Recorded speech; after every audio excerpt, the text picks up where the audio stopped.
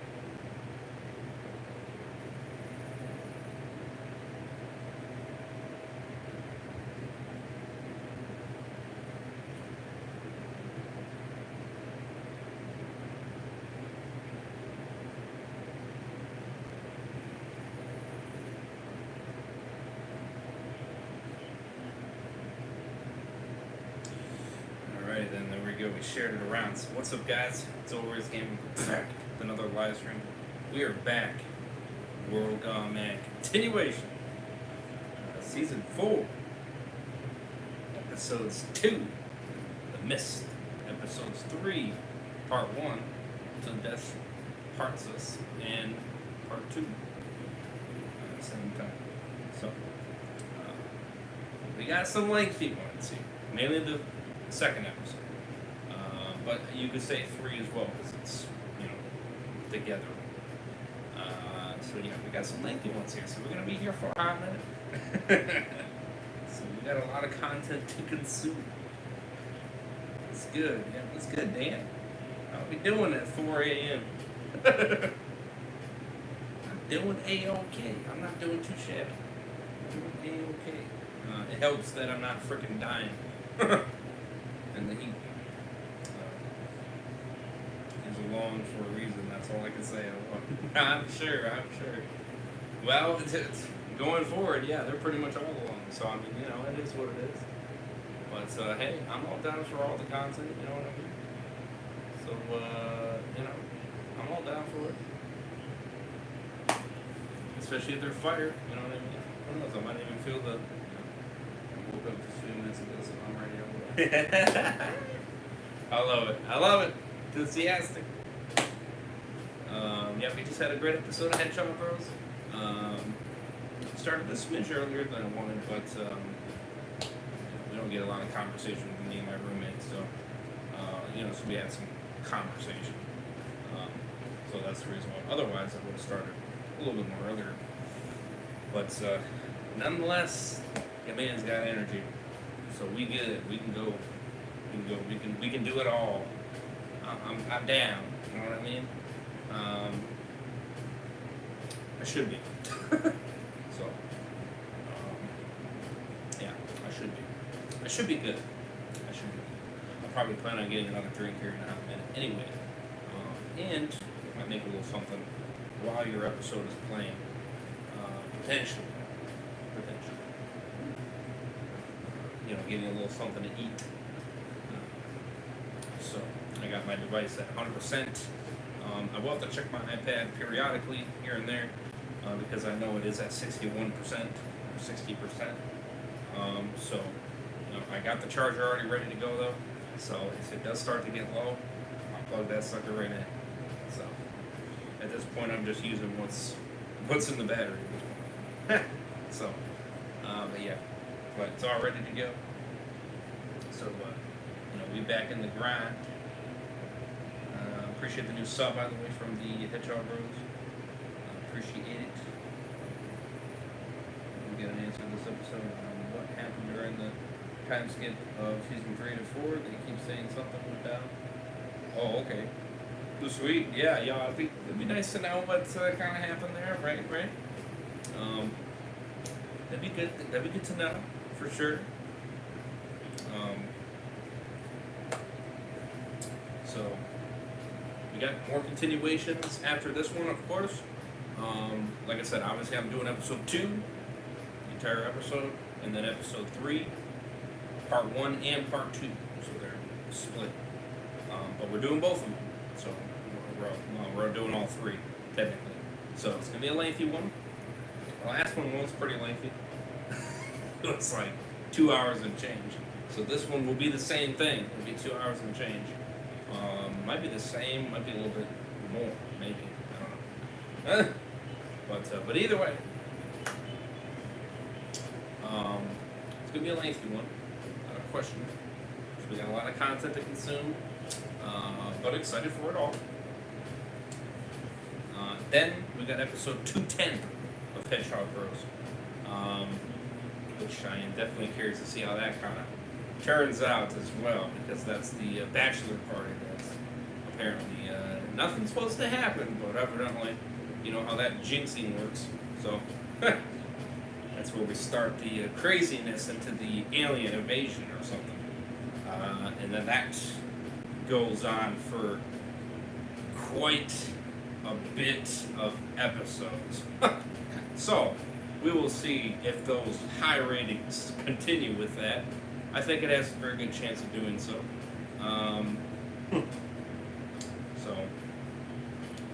Yeah.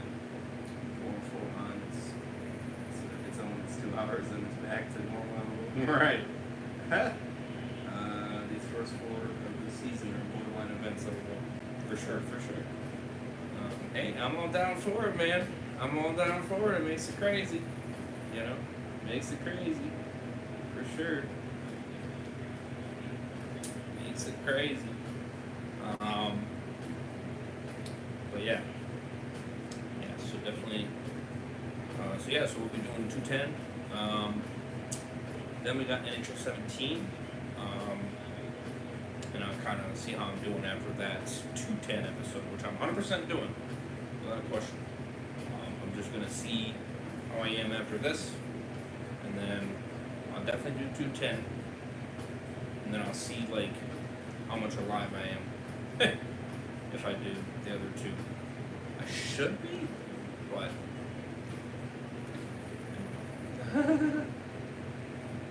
Big Grant, you got going tonight, W's? Yes, for sure. Yeah, I could be going for quite a bit here.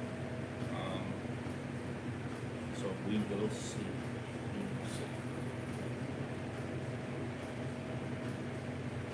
We will see what I got up my sleeve. It should be good for the energy, but you never know, right? So you just kind of keep going at it. You know what I mean? So, but yeah, like I mentioned, yeah, no, that's the relationship is cute, and it's going decent. Though she needs to be patient. She needs to be patient. She needs to be patient. Have patience. Don't got enough patience. Good Lord. Crash out at stupid things. But yeah, other than that. So, and I wonder if this invasion actually ends it, which I don't know why. Maybe, you know what? I think I know what. I think I figured it out. I laugh at it. I really do. It's funny. It's hysterical. It really is. Truly is hysterical.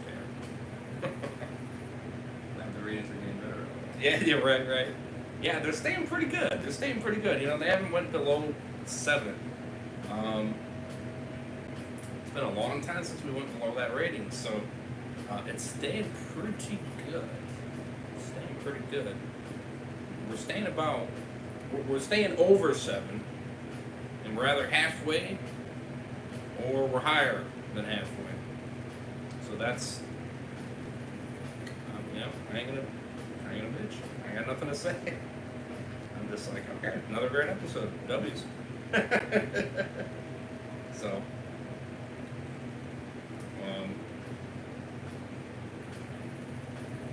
and yeah, I'm liking it. It's cute. It's cute. So it is cute. I think I know why that kind of them to get a little bit destroyed. Like I said though, she needs to relax on the patience. You know what I mean? She needs to relax on it. It's just like, calm yourself. Good Lord. Like, it's obvious that, with an invasion that, that happens, evidently get into it, right? It lasts for a long time. And evidently, I can, knowing from that, she's going to get too impatient with him being away from her. And that's going to drive her nuts. So that's going to, I guess, separate it, but then evidently to fix it. But I don't get why you would break up with them though, if you know what I mean. If you know the, or if you, well, this is a better way to explain it. If you know he gets in these situations, you should not let that destroy you being together. You know what I mean? You shouldn't let it do it. That's stupid. Like, damn. You gotta be able to be separated for a period of time. You know what I mean? And not let it roll. Like if I'm separated from my girl for a period of time, you know what I mean? I'm not gonna, I'm gonna be able to withhold it. You know what I mean? I'm not gonna let crazy events. I'm gonna have understandings. You know what I mean? Of situations. You can't let stupid things like that ruin it, because he's a hero and he's obviously saving people, right? So that might take time. So yeah. Lincoln symbols are in the background too. And just on the 401 postcard, right? So who knows what's gonna happen? Right. Yeah, for sure. She needs to learn independence. Yeah. That's 100%, Dan. 100%, Dan. She was freaking. I was laughing in this past episode. She was just like, "Yeah, you can retire at 45." I'm like, 45? What the? No, you can fucking retire at that age. Like, what? Like, damn. I'm like, listen, you need to chill the fuck out. He's not going nowhere, just relax. Like, damn. This is what he likes to do. Don't freaking, because you want to freaking hold on to him and not let go. It's like, no. Just calm your tits. Calm your tits, alright? Give him some space. Give my man some space, you know what I mean? Let him run around. Don't lock onto him like he's freaking going nowhere. It's like, damn.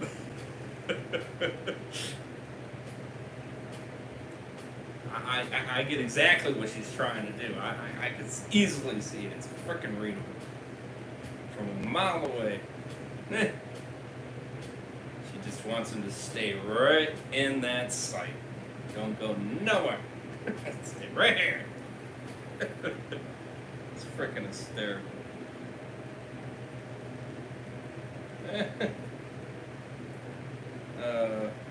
Shit's hysterical. Really is. Like I said, they're gonna have issues and hurdles, you know. What I hope is that they can get through it. So, seems like so far, so good. At least based on the new ones, anyway. Based on the new ones, you know. Obviously, I'm not reading much into them, but, you know, just by the thumbnails. Looking great. So, hey, I'm all good, but that's why gotta get cut stuff now, right? Before something happens. So, but yeah, no, I figured I'd mention that because it's interesting, you know. But yeah, definitely excited. Your War Gone Mad continuation though. Episode 2. Make sure you guys check out Dan Reviews YouTube channel. Link is in the description. Show my man some love. Show him support. Please do check him out. Let's get it. Yes, for sure. Check him out. Show my man some love. I actually got to catch up on some of his videos. I'm a little bit behind on some Walking Dead videos and some of the stuff he made. So a little bit behind. So I'm gonna try to catch up on some of that content. But yeah, definitely need to, for sure. So definitely need to. But yeah, definitely check him out. I think you guys will like his content. He's on the road to 400K, so help my man get there. The playlist for his War Gone Mad universe will be in the description as always. So definitely do check that out. If you're curious in his universe, his War Gone Mad universe, and you're gonna, start from the very beginning. Definitely do. I think you guys might like it, especially if you're into the zombie apocalypse, story telling. You're all good. Watch at your own pace. Right. Well, I try to stay on point. You know what I mean? I try, but there's a lot. So, Time for more Dave. Yeah, more Dave. Yeah, gotta love it. Thankfully, we have not been seeing much of Dave in the other series. Thank the Lord. He's been non-existent, and I've been liking it. Unfortunately, I know he's in the next episode, which a little bit disappointing. But you figured he'd show up eventually. So hopefully they'd beat him up. That'd be more entertaining. But yeah, definitely check out those links in the description. I will have a playlist for my reaction to his series eventually in the description. I know I gotta make it and put it all together. So I gotta do that with Hedgehog Bros as well. So I got a lot of series I gotta cram together and make a nice playlist for it. So yeah. So at least your Dave is good in this series. Thank the Lord. That Dave is horrendous. He is horrendous.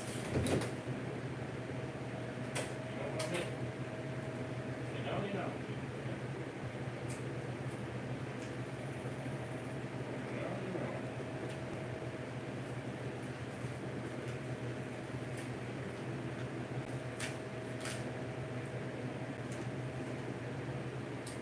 More than a soup.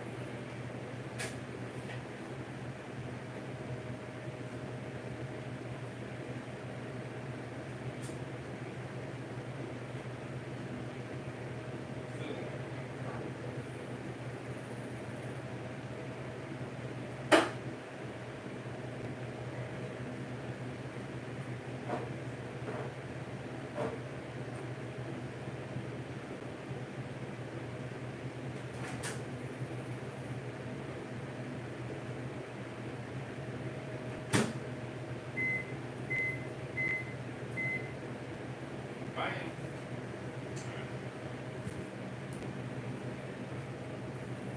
Who could make it something like that? Yeah, David's going for redemption in this other one. Yeah, he ain't going. He's not getting redemption on that show. I'll take it or that series. I'll tell you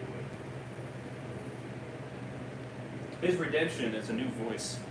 That would be a start. And I don't see that happening.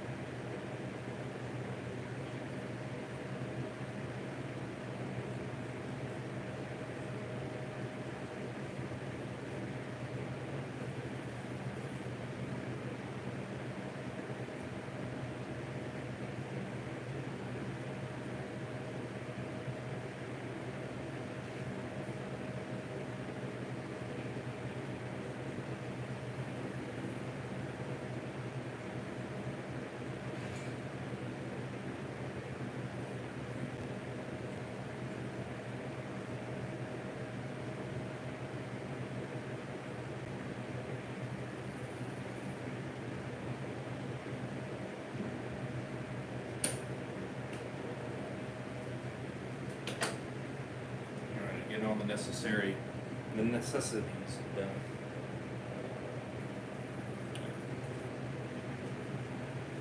Almost done.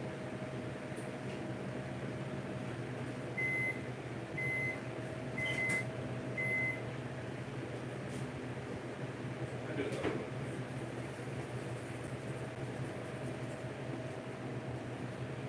Yeah. All good. Take your time.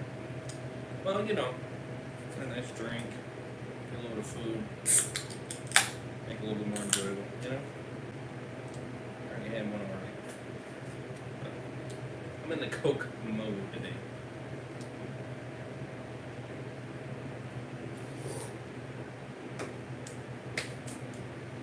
Refreshing. Not much on Coke. So hit that like button, we go for 6 likes. I think. Jurassic World, man, that's doing pretty good in theaters. You know what? There was some comedy this episode, by the way. Oh, okay. Alright. Oh, yeah. Let's get it going. Turn off that. Leave a like, of course. Adjust the line as we go as well.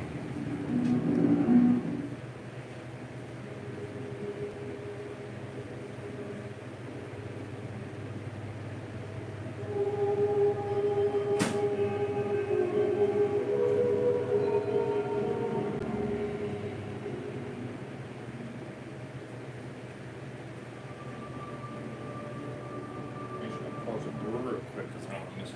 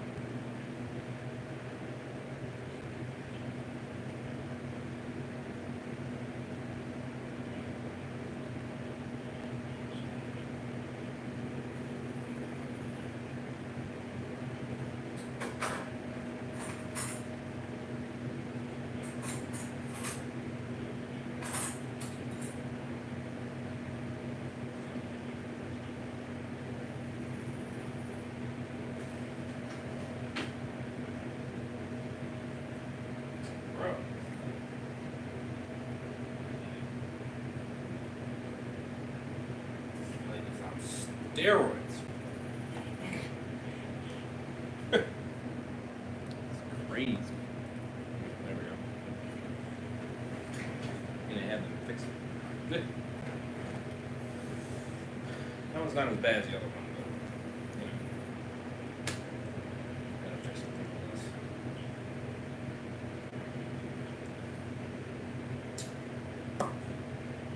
Yeah, that Jurassic World Rebirth, man, that's doing good. Did you see that? It crushed 800 million?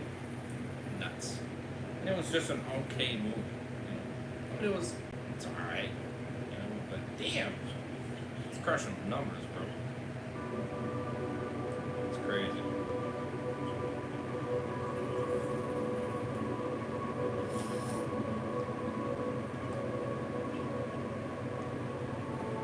Flashback to 16 months ago. Yeah, they are. We open on a cold winter day as we see three icy deadheads walking the roads.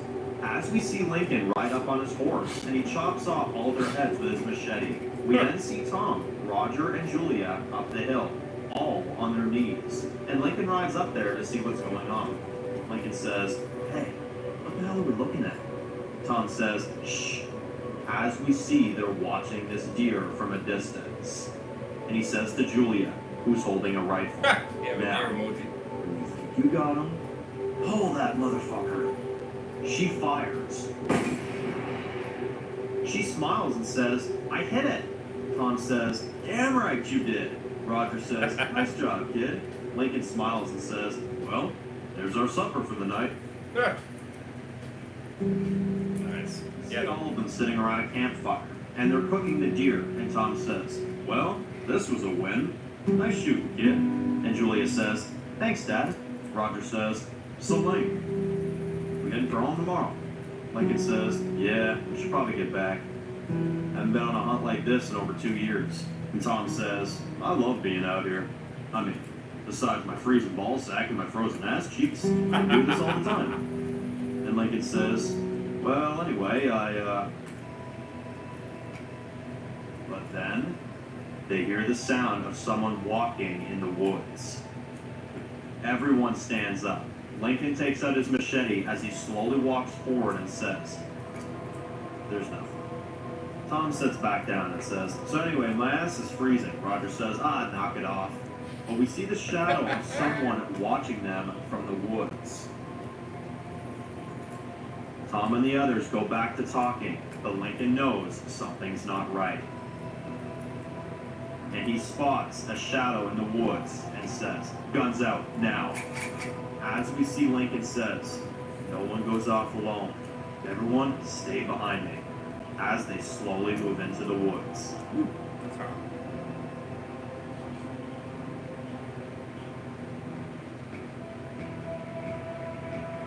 We then see 8 people come out with their hands up, and one of them is a woman, and she says, "Please, don't kill me, please." Lincoln says, "Just the 8 of you." But then we see one more walk up to them and says, "We don't mean any trouble. We just wanted some food." And when the man shows his face, we reveal it's James West, Lincoln's brother. And Lincoln drops his gun and says, "Brother?" James says, "Oh my God, I can't believe it's you, you old fucker." As we see him walk up to him, Wow. and they hug as we see a happy family reunion. Huh? Wait a minute, though. Isn't he on, what's his name? Oh, wait a minute. I just put 2 and 2 together here. Brother Meets Again, yeah. But I'm pretty sure he's on, that group, though. Yeah.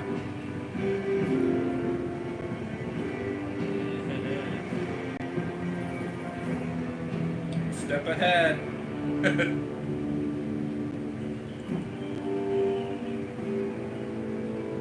Nice intro.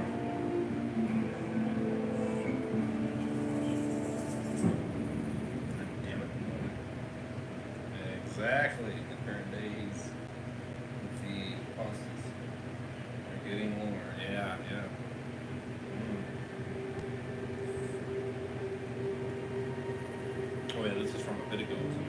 5 days after the Battle of Kingstonville. We open on the sunrise. We see Kingstonville is being fixed up, and the walls are being rebuilt. We see Lincoln out for a run, as we see from his perspective the community getting fixed up by his people. We see the people are having to take down a lot of their old crops, and Lincoln looks upset by seeing this happen. We then see him walk into a big office building, where we see gathered around a table Tom, Dave, Haley, Roger, Luke, Sydney, Kezia, Miles, Catherine, Jill, and a few other background characters that are all at the council meeting. And we see this is our council of Kingstonville. Lincoln walks in and he grabs a donut and says, thank you for coming so early. Now I wanted to go over some things about and he says, damn, these are good. Sydney says, yeah, got a full box down at Ben's Cafe. Tom says, oh yeah? Then you should try Tim Hortons, bud. You can never go wrong with them. Dave says, what the hell is that? Tom says, only the finest place in Canada, bud. Back before I moved down to the States, I practically lived there back in the day. Lincoln says, well, maybe we could take a trip up to Canada one day. But anyway, back to what I was saying. The wall rebuild is coming along, but I'm afraid we have a bit of a problem. Dave says, what's up? Lincoln says, the workers are telling me that we need a few more parts to finish the build. So we got a list here that Tim wrote down. Now, full transparency here, guys, I do not know half the shit that he's asking for, but there's a hardware store about 80 miles north from here that might have everything we need here to finish this build. But I need volunteers here. A run like this is risky as hell. Going outside our walls now is risky, but if we can't rebuild the wall, then this place is as good as fucked. After all we did to bring it back, we sure as hell can complete this mission. And in addition, we've had to get rid of most of our crops due to these runners. And Sydney says, that's what we call them now? Runners? Lincoln says, yeah. Well, most of the gardens are seriously fucked, so we gotta replace a lot now. Tom says, alright, well, you know I'm in. Dave says, you got me. Miles says, I'm in. Kezia says, anything you need. Roger says, count me in. Lincoln says, alright. I'll take Tom, Dave, Miles, Kezia, and Roger out there tomorrow. Tom says, you know what? Let me take them this time. Spend some time with your family, Lincoln. You deserve it. I'll take them out tomorrow. We'll be back in a day or two. Lincoln says, Tom, you sure? Tom says, yeah, you've done more than enough for us around here. I've got this one. And Lincoln says, well, if you're sure, brother, I thank you. Now, I got a few other things I want to get done. As we cut to the group all walking out of the council room and going home for the day, we then see Dave lights a smoke and stands outside. We then see Tom walk up to him and says, 2 smokes, let's go. Dave says, Jesus Christ, man. How about 1, you crazy bastard? Tom says, well, that's be a fucking good one there, bud. As Dave gives him one, we then see Rivers walking up to them, and she says, you got another one of those? Dave says, oh, sure. Here you go. Tom says, oh, yeah, but now you're more than happy to give her one. Dave says, Tom, you probably owe me like 100 packs of smokes by this point.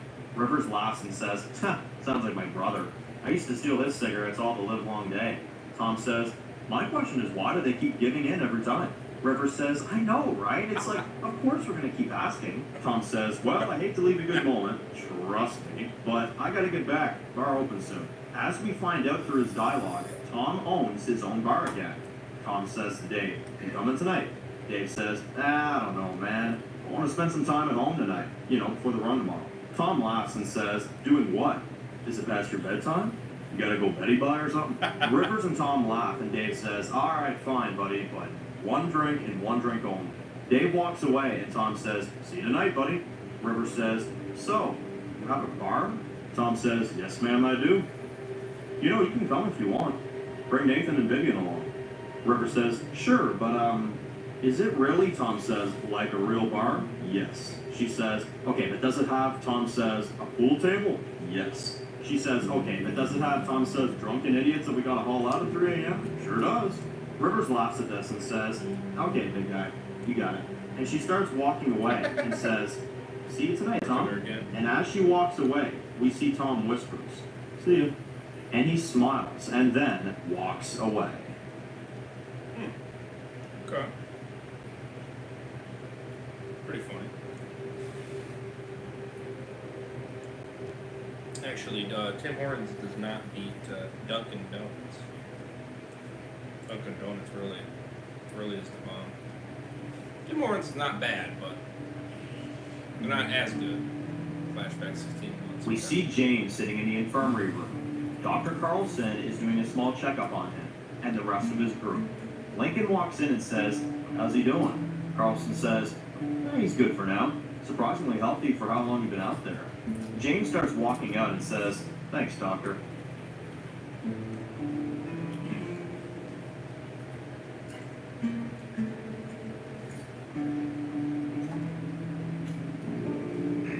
We then cut to Lincoln and James walking out of the Kingstonville hospital, and Lincoln says, "I can't believe you're alive." James says, "You as well. I never thought you would even have a chance surviving this kind of mess." Lincoln says, "Hey, I'd say we've done pretty good, all things considered." James says, "Well, it's impressive. Truth be told, I thought we'd be dead in a few more weeks out there." Lincoln says, "Yeah, well, things out there have gotten more and more ugly from the looks of it." James says, "Well, your assumption couldn't be more spot on, brother. There's nothing for food out there. Even animals are getting too hard to come by." Lincoln says, "Well, I'm sure you may have heard, but we have what we call a screening process for those who are new to the place." James says, "Oh, I'm down to do that. Yeah, anything we need." Lincoln says, "No, family always comes first. You found me after all these years. I take it as a sign of a bright future somewhere in this dark mess." James looks at him and says, "Maybe." Lincoln says, "It will. Trust me. Now, let's get to your new house." James says, "I get a house?" Lincoln says, "Yeah, part of this place. Unfortunately, we can only spare the one at the moment, but your people do have a place to stay temporarily, so we can figure out a more permanent solution." James says, "I thank you, brother. You have no idea what this means to me." Lincoln says, "Come on, I'll show you around." As they walk off and take a tour of Kingstonville.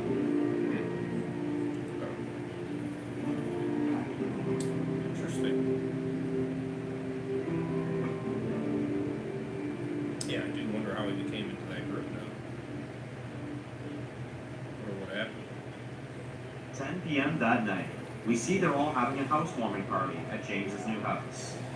We see everyone is gathering around and having a good time. We see Lincoln and James's people are getting along, and we see Tom walk into the house, and he's holding 4 cases of beer, and he says, "Drink up, motherfuckers, the drinks are on me." Everyone is cheering, and Lincoln says, "Look at you." "Although you sure Manly can spare all that?" Tom says, "It's no problem, buddy." He looks at James and says, "Your bro is here. This is the perfect time for celebration." Yeah. James says, "Oh What do you shit, do? What do I you gotta do, check man?" out this bar of yours." Tom says, "Well, how about tomorrow? May actually help the hangover." James says, "Sounds like a plan to me." What'd you do? Lincoln laughs as Tom walks off into another room, and James says, "Man, new house, new people, and a cold beer in my hand?" Lincoln raises his glass and says, "To new beginnings and family." Later that night, we see everyone gathered in the house. We then focus on 2 of James's people as they are pouring their drinks into the house plant when people aren't looking to make it seem like they're intoxicated.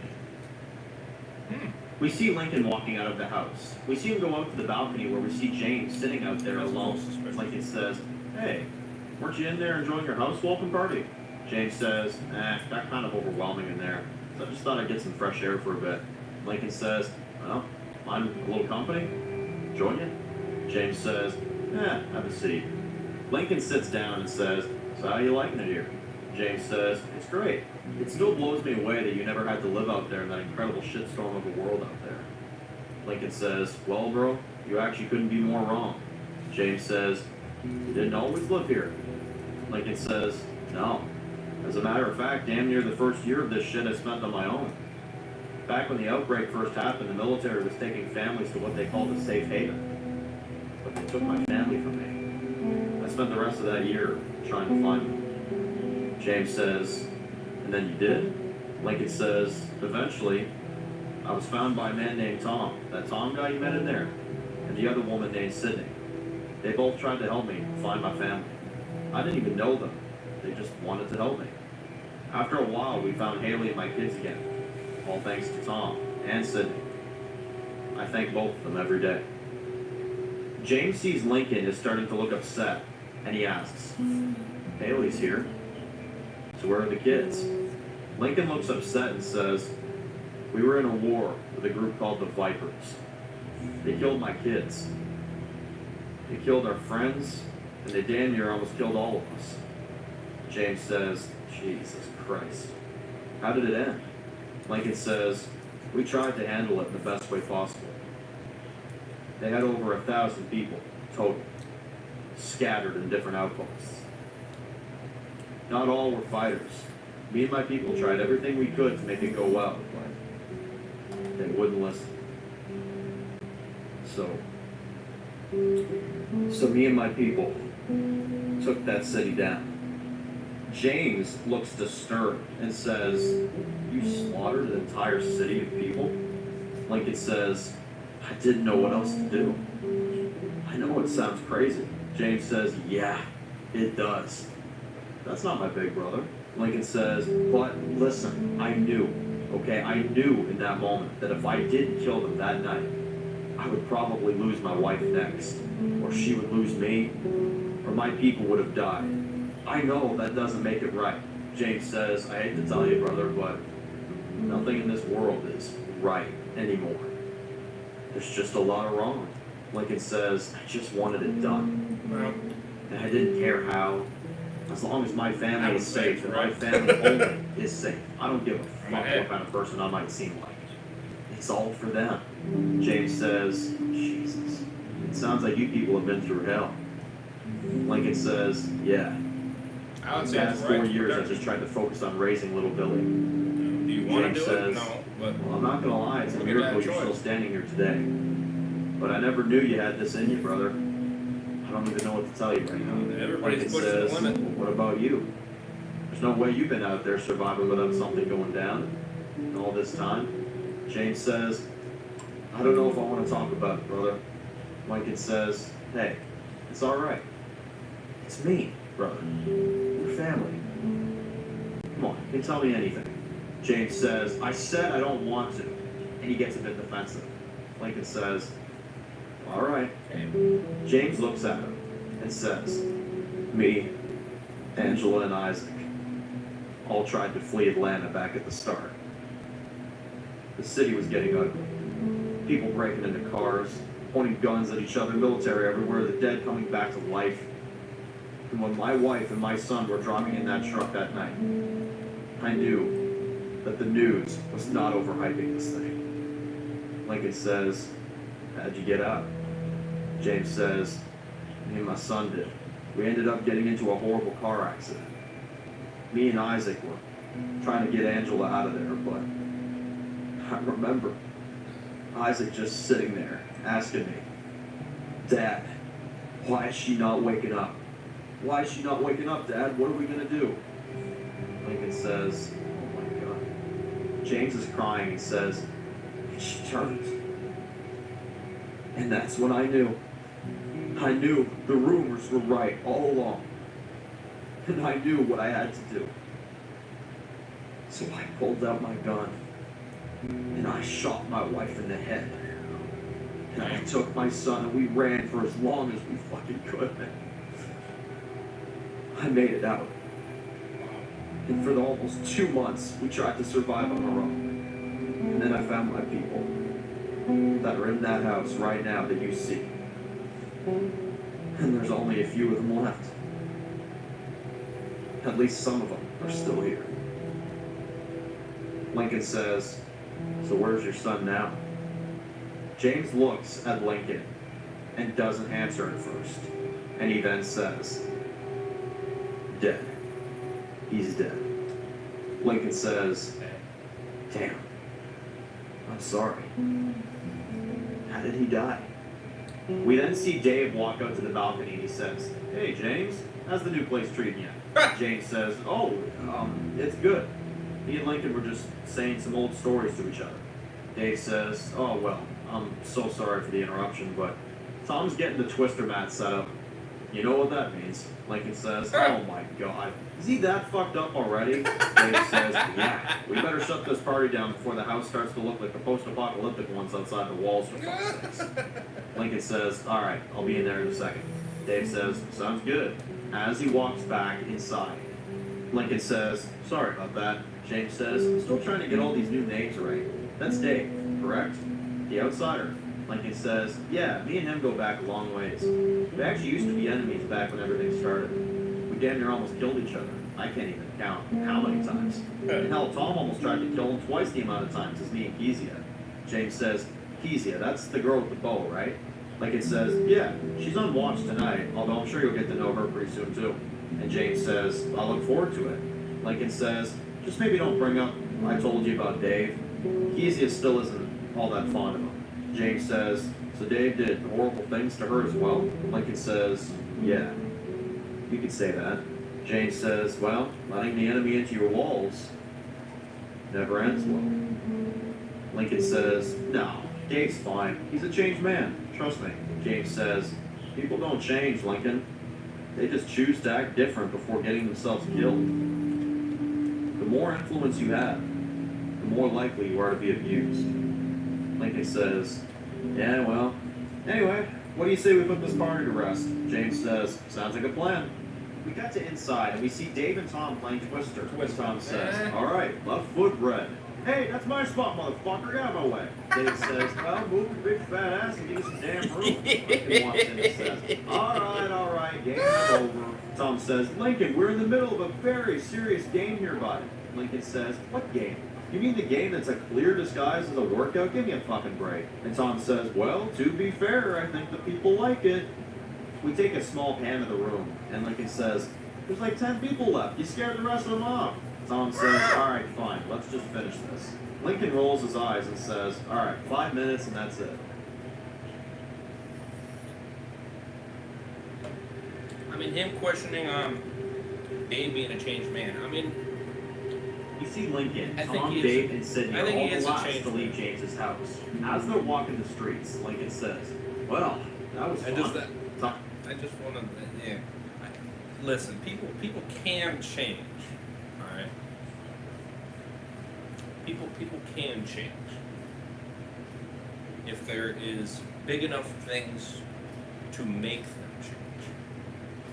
You know. Now, there is some that don't change, and a lot of that is.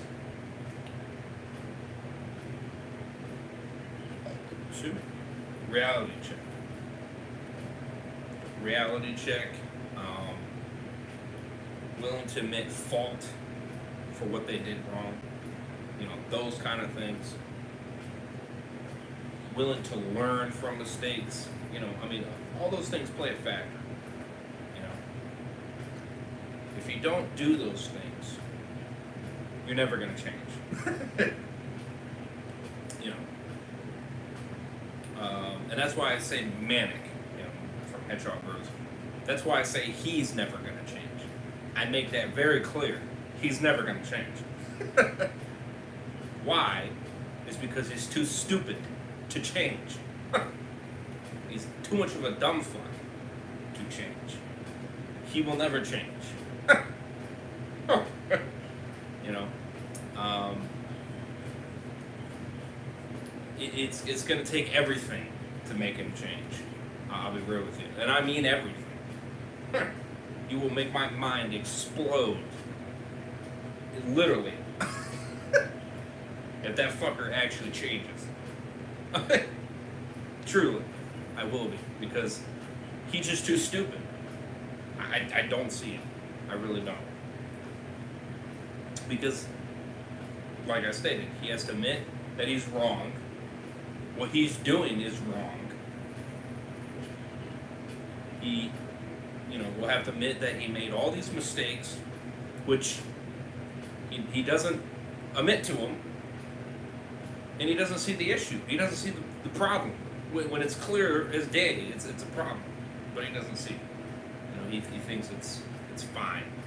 You know. And that's why he'll never change. I don't see it. I never will. You know.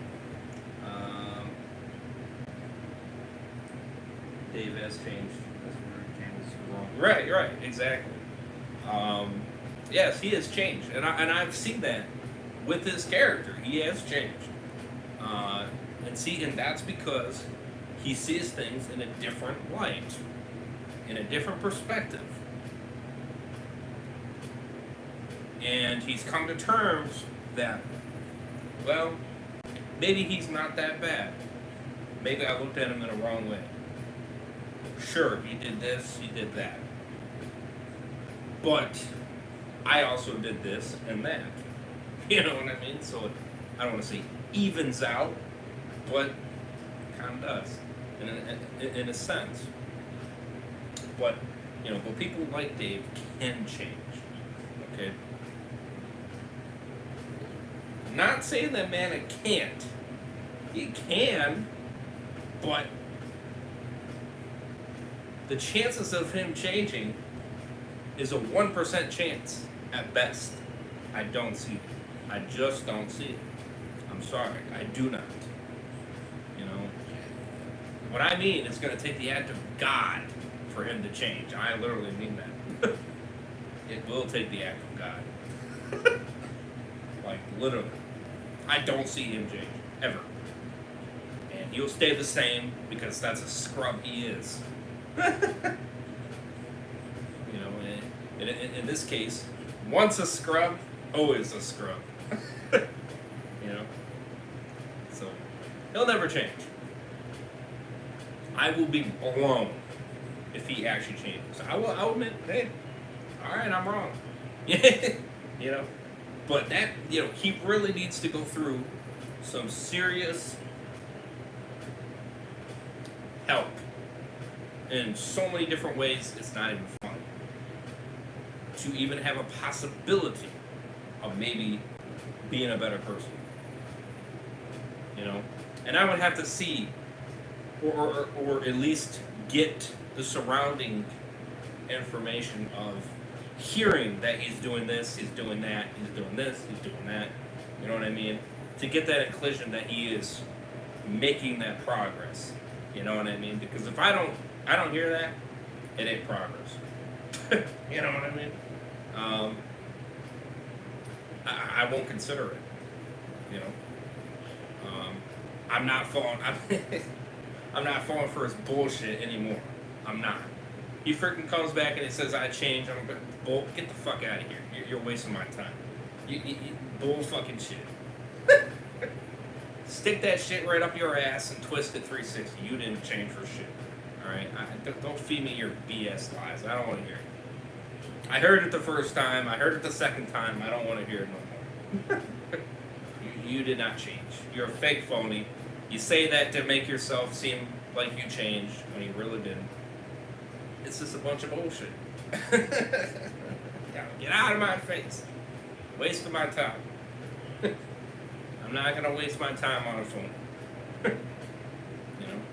And gullible people are dumb enough to believe it. And that's the problem. You got to have a point where you say enough is enough. I'm done. You know what I mean? And there's just a point where you just need to do that. You need to quit being nice, and it's enough. I can't do it. Like Mr. Joffrey over there. If you know, you know. So, good example. Not to bring him up, but he's a good example. So, because he falls into this category. So, unfortunately. But first time I've ever seen you pause in the depths thoughts. Yeah. Well, I had to because that line is a crucial situation with people in changing. You know what I mean? I feel like people get the wrong interpretation of that. And in some ways it's actually frustrating because I don't feel like people get it and they don't understand it. Because there's always a process to it. Facts. Change definitely has a problem. Yeah, 100%. 100%. like I said, admitting your wrongs and your mistakes and things like that is step one to potentially becoming a different person. You know, if you can't do those things, you ain't gonna change. You're not gonna change. You're not gonna see anything wrong with what you did. You know, you're just gonna see, oh well, it didn't work that time. It should work the next time. It's like, no, that's not how it works. Some things, maybe, you might be able to make it work another time. But that doesn't mean that, for one, it's the right thing to do. Two, it's what you should do. And three, is it the smart thing to do? You know, depending on what you're doing, obviously. You know, there could be some circumstances where it's like, okay, I can make an exception for that because it's kind of a different ballgame. So, you know what I mean? So you can probably do that, and you'd be fine. But there's other things where you can't do that, and 90% of the time it'll never work. You know. But yeah, I figured I'd mention that because that's a sticky situation right there. That is. Appreciate the new likes, man. Hey, your brother is cool as shit, bro. Dave. I'll back it up just.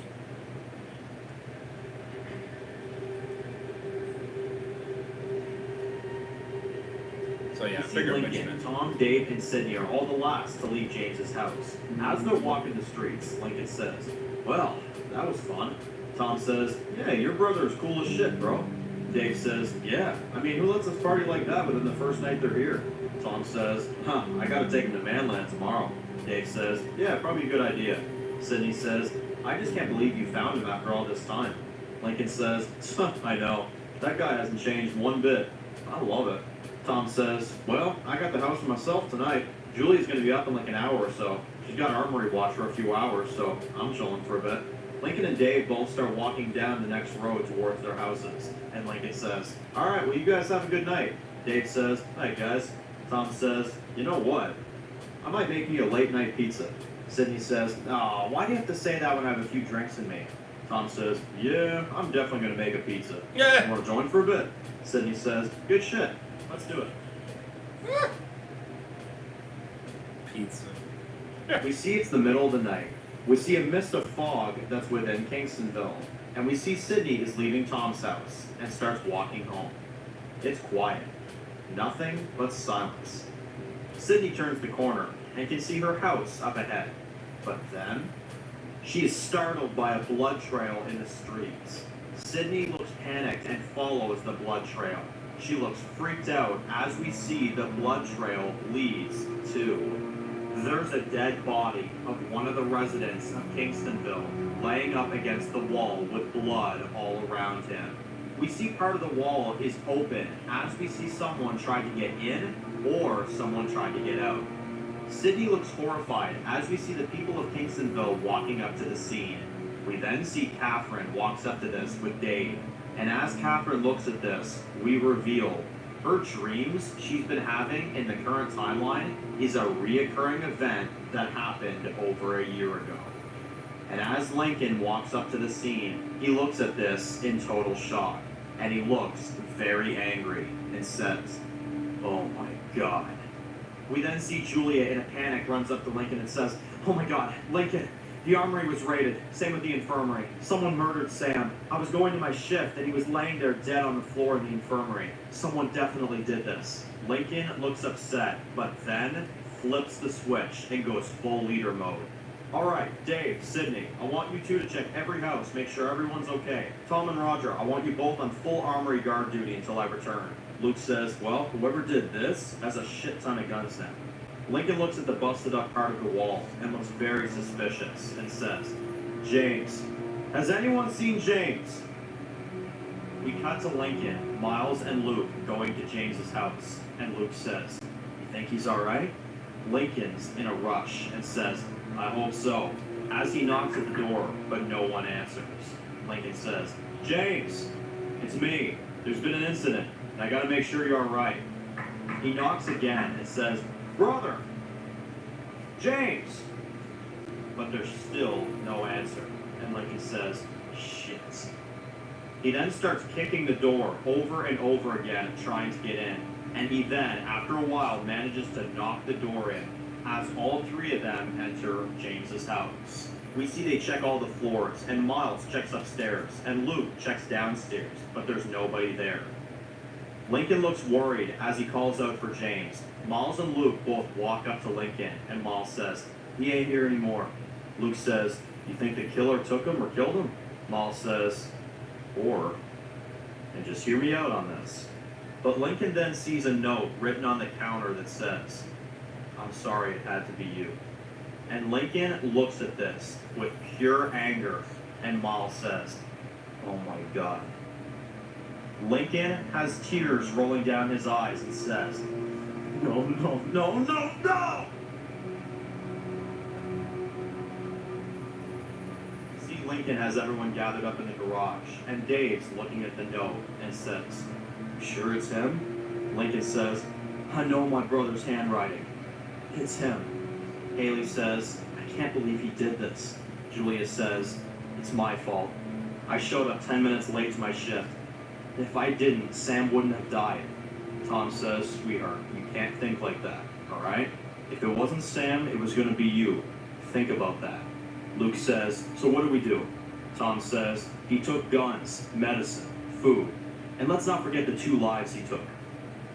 Lincoln looks beside himself and says, I have to go after him. Dave says, Well, I'm coming too. Kezia says, Me too. Tom says, You got me. Miles says, Me too. And Lincoln says, All right, we go. Haley, you're in charge. And she says, Be careful. And she kisses Lincoln, and Lincoln says, I will. And as we see Lincoln get on his bike, Kezia, Tom, Miles, and Dave get into a truck. Kezia says, I'll drive. And as we see the 5 of them drive off to go after James. Unreal. What the hell is wrong with that guy? Currently. Is he sick in the head or something? We see people going into the bar. We see a set of rules is written at the entrance, and it follows. Yeah. Rules. Number 1, don't try to fuck my daughter or I will fucking kill you, bud. Rule 2, if you ask for water, your ass is out. Rule 3, if you're gonna be a prick, then get out of here, you fucking dick.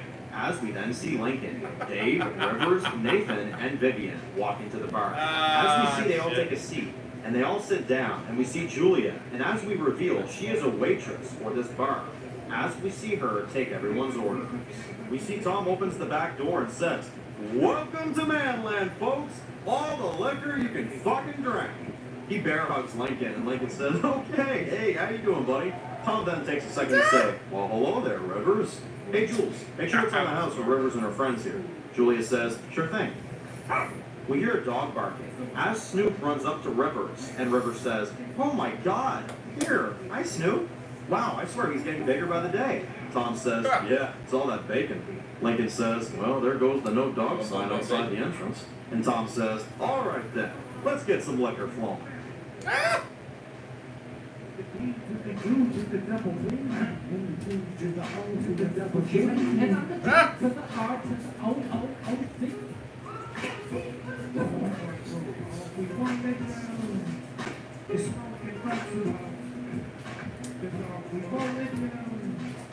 He's gonna give me beer craving at 5 a.m. Dan, I'll do it.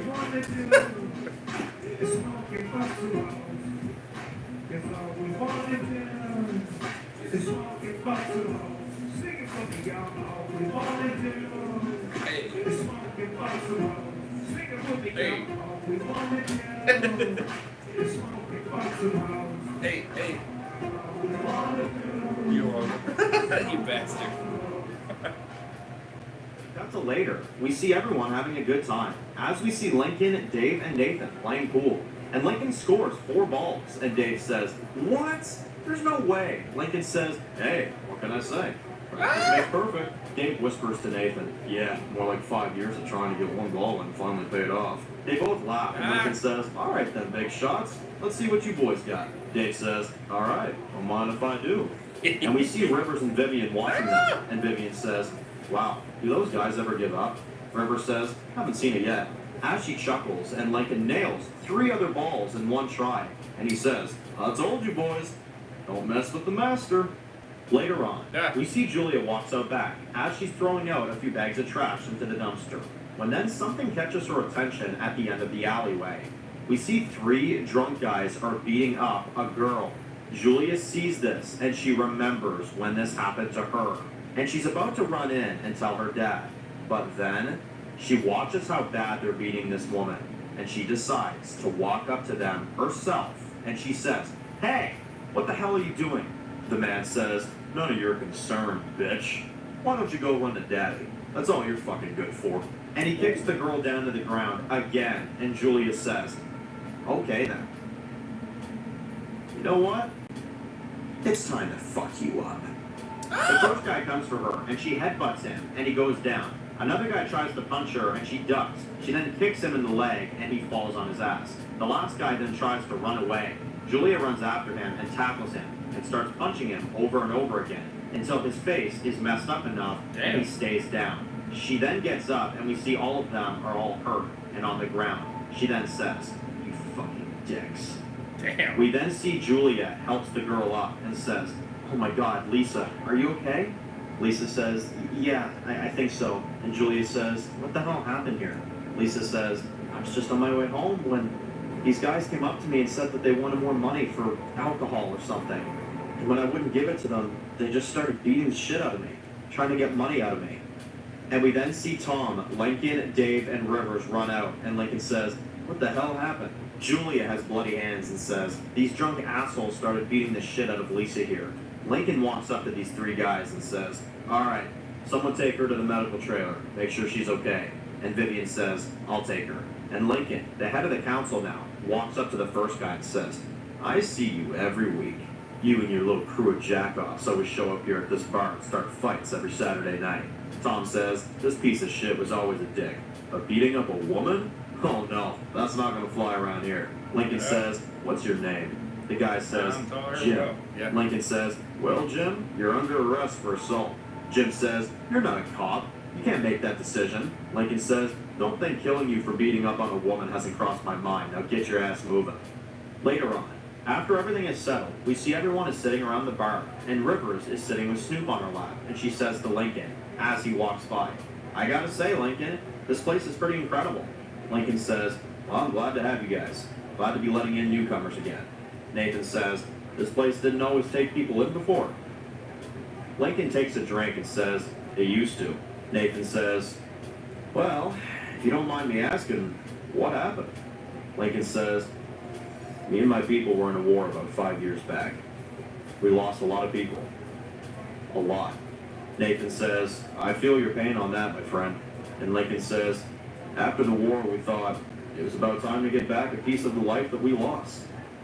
But I chose to believe that people out there, they deserved a second chance, too. So me and Mr. Miller both tried to turn this place into a safe haven. And for a while, it was working. And the community was bigger and better than we ever could have imagined. But things changed. River says, why? Lincoln says, well, let's just say that this place almost fell a while back. But we won. And we got it back once again. We then hear Tom in the background, Bruce, you completely pissed yourself, bud. Jules, take this fucking drunk bastard home, will ya? Lincoln laughs and says, well, I wanted to believe that I couldn't trust anyone anymore. But you 3 reminded me that there's still good people out there. So you shouldn't really be thanking me. I should be thanking you. And Nathan hugs Lincoln, and Tom walks over and says, aw, the hugging stage of the liquor. Oh, those are the greatest. And Lincoln says, yeah, well, on that note, I'm going home for the night, guys. Nathan says, yeah, me too. Tom says, probably for the best. This is the turning ugly stage of the night. Tom looks over and says, no, Bruce, don't piss on my floor. Julia, I told you to take him home. Julia says, I was, but when his fly comes down, I'm out. And Tom says, all right, well, let's let the best finish. Damn.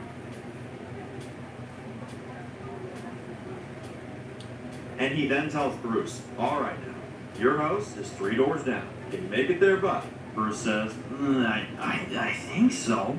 Tom says, all right, now, remember what I said last time. Where do you piss when you're wasted? He says, the bathroom or Dave's front lawn. Tom says, that a boy. Lincoln, Dave, Nathan, and Vivian walk out, and it's now just Tom, Julia, Rivers, and Snoop. And Tom walks over and starts cleaning the bar off with his rag. Rivers says, wow, is it always this crazy here? Tom says, believe it or not, this is actually a calm night for Tom's old bar. Rivers says, you like it? Tom says, yeah, I used to have a place like this, before the world fell, of course. Rivers says, you did this before? Tom says, yeah. I moved up to Washington a few years before the dead started rising. But before that, I was in Newfoundland, Canada. Rivers says, never been to Canada. What's it like? Tom says, oh, it's the greatest. You got free health care, all you can eat Tim Hortons, nice people. You freeze your nuts off for like 6 to 12 months, but aside from that, it's great. Rivers says, sounds nice. What made you want to come down here? Tom says, I don't know. Wanted to change, I guess. I used to break up a million different bar fights back in my day, though. Yeah, it's Rivers pretty laughs normal, and says, right? what about now? Tom says, nah, most people will chill around here. Although occasionally you do have your pissers. And Rivers says, well, I'll take it over fights. It's what it is, I guess. Sometimes you gotta be an annoying mad drunk, but be nice underneath. But whoever you are, the liquor always wins. And Tom says, that's what I always say. Rivers laughs, and they kind of stare at each other. And Rivers says, well, I should get going. Tom says, oh, all right. Got an early morning tomorrow myself, so probably a good idea. Hey, you want to come tomorrow? You can, if you want. Rivers says, sure. Sounds like a plan to me. I'll see you tomorrow, Tom. And as she's on her way out, Julia walks in and says, Bruce made it home, Dad. Tom says, perfect. Let's close up. After hours, we see Tom walking home, when we then hear the sound of something like footsteps coming from the outside of the wall. And he stops. He puts his ear up against the wall, but now he hears nothing. And he says, fuck, I really gotta stop drinking on the job. And as he walks away, we see he did hear something, as we see the shadow of boots on the other side of the wall. He wasn't just hearing things. He heard it right.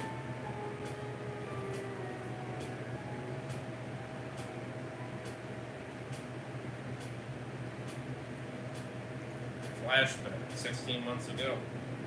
Yet again. We see them driving the road, and Easy says, Yeah. oh, man, this mist is blocking a shit ton of my vision. I can't see shit.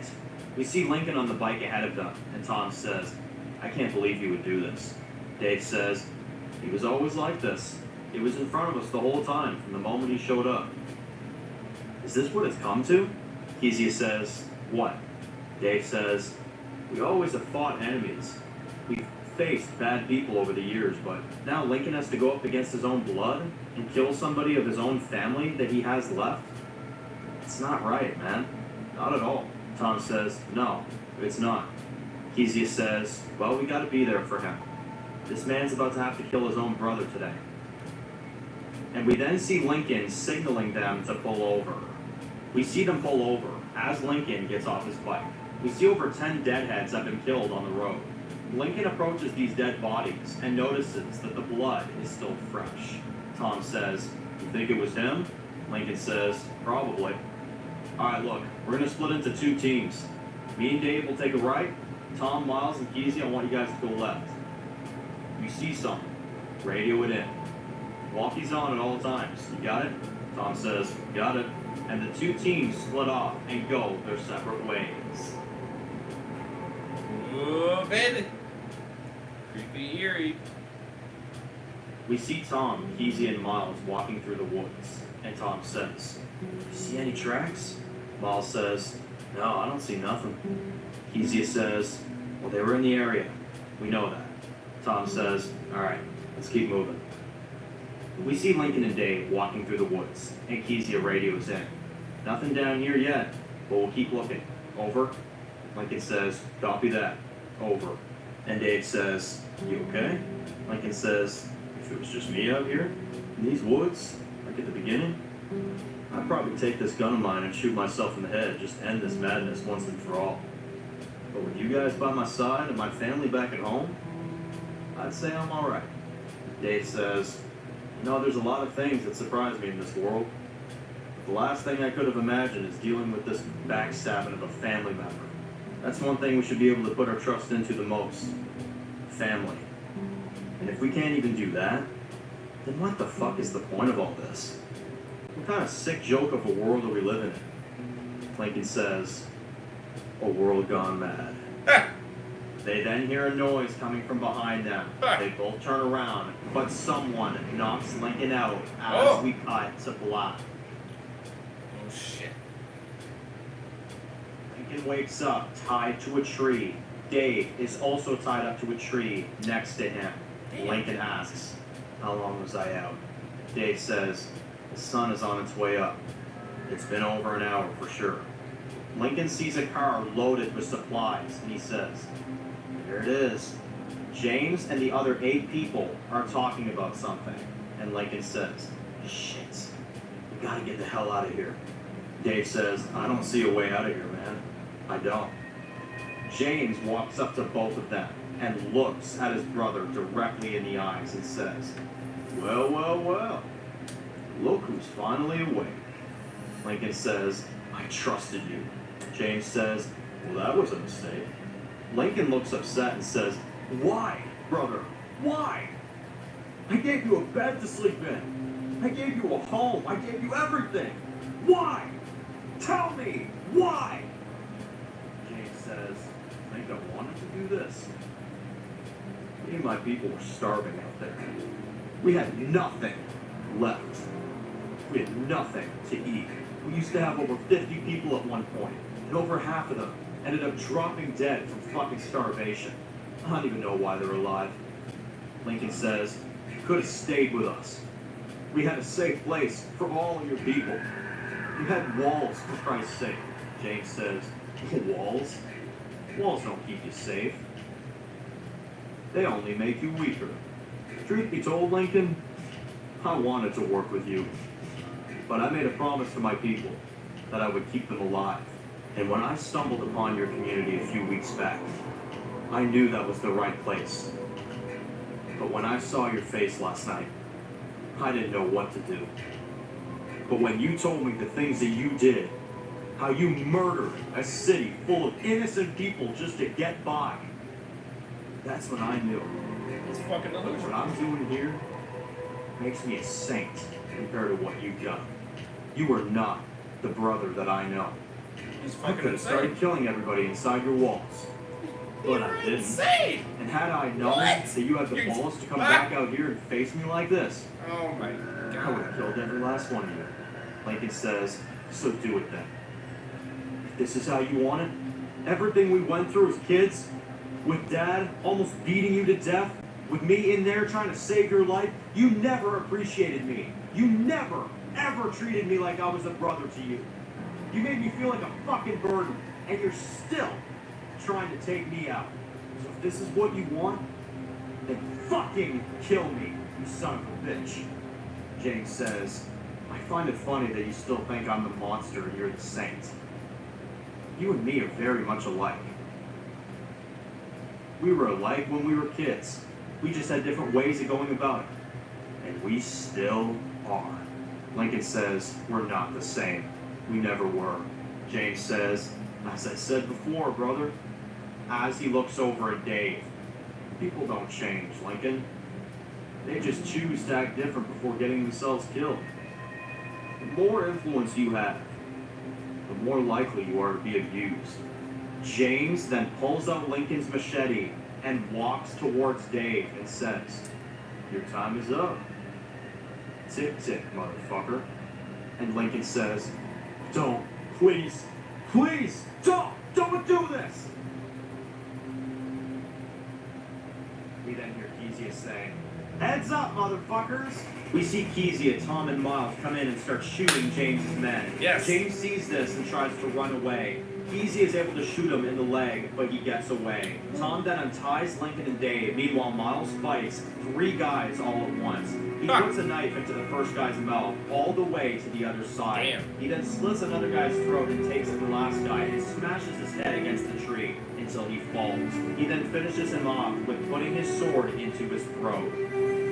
Lincoln and Dave are free, and Tom says, "Oh my God, are you guys okay?" Everyone is hugging each other, but Lincoln doesn't give a shit.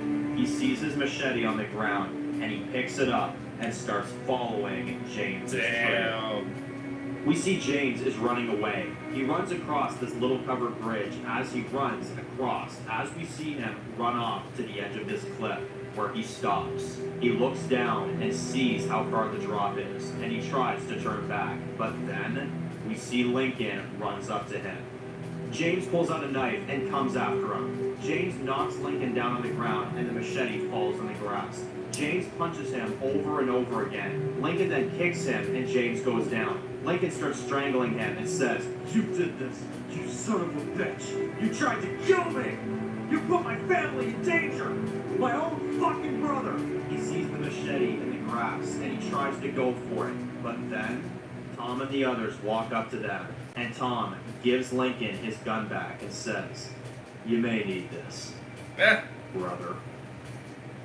And Lincoln takes the gun and points it at James. As we see, James spit out some blood and says, "You're not gonna do it. You never will." Lincoln says, "Dave, get the car. Get all the supplies back home. Everyone go with him. This is something I gotta do on my own." And they all walk away. And when it's just Lincoln and James, Lincoln says, "I can't believe you're making me do this. I always thought if we found each other again that it would be different." James says, "You can't change the past, brother. Just like you can't bring Ryan and Macy back." Lincoln looks angry and clicks his gun and says, "You did this. This is all you." James laughs and says, "Everything happens for a reason, brother." Lincoln aims the gun at his head, and James closes his eyes and says, "You go ahead. Free me from this madness once and for all." Lincoln fires next to his head and says, "There's your shot. You go. Run, and you keep running. And if you ever show your face back here again, or try to harm my family ever again, I swear to Christ, I will kill you, brother." James slowly gets up and starts walking away, and he looks back one more time, and then walks away from his brother. Damn. Lincoln cries as he falls to his knees and sits there with his gun in his hand and breaks down as we see a sunrise in front of him. Hope he didn't make it. Oh. Okay. So yeah. So that's. Oh. Okay. Well, now I see how I joined him now. One day later, we see the mist has finally passed. We see Lincoln's on guard at Kingstonville. We see Sydney climbs up the tower and says, "Hey, Dave said you wanted to see me for something?" Lincoln says, "I do. I want you to go get some weapons, some guns, a few rations, and put them into a car. I'll be down at the gate in 5. Sydney says, "Yes, sir." We see Lincoln, Dave, and Sydney in a car. Dave says, "Lincoln, where the hell are we going anyway?" Lincoln says, "We're almost there." As they pull into the old cabin from season 3, and Sydney says, "Jesus, this place looks like shit now." Lincoln says, "Here, give me a hand with this." They bring the bag of guns and food inside the cabin, and we see Lincoln starts taking the floorboards out and says, "All right, you guys got it?" Dave says, "Yup." As they leave the bag under the cabin floor, and Dave says, "I don't get it. What are we doing this for?" Lincoln looks at both of them and says, Before I had to kill my brother, I had this thought." Dave says, "What was it?" Lincoln says, "He was right." Walls don't keep you safe. Look at how his people were living, how bad they had it before they found us. We can never let that happen to us, ever. Whether or not Kingstonville lasts 10 more years, 10 more months, hell, 10 more hours, we gotta be ready for the worst. Because everyone that's alive this long, that's done the things they've needed to do to survive, is always a monster. And he covers up the floor as we cut to black.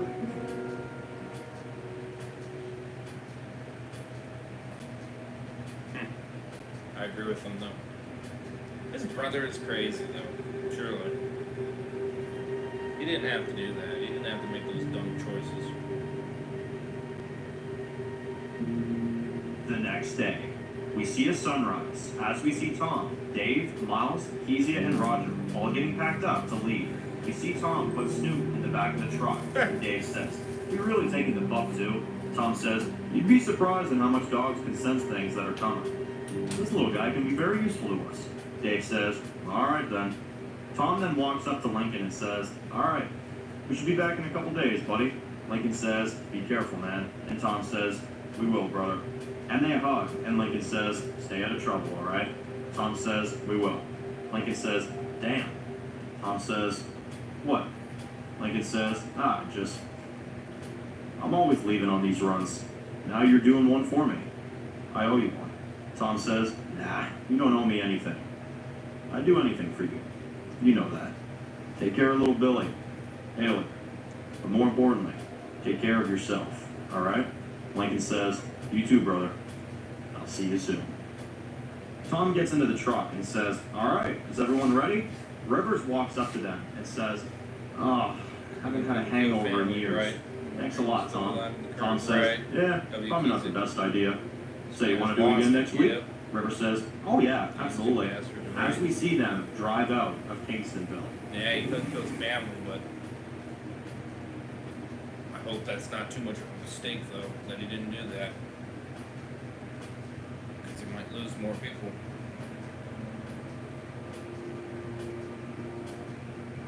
Damn. That's a deep one right Later there. that day, we see them driving in the truck. Tom is driving and Rivers is in the passenger seat, and she says, "How much further?" Tom says, "I think we're about 30 miles out. We don't usually come out this far, but makes for an alright road trip, I guess." Roger says, "You know, road trips are good because it really gives you time to get to know each other and bond." Rivers says, "Yeah, well, once this hangover passes, you can do all the bonding you want."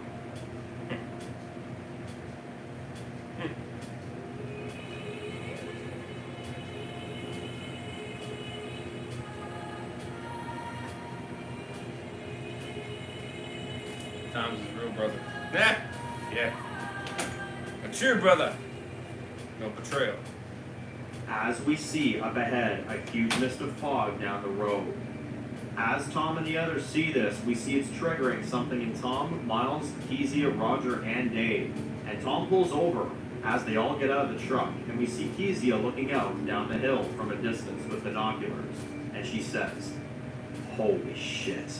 And Tom says, "Give me." He takes the binoculars for himself and looks out as we see this mist is heading in their direction. And Tom says, "Well, ain't that a fucking nice one?" River says, "Well, maybe we could find another way." Roger says, "Couldn't we just go through it?" Dave says, "No, that'll block any amount of possible vision on the road.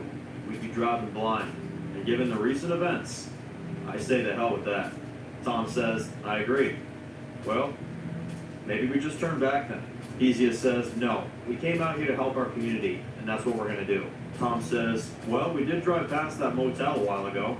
Dave says, "Yeah, but that was like at least 10 miles back." Tom says, "Better than this." Dave says, "All right, we'll hold up there for the night. We'll wait for this shit to blow over, and then we'll keep going in the morning." River says, "Works for me." We hear Snoop Dogg bark, and Tom says, "See, even the little guy wants to go to the motel." Dave says, "What, because he knows how to vote now?" Tom says, "Oh, shut up. Everyone get in the truck." Everyone gets in. But Roger is looking at these bottles of spray paint that are left on the side of the road. And Tom says, "You coming?" Roger says, "Yeah." As he gets in, they all drive away.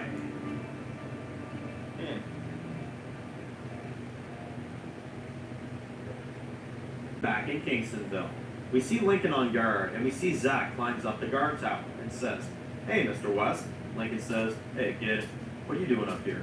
Zach says, "Well, I've got some free time. Dave's gone, so I thought I could at least keep an eye out on the community."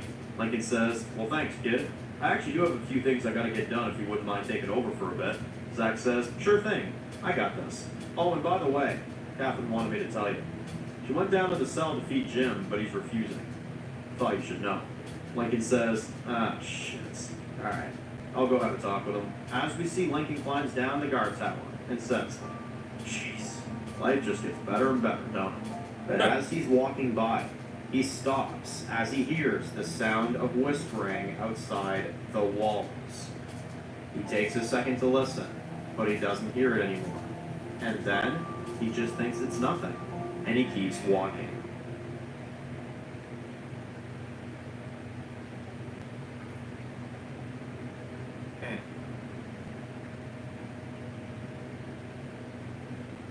We cut to Jim sitting in a cell.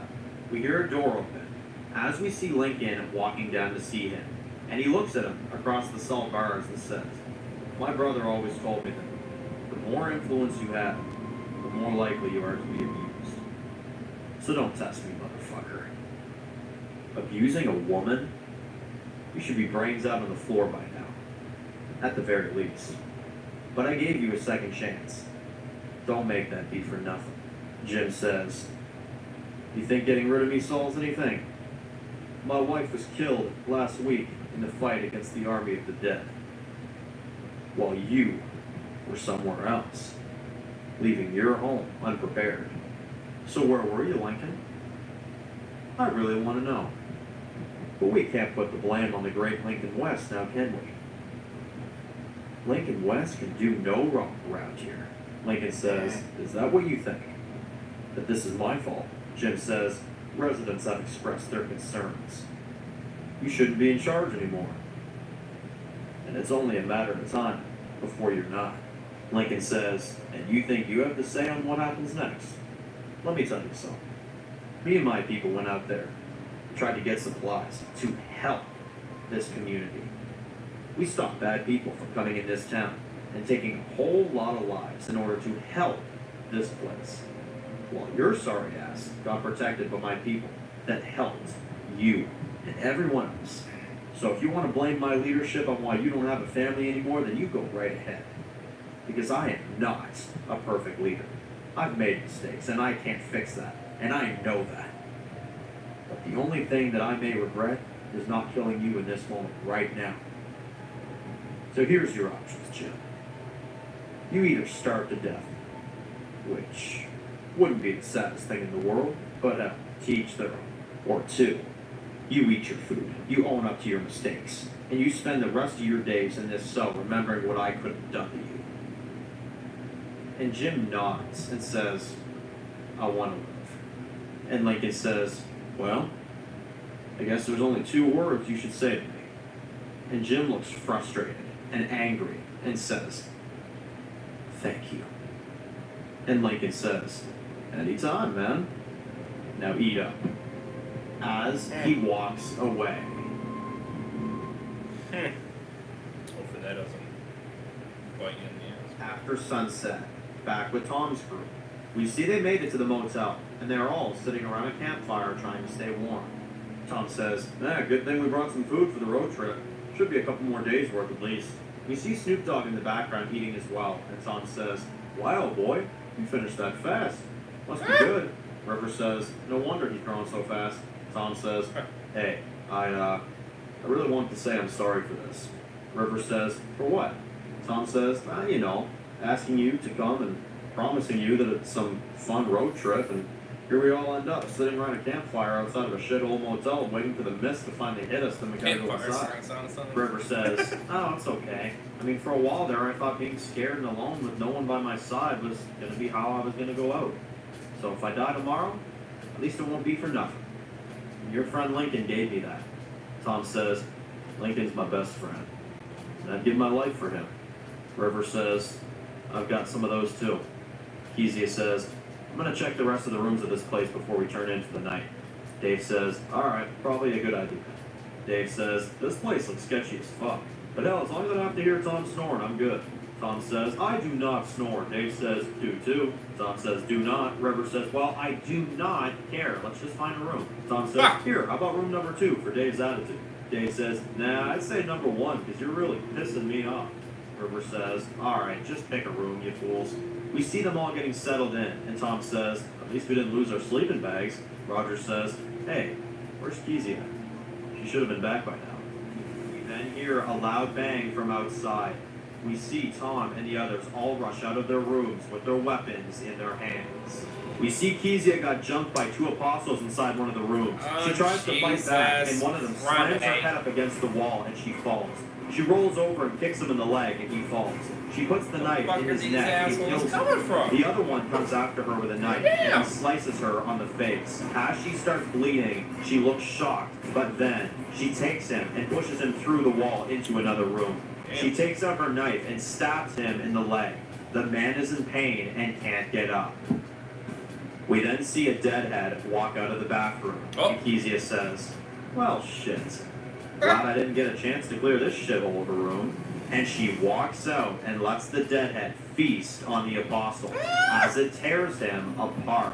Damn. Tom, Dave, Rogers, Miles, and Rivers are running out of the motel as we see the apostles are coming at them from every direction. Tom shoots 2 and says, I'm out. Rivers says, get back. She pulls out her machine gun and kills 1, but misses the other shot. Dave sees the stairs that lead to the 2nd floor. He says, upstairs now. As they all rush up the stairs, and we see they all lock themselves into one of the rooms. Dave says, alright, listen up.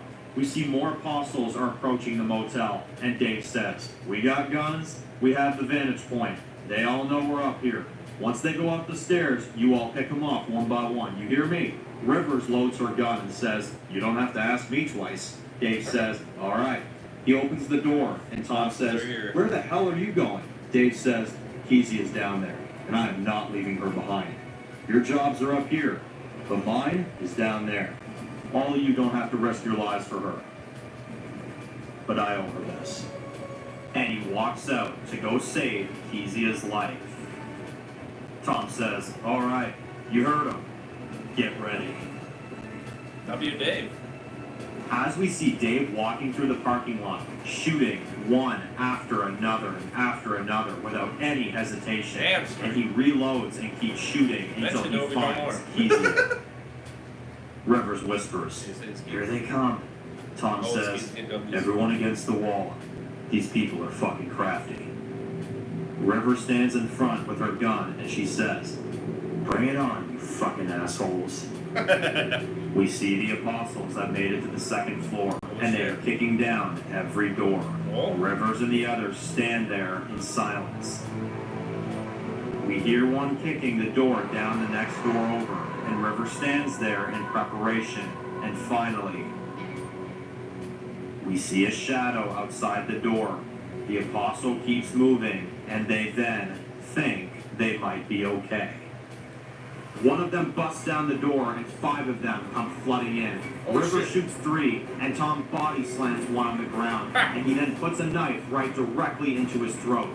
The other one gets sliced up by Miles as he bleeds out and falls to the ground. Miles ends his life with putting his sword in his throat, and he kills the final apostle. We then see Kezia trying to get back to the others, but she's then blocked off by 4 other apostles that pull out knives, and she tries to shoot them, but she's got no bullets left in her gun. Damn. They then start running after her with their knives, and she has no other choice but to run into the woods and try to lose them. Ah, shit. As we see her run into the woods, she crosses train tracks and she continues to run into the woods before the apostles find her. She ends up twisting her leg and she falls to the ground. She then hears them coming for her, so she then quickly hides in one of the bushes and tries to stay quiet as the men pass her by. Once it's clear, she steps out from the bush. As we see, she's now limping rather badly. but she tries to slowly make her way back to the motel to help her friends. We see her make it back to the tracks. She sits on them and takes a breather. We can see she's having trouble walking. But then, she sees something coming from the distance. Uh-oh. There's a train driving towards her from a distance. Uh-oh. She looks freaked out and tries to get up as fast as she can. As she's limping into the woods, we see the train stop. Oh. We see she's trying to get away, but she then falls to the ground and thinks they won't be able to find her. But then, we see a man dressed in black walks up to her and says, "Pardon the disturbance, my dear. This'll only hurt for a few seconds." As he puts a needle in her neck and says, "Your suffering will be over soon." As she passes out, we see the other two guys put her on the stretcher and put her into the train.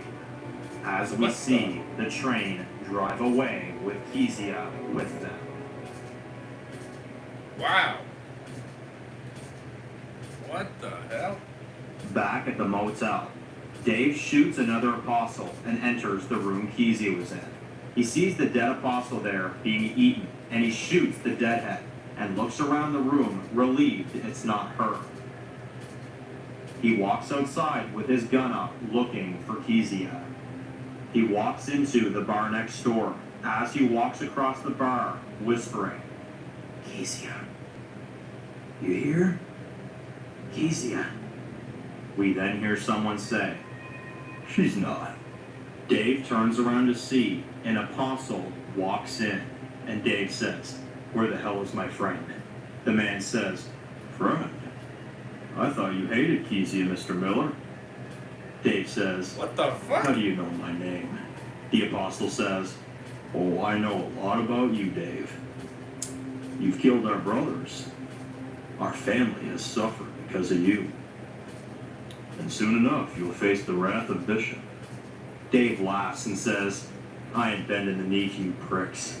Ha! The only one that's going to be on their knees in the next couple minutes is your sorry ass. So tick, motherfucker. Eh. So you talk all you want about justice, but you can't even show me your face when you make your threats." The apostle says, "You think I'd be talking to you if I thought you were threatening?" Apostles never speak to the ones they feel threatened by. We never show our faces, but you are fucking pathetic. Here, maybe this will remind you. And he takes off his mask, and we see it's James. James smiles and pulls out a knife, and Dave tries to shoot him, but he's got no more bullets left in his gun.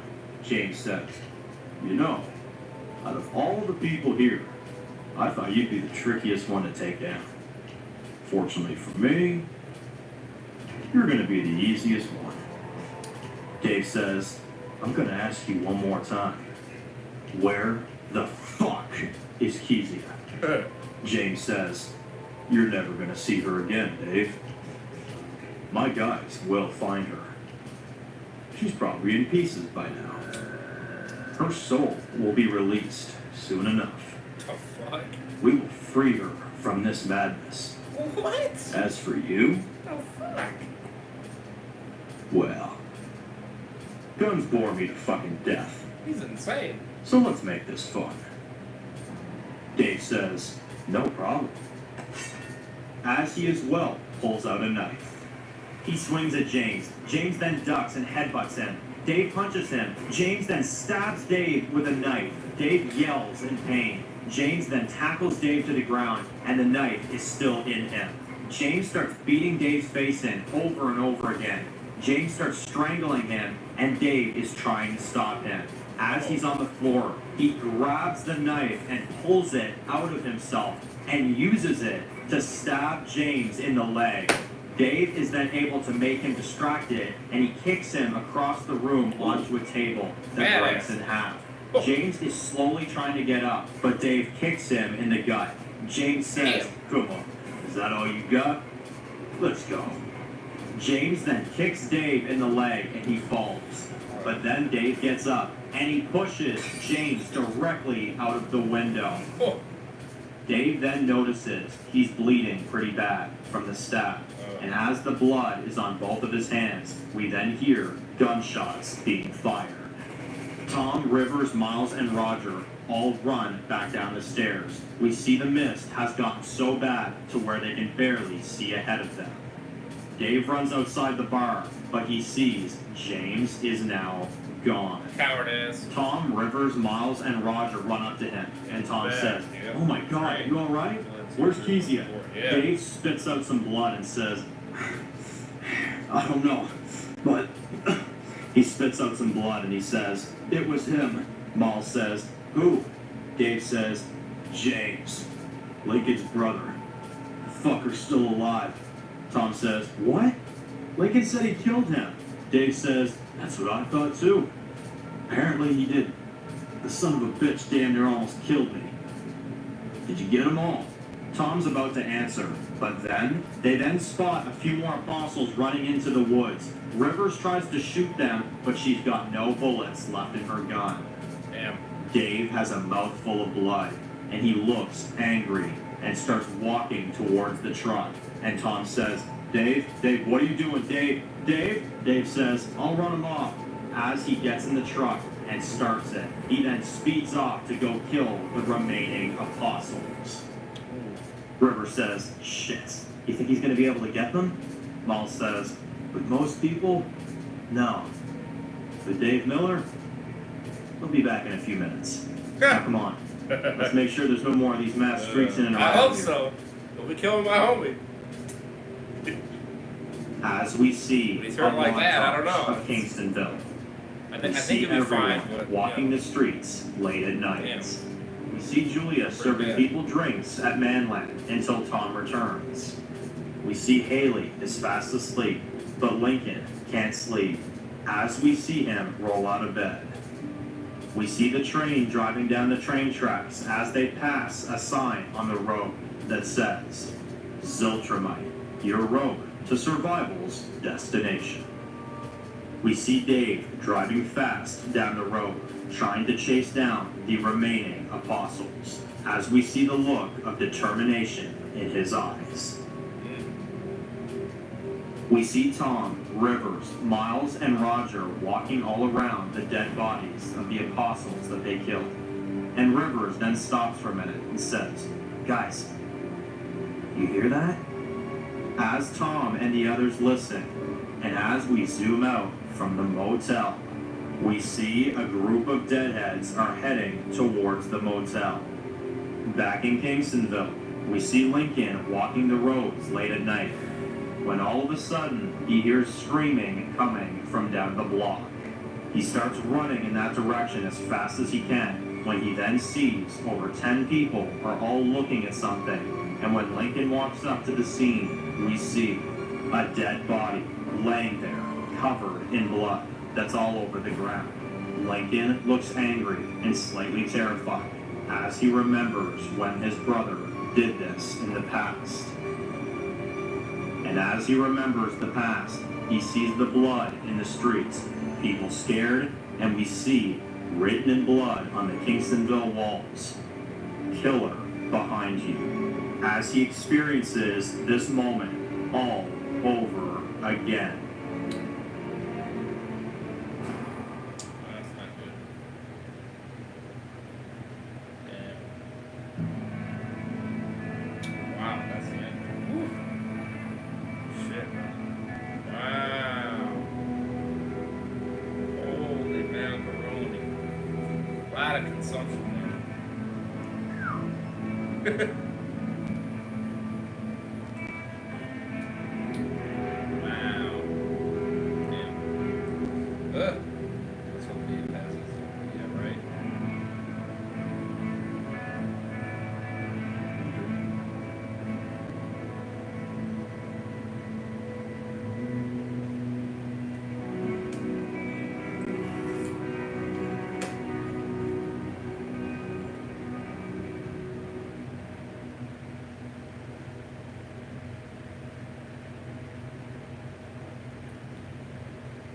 Alrighty, so that was episode 2. Wow. Hey, crushes 6 likes, that was. Wow.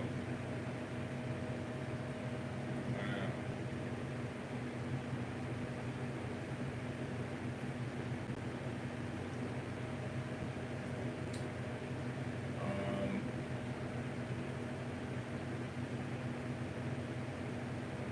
10 out of 10. I can't. I can't give it anything lower. I cannot. Oh. Let's stretch myself for a hot second. Yeah, I give it a 10. Let me quickly check my iPad real quick. Ooh, baby. 20%. Okay.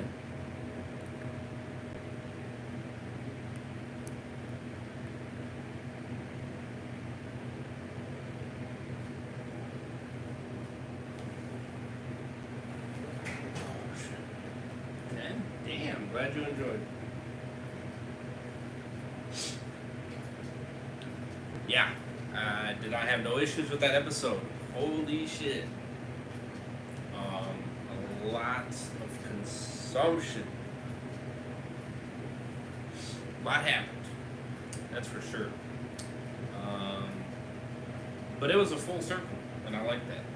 Honestly, it really did. It kind of, it explained a lot, for sure. About James reuniting with him, thinking he was great, trustworthy. You know what I mean? Did all these things, and he, ended up betraying him afterwards. Which is crazy.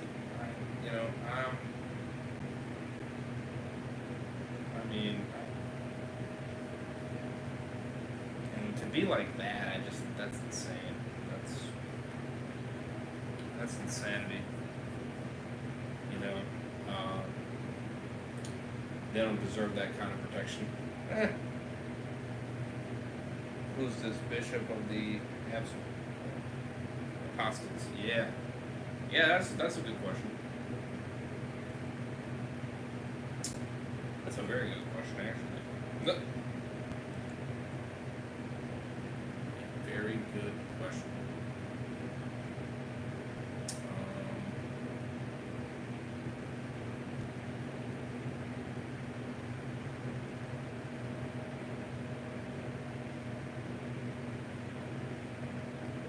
That's a good question.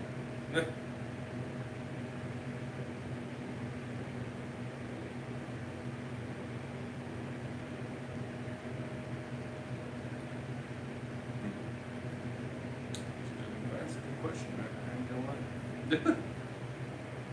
New storyline. You're not in the Viper story anymore.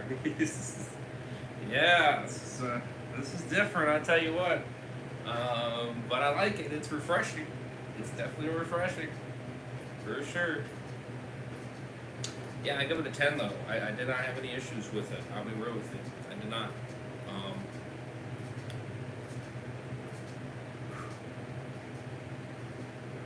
Move it.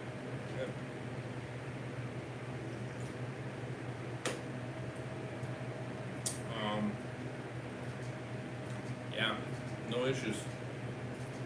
Like the interactions with him and James, the nice backstory explanation, the catching up, the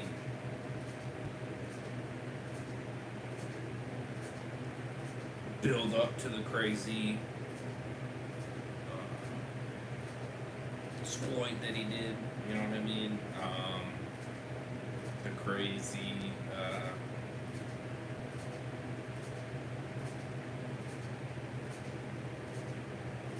Craziness that he did, truly.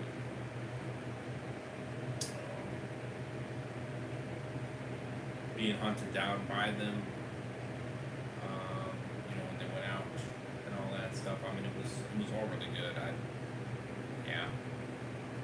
It all had its highs and lows, you know what I mean? It flowed nicely. I really think it flowed very nicely. Didn't have any issues, really. I didn't. it was all good.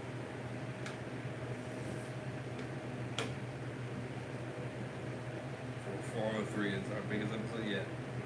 This one changes everything. Ah. Well, don't worry, I'm awake. I gotta grab my monster, I will. Peace.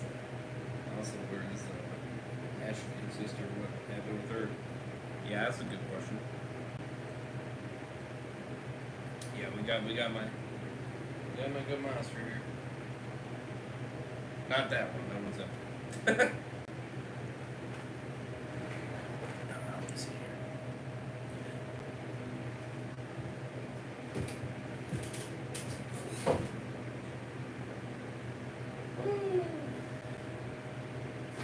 See what it does with me.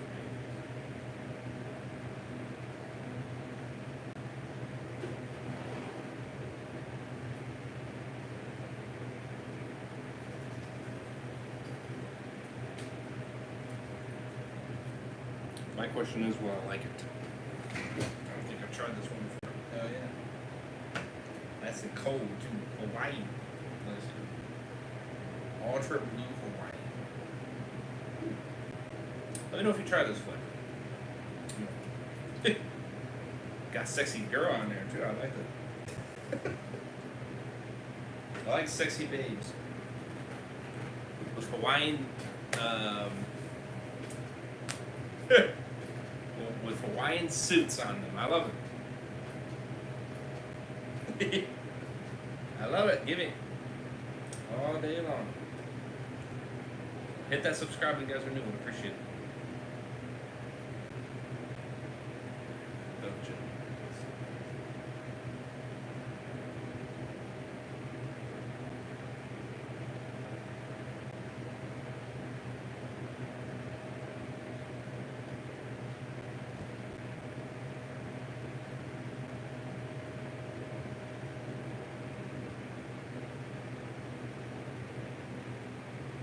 Wait a minute.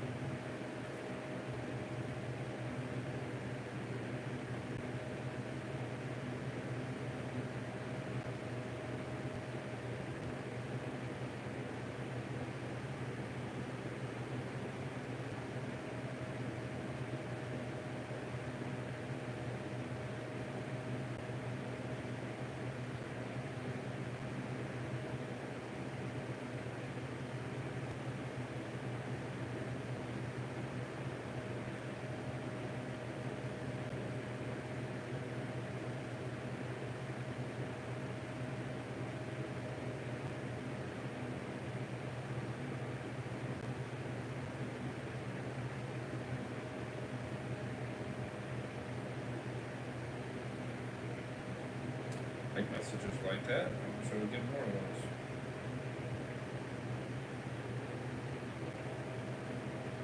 Love that one, man. I gotta get some.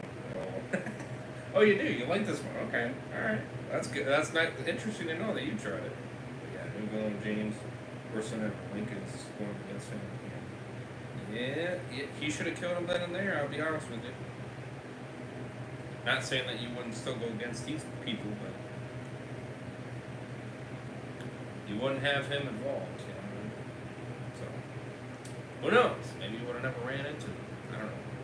I mean, my guess would be, I think he would have eventually, but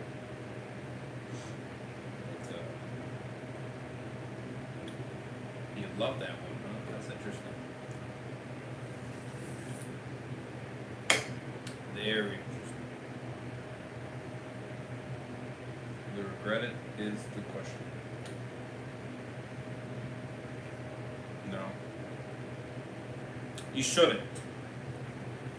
Well, you mean killing him in the first place? Yeah. He probably will regret that. Yeah. More than likely.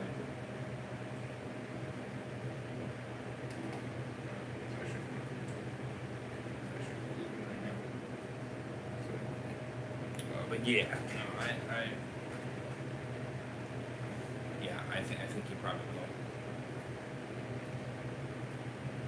All right, let's do it.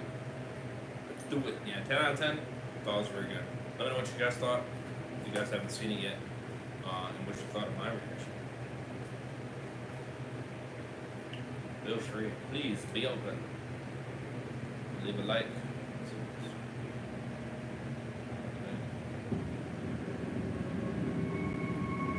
Help Mr. Dan get to 400K. 400K.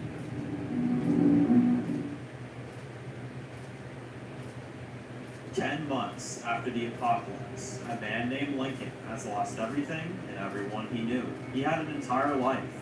Perfect family, the perfect house, the perfect job, the perfect wife, and the most amazing children. But nothing lasts forever. Neither does the world before. When everything ended, Lincoln made a promise to himself that he would find his purpose in whatever world is left. But after almost 6 years, he's still trying to find his purpose in this world gone bad.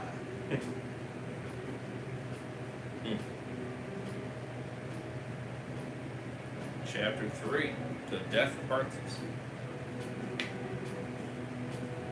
Part 1.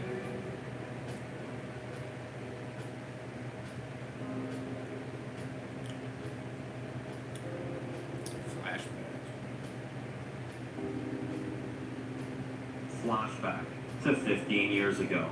We see a kid riding a bike in a subdivision. As we see him pass by a house, we see Lincoln, a pregnant Haley, James and his wife Angela, and his little 3-year-old son Isaac is hugging Lincoln, and he's crying and says, "Please don't go, Uncle Lincoln. Maybe we can just move down to Washingtonville with you." James says, "Son, it's called Washington, and Uncle Lincoln has to move. He's been offered an incredible job down there, dealing with people in prison."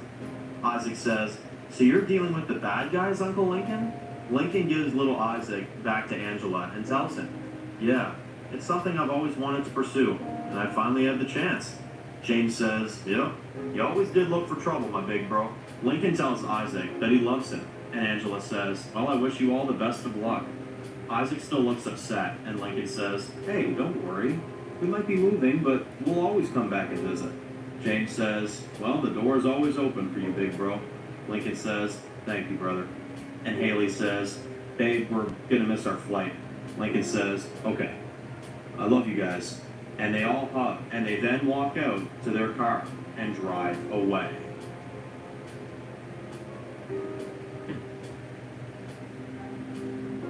We see them driving away, and Haley is slightly crying. And Lincoln says, "You okay?" Haley says, "Yeah, it's just, I thought I was ready to leave all this behind. But now it's actually happening. It's always hard to say goodbye to our hometown." Lincoln says, "Hey, it's alright, babe. We're still going to see them all the time. Ashley said she's going to be taking a trip down there nearby the holiday season anyway, so we'll be fine." Haley looks upset, and Lincoln says, "Oh, just think about it. The new kitchen at the house, the beautiful view of the city from the balcony." Haley says, "Yeah, there's a lot of good there." Lincoln says, "And just think about it. In a few more months, it's going to be 3 of us." Lincoln can tell she's still sad, and Lincoln says, "You know what I always do when I'm feeling down?" Haley looks at him, and Lincoln says, "Anything good. Something in front of you that's a sign of hope." "What do you see?" Haley looks at the window, and she sees a robin flying by, and she smiles, and they both see it fly away. And Lincoln says, "See? There's always hope. You just gotta look for it. We're gonna be okay. I promise." And as they keep driving towards the airport,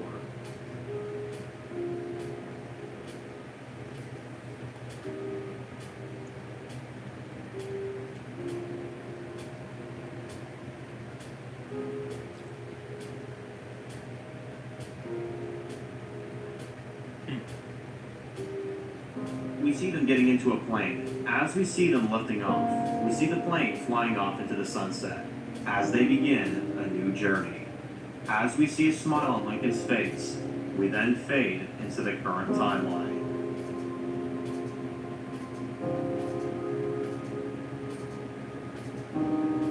Of the different video forms that you have. I'm sure I've changed them, definitely. 100%. Currently. Okay, subscribe to Dan if you guys haven't. Click below.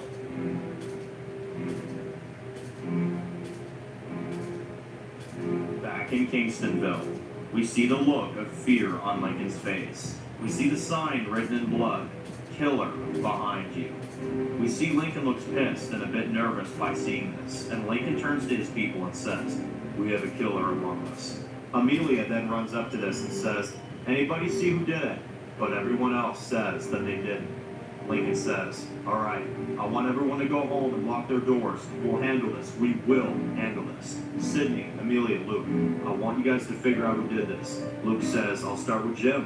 Amelia says, "You really think he's a suspect behind those bars?" Luke says, "I guess we'll find out." He caused hell the other night. Maybe he's got more of his little buddies doing his dirty work. Amelia says, "I'll come with you. Make sure everything goes okay." Lincoln says, "All right. We don't need any more people getting killed around here. Be safe, all of you." As we see Lincoln, that looks back at the sign written in blood and says, "Not again. Never again."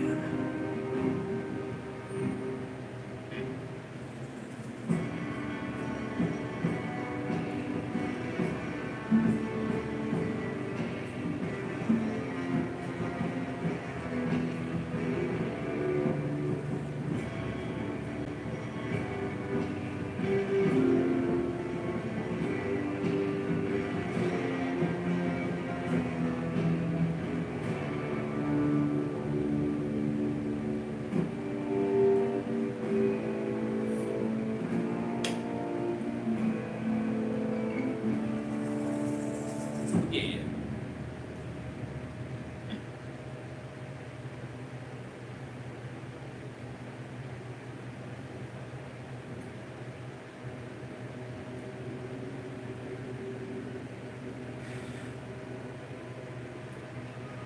We open on a rainy night. We see Tom, Miles, Roger, Rivers, and Snoop running through the woods as fast as they can. As we see a group of deadheads are running not too far behind them. Tom and them stop as they're out of breath, and Tom says, "We gotta be a few miles out away from the motel now." Rivers looks back and sees the dead running from a distance and says, "Where the hell do we go?" Tom then looks at an old sign covered in moss and vines, where we then see it says, "Suburban Estates, your next right." Tom has a small smile on his face and says, "I know just the place." As they keep running through the woods, and they all follow Tom.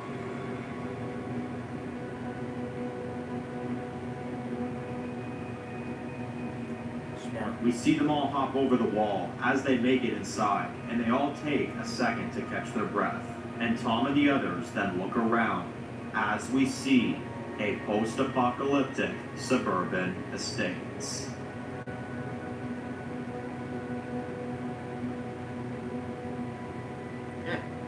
Miles says, "Holy shit." Tom says, "Well, it's a long time no see, Wesley Shittle." River says, "What is this place?" Tom says, "At the time, this was the only safe haven worth a shit back in the early days of the outbreak. Now it's just a wasteland world." River says, "Boy, how things change, huh?" Tom is about to say something, but then we hear the deadheads are all banging up against the gate from outside, and Tom sees the gate moving and says, "Everyone, back up now." The gate falls, and Tom says, "Run!" Oh my god. As they all run through the streets trying to get to safety, Tom then sees Wesley's old house from a distance and says, "There, inside, go!" Why did we wait until they came to the wall? They all run in and lock the door as we see them trap themselves Ew. in with runners surrounding the house and filling Oh, the streets. man. Tom looks stressed and says, "Well, safe to say, we are officially fucked." As they all look at each other in fear. Oh shit. Why did we wait for them to freaking come to the wall?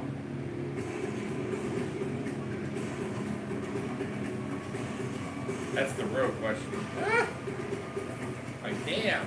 You could have hid from them in Back a with Dave, we place. see him speeding down the road as we see apostles running down a trail in the woods as fast as they can, trying to get away.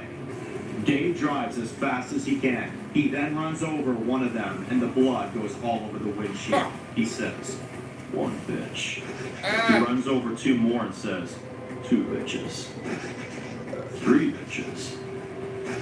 And he runs over the last one, and we hear the sound of his bones being crushed over the windshield. As Dave stops the truck and gets out, he walks up to the last one who's suffering, and he removes his mask from him and says, "It sucks, don't it? The weight of blood. My enemy sees blood before they see me."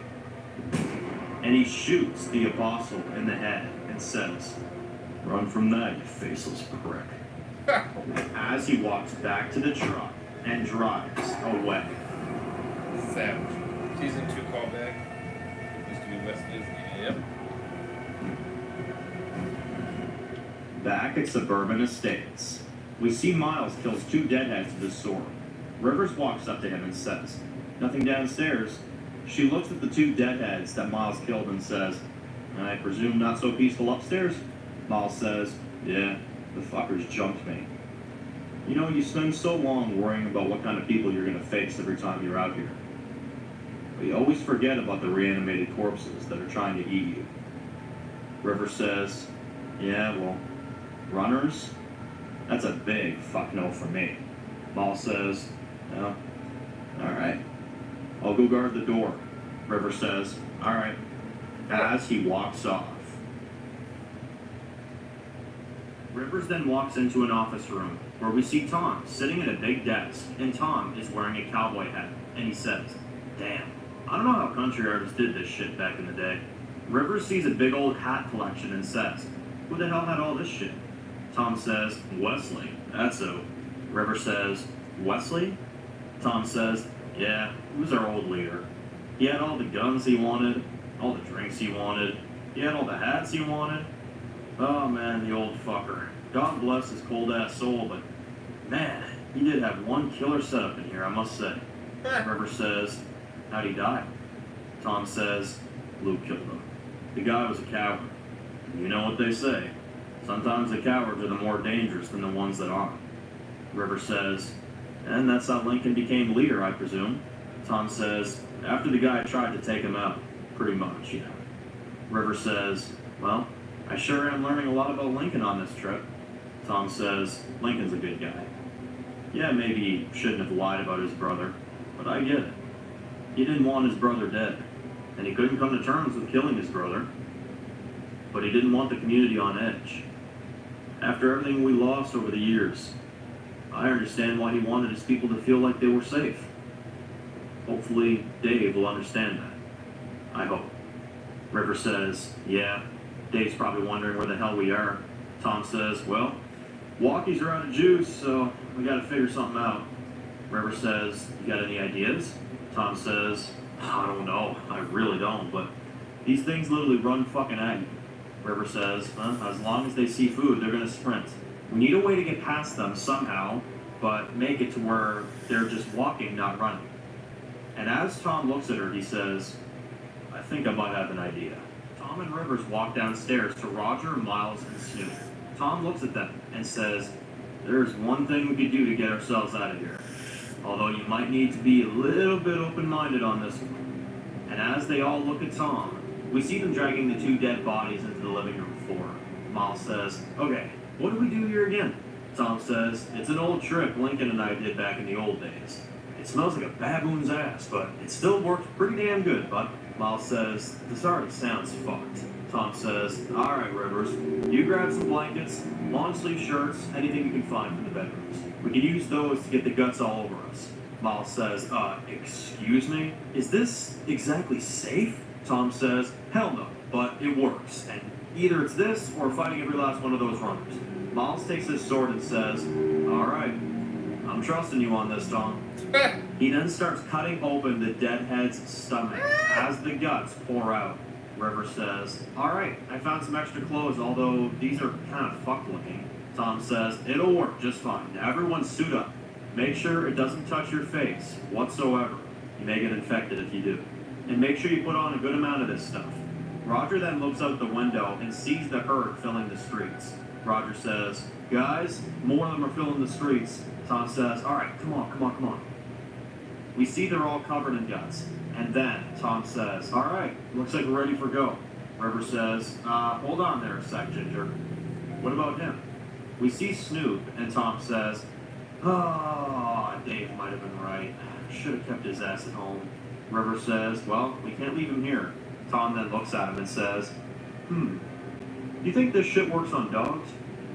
We cut to Snoop wrapped in a guts-covered blanket, and Tom says, "All right, we all ready?" River says Snoop under the gut poncho, and Tom is in front, and he says, "All right." Tom then slowly opens the door as the deadheads flood into the house. Oh shit. Oh, that's creepy. I mean, you could put a little bit here, a little bit here, a little bit here, a little bit here. Back in Kingstonville, You can still get we one see of those. Jim sitting in his cell. As we hear the door open, we see it's Luke and Amelia, and Jim laughs and says, "What do you jagoffs want now?" Luke says, "There's been a murder within our walls almost 10 minutes ago." "You know anything about that?" Jim says, "How would I? I've been here, you dipshit." Luke enters the cell, and then he punches him in the face as we see Jim fall, and Luke pulls out his gun and says, "All right, let's do this the hard way then. Do you have anything to do with that murder out there? Did one of your little goons do it? Huh?" Jim wipes his bloody nose and says, "No, I didn't kill anybody. Now, are we done here, soldier?" Luke puts his gun away and says, "Okay." And he decides to walk out before things get worse. Amelia looks back at him, and as Luke walks out, Amelia says, "I can tell it's not you. But a little word of advice, take that mouth of yours elsewhere. It'll go a long way for you, trust me." As she walks out of the room.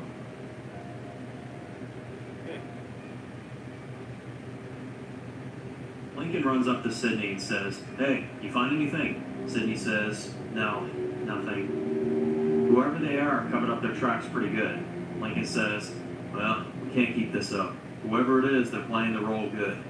I say we stop here for tonight. We begin the search early in the morning. All right?"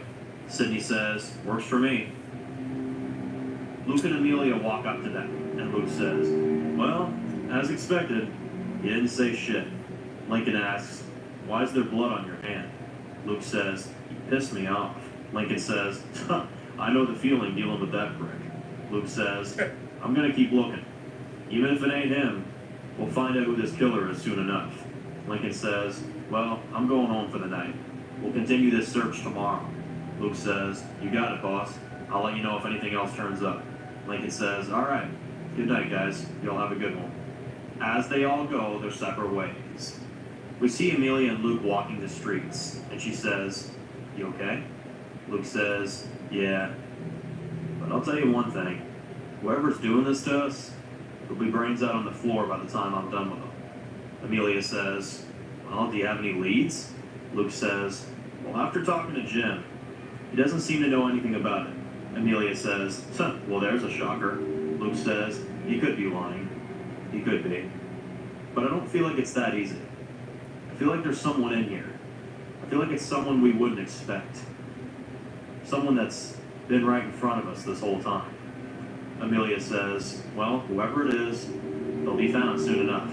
As we see them keep walking, we see Lincoln walking up to a house, and he knocks on the door, and Nathan answers. "Hey, Lincoln, what's up?" Lincoln says, "Sorry about the time. Mind if I come in?" Nathan says, "Oh, sure, man. Come on in." Lincoln takes a seat and says, "Now, I wanted to talk to you about something." Nathan says, "Oh, yeah? What's up?" Lincoln says, "Well, someone was murdered in the street about 10 to 15 minutes ago." Nathan looks shocked and says, "Jesus, man. Did you see who did it?" Lincoln says, "No, that's what I'm trying to figure out." Nathan then looks a bit upset and says, "Wait, do you think I did it?" Lincoln says, "No, I don't. But someone did. This is no offense to you, but you people have only been here for a few days now. So even though I know you're not guilty, I have a lot of people out there that may think that." Nathan looks at him and says, Dave told me he used to be a prison guard. They used to do this kind of stuff back in the day. So just go on and ask me. Lincoln says, I don't want to believe it's you, but I can't be sure anymore. Christ, my own brother did the same thing all that time ago. I trusted him more than anyone. All I'm saying here is that there's someone in this place that's trying to fuck with us. Again. And I'm gonna find them. Nathan says, well, it's not me. Or Vivian. I promise you that. Lincoln says, alright. I'm gonna take your word on that, okay? I need some people around here that I can trust. Hopefully you're one that I can count on for that. Nathan says, of course. And Lincoln walks out. As we see him walking the streets, we see the sun coming up. Search is on. Back with Dave. We see him drive back to the motel. He gets out of the truck and searches through a few of the rooms, looking worried. As he sees they're not there, he then gets back into his truck and drives off to go find them. We see him driving as we see there's an apostle up ahead laying down on the side of the road. Dave stops the truck and gets out with his gun up. He walks over to this apostle and removes its mask from its face and sees he's bleeding out and says, does it hurt? The apostle doesn't answer, and Dave says, I hope it does. I'm looking for my friends. I'm assuming you're looking for them too. Unfortunately, only one person here is going to get the chance to find them. The apostle still doesn't speak, and Dave says, alright. You're kind of boring me. And he shoots him and says, now fuck off, I got work to do. He gets back in his truck and drives away, but as he starts driving away, he sees a sign that says, Suburban Estates, 3 miles east, and says, bingo.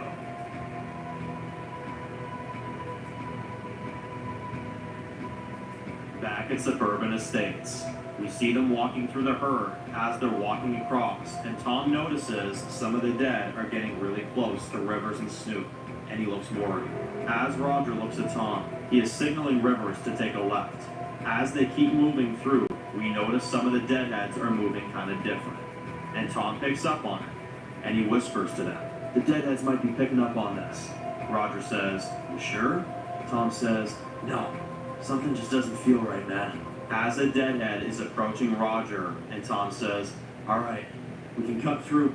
But then a deadhead bites Roger on his arm, and he screams out in pain. Uh-oh. Tom and Miles pull out their knives as the dead start trying to eat them, and they all kill one after another as they fight their way through. Miles takes Roger and saves him from getting eaten. As Tom says, run! As Tom and the others are running through, we see there's no way out. Tom says, fuck! River sees a house up ahead and says, there, go, come on. Damn, bro. I don't think they were covered enough. Maybe not. We see them all run into one of the houses. Miles drags a desk against the door and makes sure the reanimated corpses don't get in.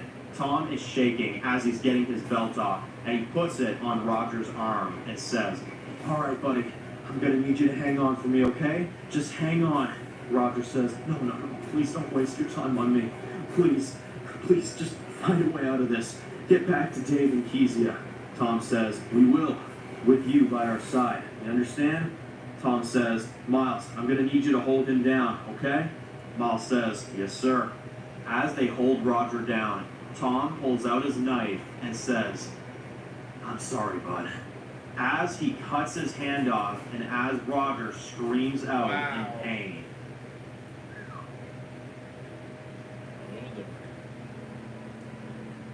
We see the sunrise.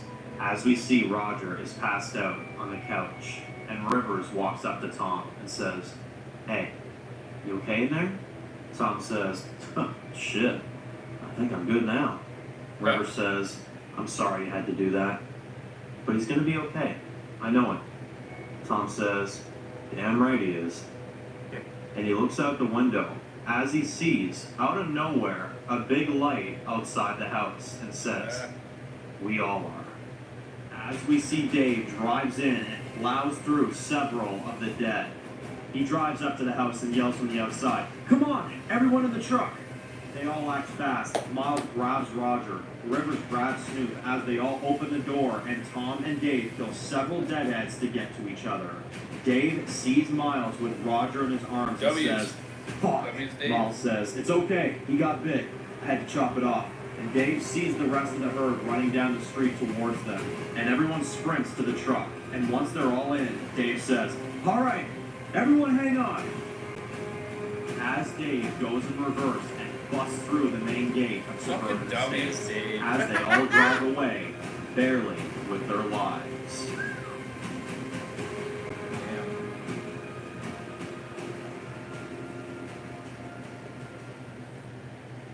Oh, yes, Dave. Back in Kingstonville, What a true brother. we see the sun coming up. As we see Lincoln walks up to another house, and he knocks at the door. We see Bruce opens the door and says, "Hey, Lincoln." Lincoln says, "Mind if I come in?" Bruce says, "Sure, come on in." They walk in, and Lincoln says, "So I wanted to Fear talk to you a brother, little bit fear about brother." this murder that happened last night." Bruce says, "Yeah, I heard about that. It's scary shit. Want a beer?" Lincoln says, "Nah, I'll have a water." And Bruce says, "Yeah, some things get pretty ugly out there, Lincoln. The 1 second it's paradise, the next minute we're back to shit like this. The 1 second it's paradise, and the next minute we're back to the kind of shit like your brother was doing." Lincoln says, "Yeah, well, I just figured I'd check in." Bruce says, "Hey, wait, I want to show you something." They walk out into the backyard, and he shows Lincoln his new barbecue he got, and says, "Check this out. I'm planning a big old grill up when the whole thing passes, so if you want, you can invite the rest of your people and we can all grill out sometime." Lincoln says, "That's sick. We will definitely make a night for that, Bruce." And Bruce says, "Perfect." Lincoln says, "Well, I should get going." Bruce says, "Well, give me an update when you know more about this psycho thing." Lincoln says, "Will do, Bruce." As we see him walk away. We see Lincoln entering the armory, looking to make sure all the weapons have been accounted for. And he asks the guard named Felix, "You see anything weird here last night? Anything at all that maybe pointed us to some sort of resolution to this?" Felix says, "No. After and before the murder, everything was quiet in here." And Lincoln says, "All right. Thanks, Felix." We see him looking through old buildings, just trying to find anything, but there's no luck. We then hear someone say, "Lincoln?" Lincoln is startled and says, "Oh, Jesus Christ." Scared the shit out of me. Sidney says, "Sorry, boss. You find any kind of evidence?" Lincoln says, "No, nothing. Nothing's been stolen, nothing out of the ordinary. Whoever did this, they thought this through very well." Sidney says, "Well, we'll keep looking." "You okay, boss?" Lincoln says, "Yeah, I feel like I'm doing this all wrong." Sidney says, "What?" Lincoln says, "I don't know. I let people into my walls again that I clearly didn't see they were bad. I keep losing people every time I turn the corner. When does it end?" Sidney says, "I'm sorry to tell you this, boss, but I don't think it just ends. I think it's just something we gotta live with." Lincoln says, "Sometimes I just think that maybe I should have just died in those first 10 months out on my own. Maybe die of starvation or something of the matter. Maybe that would have made everything better for everyone that had a different leader." Sidney says, "Hey, you cut that shit out right now. You were the best damn leader I know. You and Tom helped me when I was at my lowest, and I like to think that's why we're here. And if you didn't find me, I probably would have died alone too. We are all here because you gave us that strength to keep going. I wanted to give up, but you didn't let me. And I found my sister, and you helped Tom look for Billy. You did all these things for strangers you never even met before. Lincoln, if it wasn't for you, I don't know where we'd be right now. I really don't." Lincoln says, "Thanks, Sidney." And as he hugs her, they both walk out and go their separate ways. We see Lincoln walking out into the graveyard of Kingstonville. As he walks up to Paul's grave, and he looks upset at all the lives that were lost for this place. As he sits there in silence, we see Zach walks up to Lincoln and says, "Mr. West?" Lincoln turns around and says, "Hey, kid, what are you doing out here?" Zach says, "I hate to do this to you, but patrols were just doing a sweep outside the walls, and they were supposed to come back over an hour ago. I tried reaching them over the walkie, but there's no sign of them." Pretty good. Lincoln says, "Shit. Not bad. All right, I'll go check it out." Zach says, mind if I come? Lincoln says, what? Zach says, I'd like to get more experience out there. And I hear you're the best of the best, so Lincoln says, alright, meet me down at the gate in about 5. Zach says, sure thing. We then see an older gentleman walking up to Lincoln. The man says, Mr. West? Lincoln says, yes. The man walks up to him and says, I don't mean to bother you, but I wanted to talk to you for a second. I just opened this. Now my son, Jim, was arrested the other day. And I wanted to, Lincoln cuts him off and says, you what? You came here to judge me? Well, I don't want to hear it anymore. Your son was a danger to us all. And he almost got himself killed because of it. And the man says, I have no idea why he did it. We both aren't responsible for it. But I'll tell you this right now. And he approaches Lincoln. Lincoln pulls out a knife out of his jacket. And the man laughs a little bit and says, I was gonna say, thank you. Lincoln looks shocked. And the man walks up to him and pats him on the shoulder and says, my son made a mistake. And you corrected it. And I'm grateful for that. People may say you did the wrong thing around here and that you're not the leader that we need, but I think we do. I think you're a very good leader. And even if the people don't believe it right now, eventually they will. And Lincoln says, well, thank you. And the old man starts walking away. And he turns around and says, until you see that white light into the next world, you fight for every day, Mr. West. Lincoln has a small smile on his face. Oh, yeah. Lincoln goes home, and Haley is with Billy. Pretty good. As she says, hey, babe. Lincoln says, First time trying. hey, there's been an incident with the patrols. Me and Zach are going out there to make sure they're all okay. Haley says, what? The patrols didn't come back? Lincoln says, no, but I gotta go out there. We can't face losing any more people around here. Haley says, no, I get it. But I'm coming with you. Lincoln says, no, baby, no, not you too. I can't have you risking your life for this. Haley says, there's no time to argue. I'm bringing Billy to Catherine's for a play date today anyway. I'm not just sitting in the house alone thinking about whether or not you're going to be dead or alive. I'm coming with you. End of discussion. And Lincoln says, okay. Before they go, we see Lincoln walk out on his porch. As he turns on the walkie and says, Tom, if you can hear me, I hope things are going okay out there. You guys doing all right? And there's no response. And Lincoln says, Tom, if you hear me, brother, please respond. Hearing your voice would actually really help me right now. And unfortunately, there's no signal. And Lincoln says, oh, I hope you're okay, brother. As we zoom out of the balcony, Lincoln looks sad that he can't get to Tom. We see Lincoln get on his bike as Sydney, Luke, and Zach walk up to his driveway. And Zach says, you ready? Lincoln says, yeah, Haley's coming with us. Luke says, so am I. Sydney says, you four go. I'll keep this place safe until you're back. Lincoln says, Luke, you don't have to. Luke says, you're right, I don't have to. I want to. Lincoln says, fine. Well, everyone, let's go. As Haley, Luke, and Zach get in the truck, and Lincoln starts his bike as they all ride out of Kingstonville together. Back with Tom and Dave's group. We see it's the daytime now, and we see they've been driving for a while. Tom says, how much further to the warehouse? Dave says, only about 5 more miles. Miles says, what? Dave says, no, not you, Miles, just, anyway, we're getting close, alright? That's the point. They then pass a sign that says, welcome to Washington, D.C. And Dave says, damn it. Guys, we're approaching another shithole. As they see from a distance a burned out Washington, D.C. The truck starts slowing down and Dave says, shit fuck.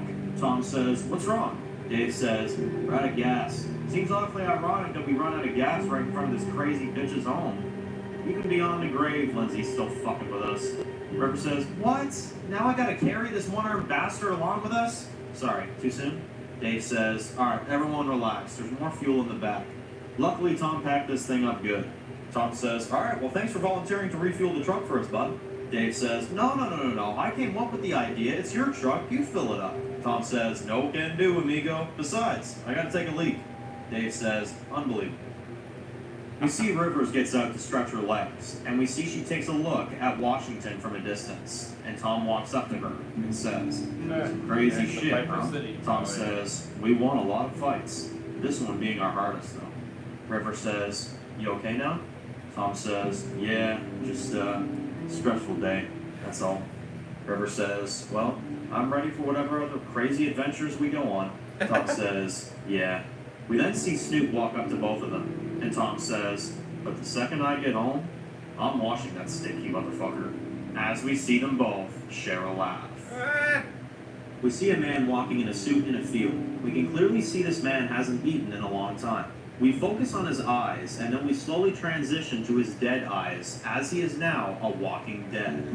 2 miles outside of the walls of Kingstonville, he walks into the field, but then suddenly, Nice the machete goes right through the other side of his head, as we see Lincoln with his machete covered in blood. Nice little. He looks at the Callback. deadhead that he just killed and says, "Whatever you are now, looks like you made poor decisions." He pulls out his walkie and says, "Patrols, report." We don't hear a response, and he says, "Patrols, this is Lincoln West. We've had a murder within our walls. If you can hear me, I'm advising you all to go home till we know what we're dealing with. I repeat, go home till we know what we're dealing with. Over." He then spots a church up ahead and starts walking towards it. He walks up to the church, the same one he went to during the Viper War, and he enters it. He slowly walks in and sits down in one of the pews. He puts his machete down and he sits there, and he looks up at the father and says, "Well, it's been a few years. It'll probably be a few more when I come back, but I don't know. You've answered my prayers. I wanted my family in a safe place. You answered. So whatever happens next, I need you to continue with your promise and protect my family at all costs. I won't ask for anything else. Just make sure they get out alive." We then see 2 other deadheads are walking up to him in the church, and he's about to take care of them. But then we see Haley comes up behind them and takes them out and says, "Anything?" Lincoln says, "No, there's no sign of them." Haley says, "Okay, come on, babe." And as Lincoln and Haley walk out on the road, we see Zach and Luke walk up to them, and Luke says, "Anything?" Lincoln says, "No, this is getting weird. This is usually the spot." Luke says, "I'm sure we'll find them. They gotta be somewhere Had around to pay here." respects to my Lincoln favorite says, series. "Or they're dead already." Right. Luke says, Lincoln is "Well, out there. the only way to find out is to keep moving. Now come on." Like one-on-one. Lincoln and Haley get on the bike together as they keep driving along. Yeah. We see them driving, and they then see a trail of blood on the road, as we see Lincoln signaling them to pull over.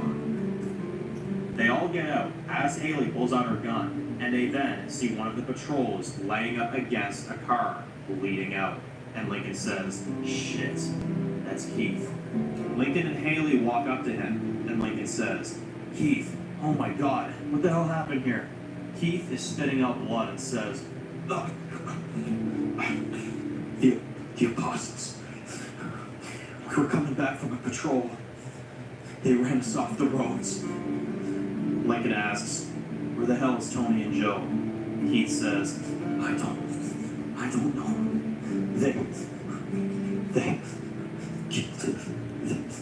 They're still out here. They're still out here. But then Keith slips away, and Lincoln and the others look sad, and Lincoln puts his machete slowly through his head so he doesn't turn. And Lincoln says, "All right, we split up into teams. We'll cover more ground that way. Haley, you go with Luke. Go west. Me and Zach will take east." Haley says, "Okay, just be careful, okay?" Lincoln says, "We will." And as they kiss, we focus on them, holding hands, as they then let go, and the groups go their separate ways. Poor Keith. To be continued.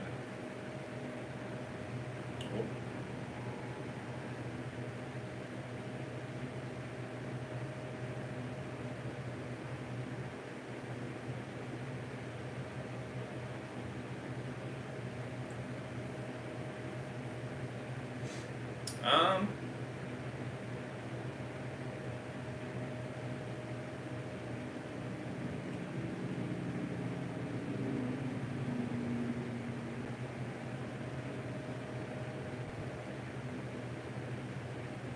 9.5. 9.5. Almost a 10. Just about a 10. Really foggy outside. Damn. Shit looks creepy. Part 2 is the big part. Get rid. Ah. Yeah, no, I give it a 9.5 out of 10. Very solid.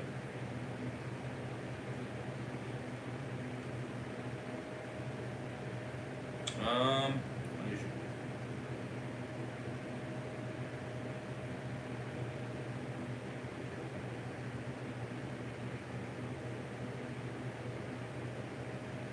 Very minor-ish. Very minor. 9.5, hell yeah. Yeah, it's a very minor.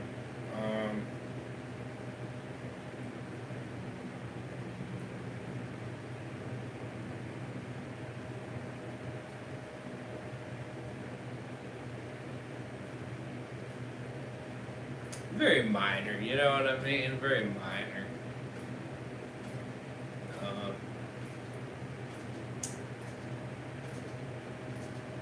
A little annoying, you know what I mean, that they didn't continue to run, you know, they kind of waited until the day kind of showed up. I thought that was kind of, it's just like, yeah. You know, a little minor annoyance. Yeah, no, what I mean, it's not the end of the world or anything. I just thought it was like, yeah, okay, you know, that was a little. For me, makes sense. Yeah, it's nothing crazy. It's a minor nitpick, you know what I mean? But it just kind of was like, wow. Like, you know.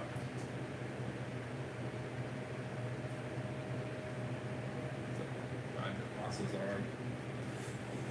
Yeah, it's crazy. That is crazy.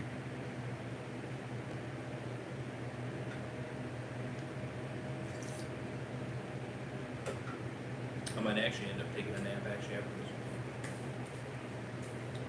Might do so.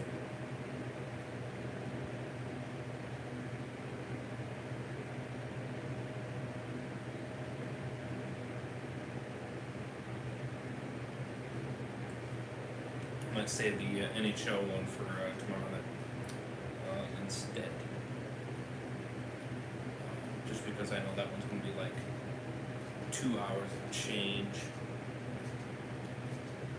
And I'm just trying to fit everything nicely. I still plan to do 2 episodes of Hedgehog Bros, so I might do Hedgehog Bros, Clementine Book, Hedgehog Bros. I might do something like that. But I'm all basing on if I wake up decently. At the very least, I'm doing 2 episodes of Hedgehog Bros, so I'm gonna definitely do one more about a question. So, one big episode. Yeah. No, that's good.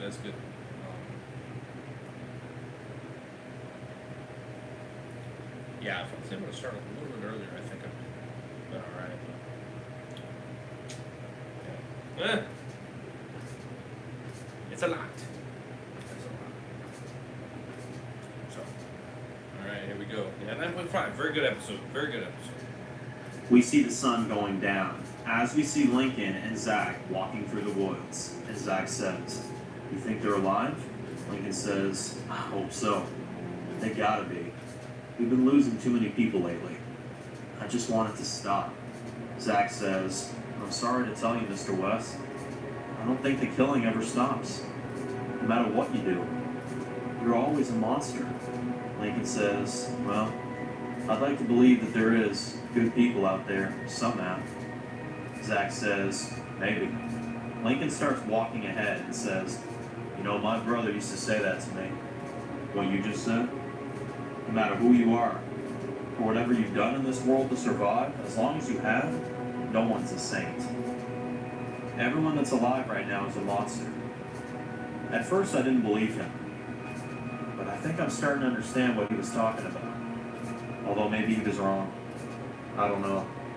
What would you say? He doesn't hear a response and he turns around. But then, Zach's gone. Lincoln says, Zach? He walks through the woods very slowly and says, Zach. He sees a house in the distance and he starts walking towards it. And Lincoln slowly enters the house as he whispers, Zach? Zach? You in here? We hear the creaking floor as Lincoln is calling out for Zach. You didn't lose him. And he walks out Damn. into the backyard where he smells something really bad. And as he starts walking up, he sees 2 dead bodies in the back laying there dead. And Lincoln says, Tony? Joe? As we reveal, it's the other 2 patrols who have been killed. And Lincoln looks upset by seeing this happen. As we hear someone walk up behind him, we see Lincoln turns around as Zach knocks him out. What the hell? Lincoln wakes up against a tree with his hands tied. As he is seeing a blurry vision, we see Zach killing deadheads like they're nothing, confirming he was faking it the whole time. Lincoln is still in and out of it, but Zach walks up to him and says, You waking up? Ah, there you are again. Sorry about the robe, but we've been told you are quite a loose cannon these days. Lincoln looks angry and says, Who told you that? Zach says, My father, Lincoln. He told me everything about you and your community. Lincoln says, How the hell does he know about me? Zach says, Because I know you, Uncle Lincoln. Lincoln looks shocked and says, What? Isaac? How? No. Isaac says, Yeah? The last time you saw me, you left to go live your own life with your own family. You always said that you would come back and see us. But you never did, didn't you? Lincoln says, So this whole time, I let you in. You worked with us, and I gave you everything you needed. Why? Why did you do this to me? Isaac says, Because you're a monster, Lincoln. Things you did? Killing innocent people in that city all those years ago? God, bro. Almost killing your own brother? You're a psychopath! Lincoln says, So you killed my patrols. You killed my people. It was you, wasn't it? Isaac says, Part of my job. So yes, I did. Lincoln says, Isaac, we have to work this out. Let me talk to James. Isaac says, We're done talking. You already did that once. And you almost killed my father in the process. Lincoln looks angry and says, The apostles? James? My brother? He's in charge? He's in charge! Isaac says, You will know real soon.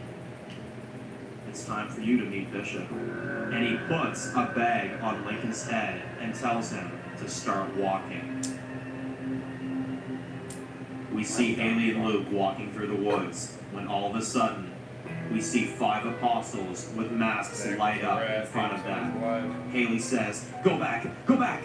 They try to run the other way, and as they're running through the woods, they are then blocked off again by 10 more of them.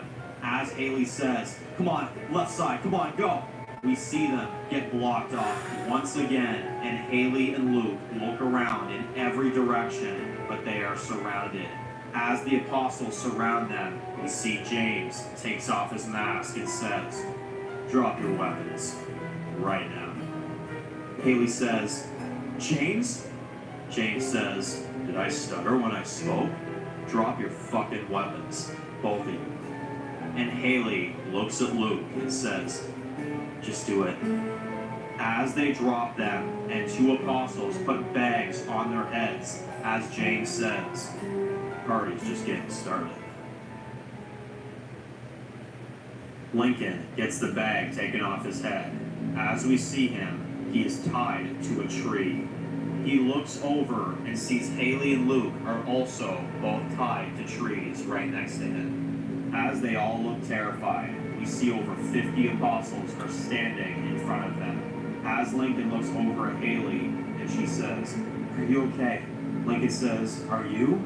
Haley says, I'm fine. And we then see James and Zach walk up to them, and James says to Lincoln, well, here we are again. Lincoln looks terrified and says, we can talk about this. James says, we will talk. There's a lot to go over. Lincoln looks angry and says, I should have killed you when I had the chance. James says, yeah, that probably would have been a smarter decision. You've killed our brothers, Lincoln. You killed our men. Your other man damn near almost killed me last night. We haven't found him yet, but I assure you in enough time we will find them too. And we will teach them a lesson as well. But most importantly, you murdered an entire city of innocent people. And now? They were not now innocent, you're gonna pay for dumbass. it. Lincoln says, look, we were just defending ourselves back then. We needed to do what we did for our own safety. James laughs and says, safety? That was the thing we're focusing on. Lincoln says, those people killed my kids. I wasn't gonna let them get away with that. James says, so? That's what that was? They killed your kids, so you just killed their kids? Lincoln says, what the fuck are you talking about? How the fuck do you know about all that? James says, because I know my brother. I know what you really are. My son has been behind your walls for a long, long time. I know you have 78 guns in your armory total. I know your rations are decent, pretty good. I know you have about 200 residents based off of the word of mouth. I also know that Bishop is not going to appreciate the shit that you've done. He especially. Lincoln says, and where is this Bishop? They then see a truck driving up, and James says, I think it's time you met him. As we see the truck drive up to them, as it stops, we see a pair of boots stepping out of the passenger seat. As we pan up, we see it's Ryan, Amelia's husband. He says, James, I see the party started without me. As Haley, Luke, and Lincoln look at him in fear, as we see Lincoln shaking, Bishop walks up to him and says, so you're the great Lincoln West, killer of fathers, mothers, daughters, sons, brothers, sisters, They got it all and wrong. many more. I am pleased to finally talk face to face. Well, what's left of my face anyway? Haley says, my husband did not do shit to you. Lincoln says, Haley, don't. Bishop says, no, Lincoln. Let the wife speak, would you? He smirks, and Haley says, we didn't do anything besides take out a threat that needed to be put down. That's all we did. We didn't do anything wrong. Bishop says, you're right. You didn't do anything wrong. Your people didn't ask for this. You were being led by a murdering psycho. It's okay. Sometimes we never know who we're truly following. Haley says, Lindsay was a psycho. Her vipers were psychos. We were just defending ourselves. That's all we were doing. Bishop says, wow, that's twice today I agree with her. Lindsay was a psycho. And when that city was up in smoke, I was in the middle of it. I was trying to get out. But every corner I turned, I saw that damn military up and down the streets killing every person that walked up to them. He looks at Luke and says, and I certainly recognize you. He looks at Lincoln and says, I didn't know where to go. So I ran as long as I could until I got caught in the fire. And I felt every last bit of it. I thought I was gonna die. And I'm still not sure why I didn't. But I'm led to believe God had more plans for me on this earth. So while I was walking through those streets burned to a crisp, I went from building to building, trying to make my way out. And you know what I found? I saw Lindsay's office. I saw the heads. I saw the blood on the floor. And oh, man, the smell. You would not believe. And that's when I knew that I was following a psycho too. So Haley, I understand your pain, especially it being your husband. It must be hard. And I was going to go and try to find Lincoln West that night. But once the military left and the war was over, I walked out into those streets. And I heard people still running away. At least, they were trying to. And I thought about maybe just laying down and giving up with the rest of them. But then I heard a mother and her little boy, and they were both badly hurt. They had been burned, so I slowly walked up to them. The kid was dying in his mother's arms, and I stood there as I watched the kid die. After I told the mother I was sorry for her loss, you know what she asked me to do? Kill me, she said. I want to be with my boy. So I pulled out my gun. It had one bullet in it. Ironic, right? And I pointed it towards her. And I asked her if she had any final words. And she said, "You find Lincoln West. You make him feel this pain and make sure his family suffers like mine did." And I promised her I would. And I shot her in the head and ended her life. And I went on with that mission keeping me going for all those years. Insanity. And here we stand. Lincoln looks sad and broken and says, "This is my fault." Haley says, "No, it's not.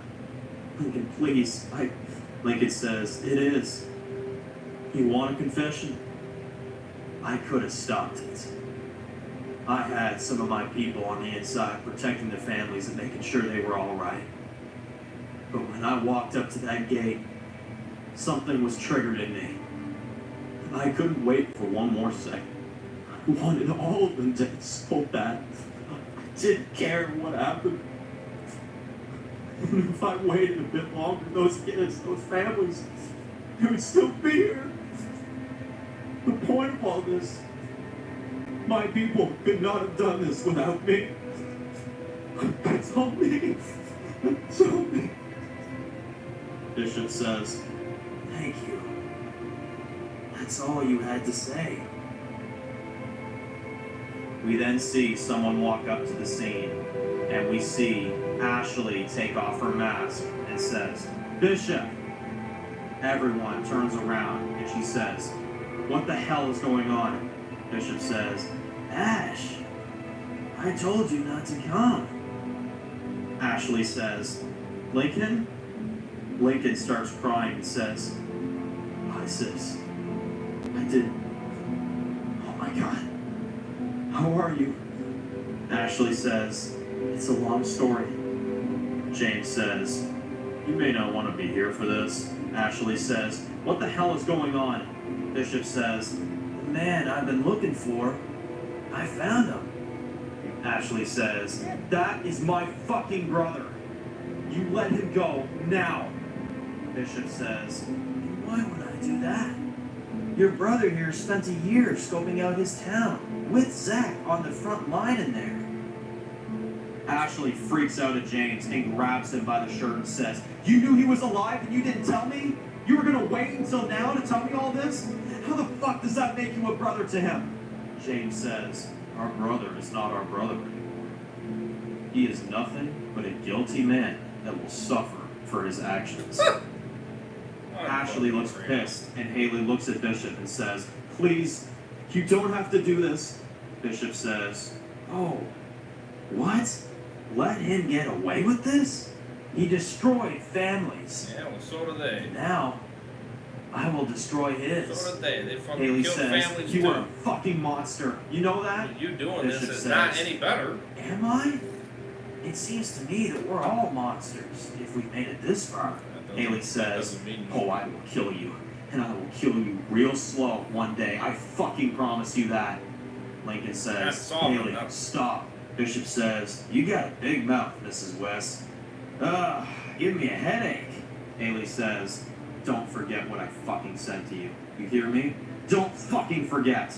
Bishop laughs and says, That's soft enough. I'm telling you that right now. You're not. okay, They're not gonna stop. James, kill the woman for me. Lincoln says, no, don't you fucking dare. Please, just take me. Bishop says, you will feel the consequences of your actions. Ashley looks sad, but she knows she can't do anything. Lincoln is begging him, please, no, Tom, please. Hey, look at her. She doesn't deserve this. Lincoln then says, hey, look at me.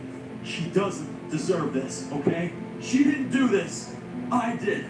I made this mess. I did this myself. You want me to feel this punishment? You want me to understand what this means? You take me. Just me. You hear me? Take me. Please, fucking take me now. Bishop laughs and says, you want it done? Lincoln says, no. But if there has to be punishment, if someone has to pay, it has to be me. Bishop says, admitting to your wrongs and taking responsibility.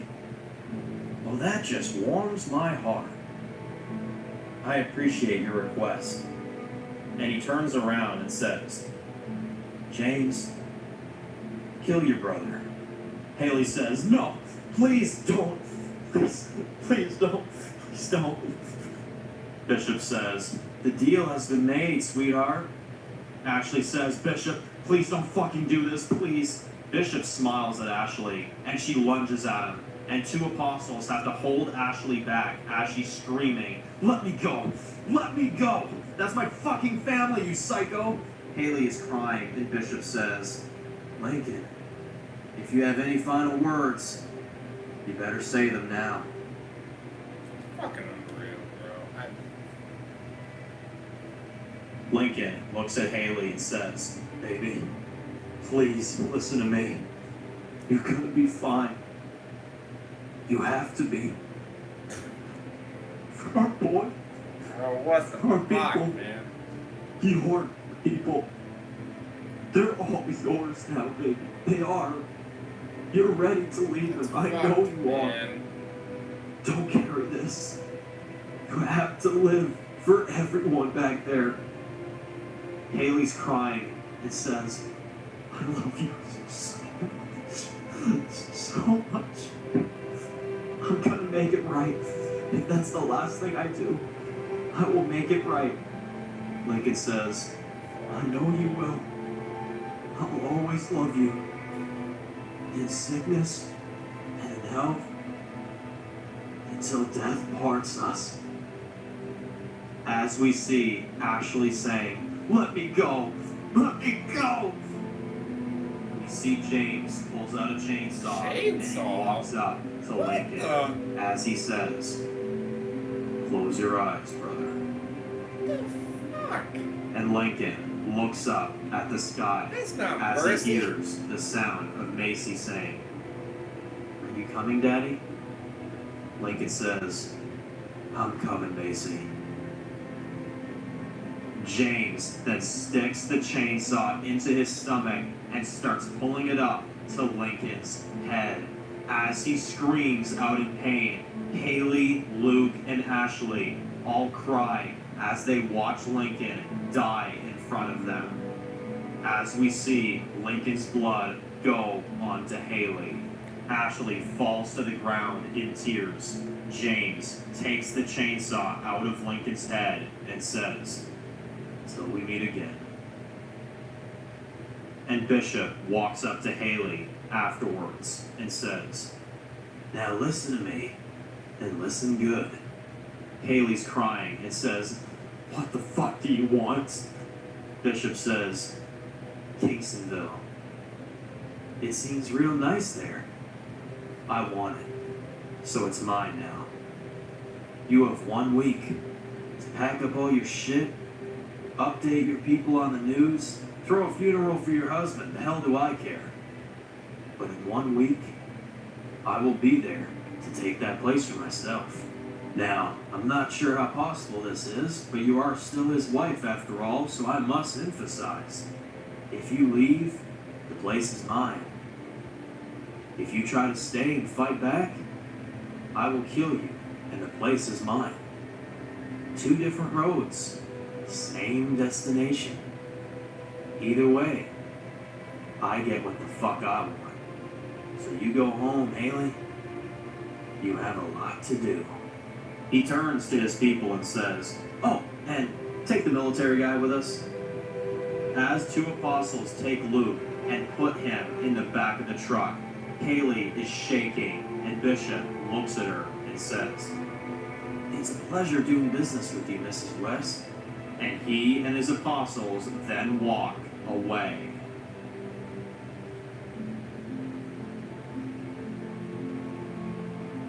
Afterwards, Haley grabs Lincoln's machete off the ground and starts walking back through the woods. She is now all alone. She walks through the field as she drops on her knees and breaks down. We see a deadhead running towards her, and she takes out Lincoln's machete and uses it to slice it through its head. She makes it back to Lincoln's bike that's stashed up on the side of the road and gets on it and starts it up. We see the sun coming up. As we see, Haley looks out into the sky. We see a flashback of Lincoln 15 years ago. Lincoln says, "You know what I always do when I'm feeling down?" He looks at her, and Lincoln says, "Anything good. Something in front of you that's a sign of hope. What do you see?" And in the current timeline, she sees a robin flying by, and it lands in the tree in front of her, and she says,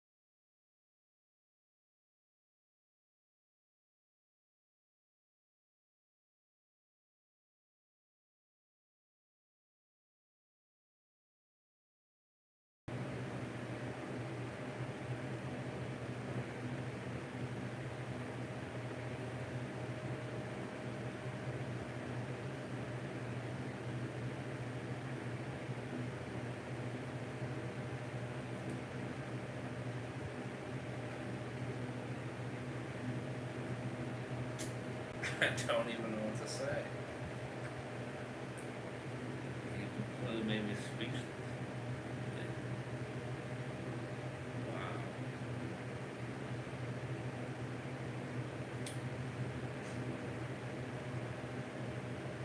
That is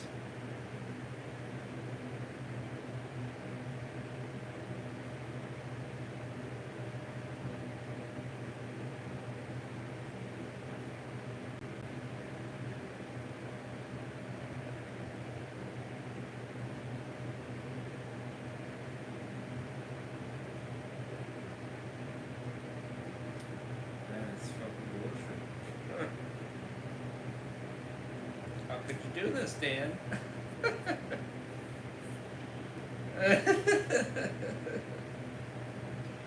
Bastard. How dare you? God damn it.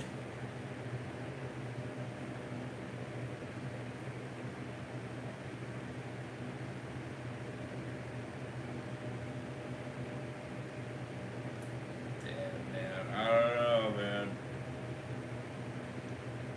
Well, I can tell you one thing: your viewership suffered from it.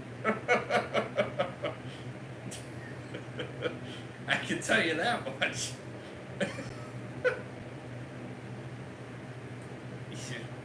That's crazy.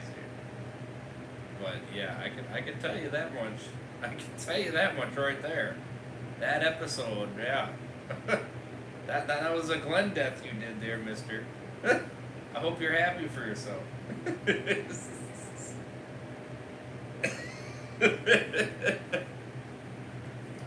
Damn.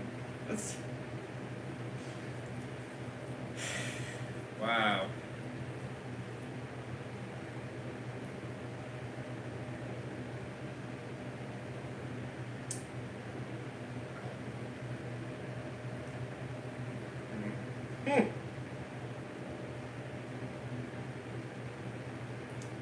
That's crazy. I would never change it. Well, I hope you're happy with yourself. I don't know if your viewership's gonna make a difference now. I mean, shit, brother, you were doing very good with that, and right after that episode, it frickin' drops by half. That's crazy. More than half, actually.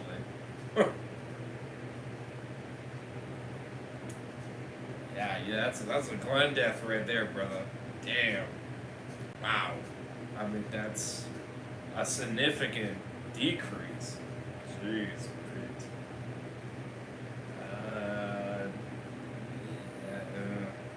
Yeah, that's a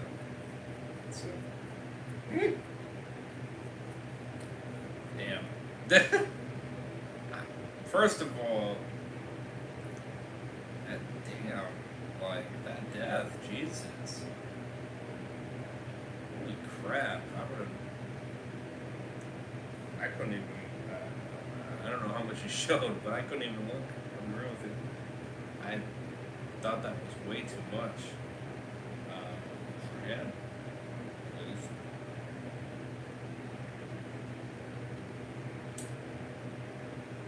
I'll be real with you. I didn't think you were gonna kill him. At least not in this season, anyway. Wow. Huh.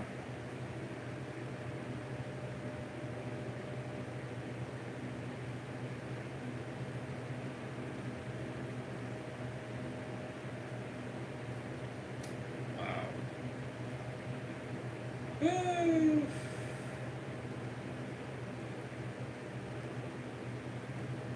By the other characters, Lincoln was always gonna die.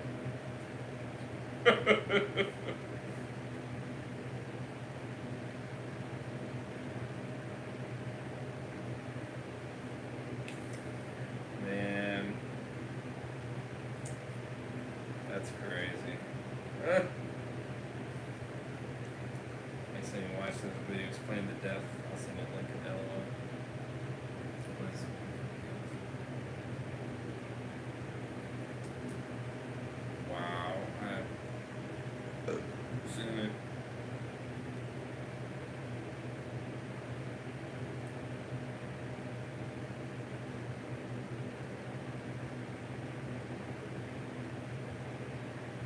You know, I was wondering why the viewership dropped. I was wondering, because I'm looking, I'm like, damn, that takes a tumble. Now I see why. I see why, 100%. I think he pissed off a lot of people. I truly did.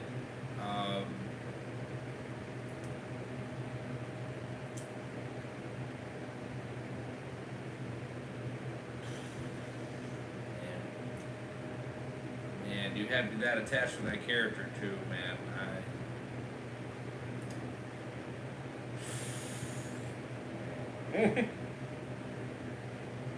Not saying that I'm not attached to the other characters, I am, but wow, that's damn, man. I don't know. I just not saying you're killing my interest, but damn, it's a killer. It really is a killer. Jesus Christ. Wow.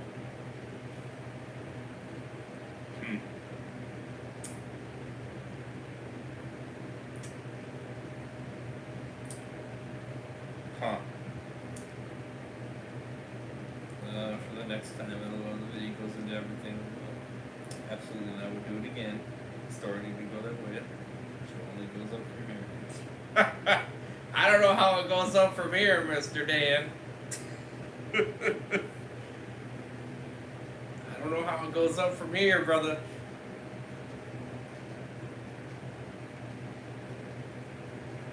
Man, I don't know, man. Wow, you shot a bullet through me, Dan. I'm not gonna lie, brother. You shot a bullet through me, and I'm barely breathing.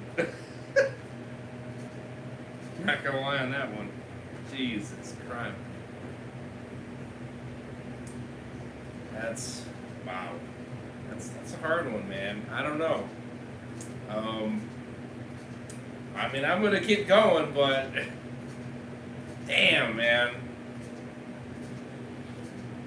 I'm gonna be open-minded, but I will say my interest is not as strong. I will say. Now, hopefully your story brings me back, but I don't know. My interest is not as strong. I will be real with you. It's not as strong. You killed a big character, and that character, man, he was everything. Truly. You know, I'm not disregarding your reasons. I'm sure you have good reasons, but damn, man. Fuck.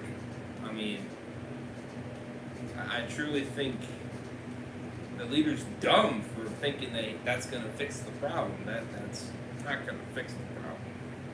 That's why I thought they were dumbasses, to be honest with you, because it does not fix the problem. They're still going to go after your ass.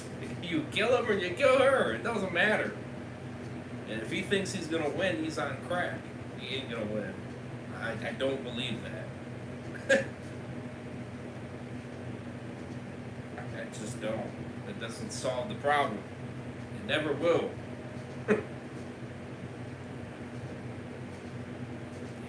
Sometimes innocent families die. I mean, it's, I'm not saying that he was in the right for it, but those people needed to die. It's as simple as that. I mean, maybe not the innocent ones, but that shit happens. You can't control it. You're in a war. It's death. It's, you know what I mean? It's not, it's not always going to be 100% pretty. You know what I mean? There is going to be bad things that occur in it that might not be the best outcome. You know what I mean? Even though you win or whatever.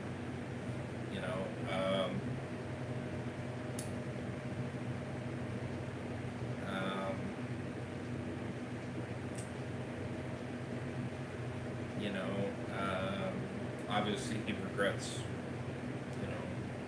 for not waiting another minute, but, which I respect that, but, I mean, again, you can't control when there's constant shooting everywhere, you know what I mean? It's not something that's easily controllable.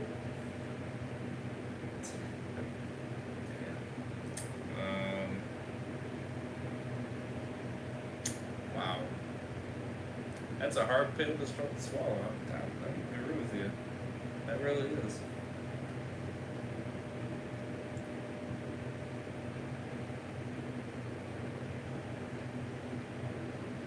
This might shock you. Some of the viewers agreed with Bishop.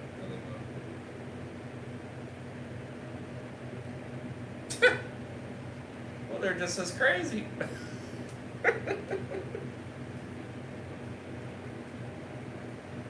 No.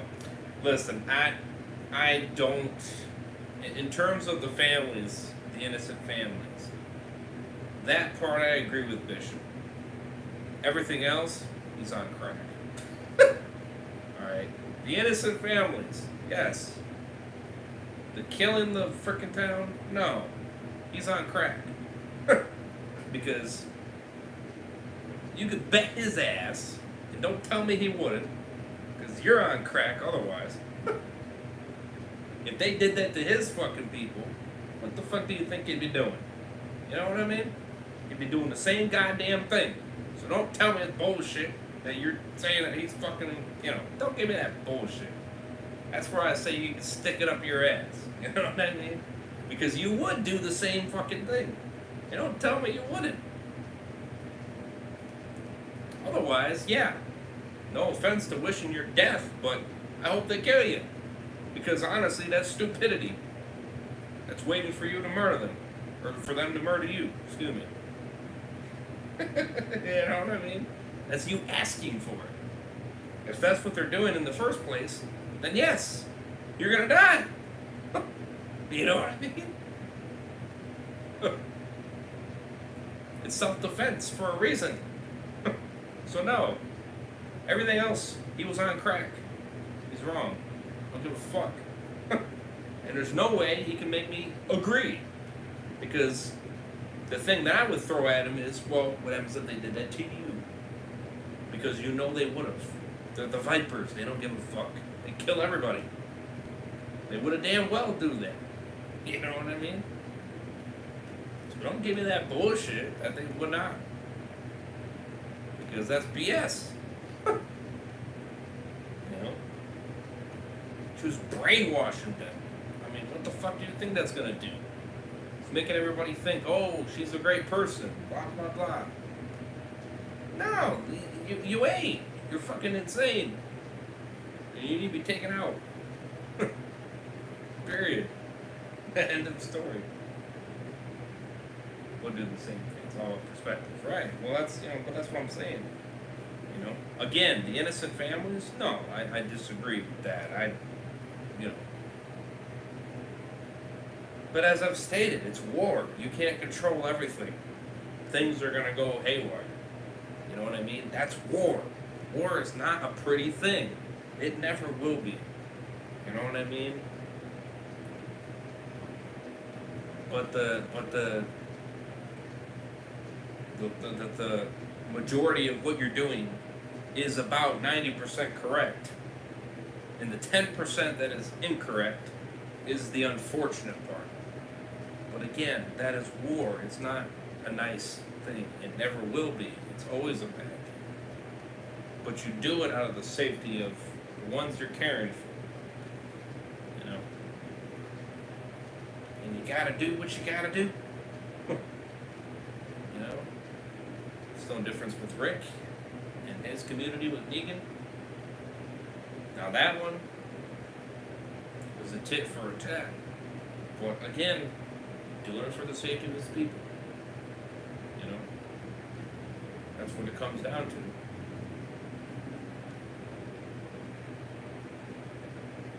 Right, well,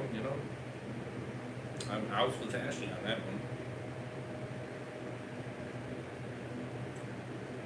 I was with Ashley. I didn't like the fact that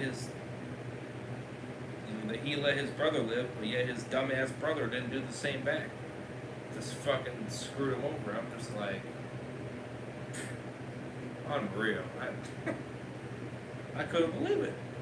I couldn't believe it. What a scumbag. Truly, you should have not been nice to him. You should have killed him right there.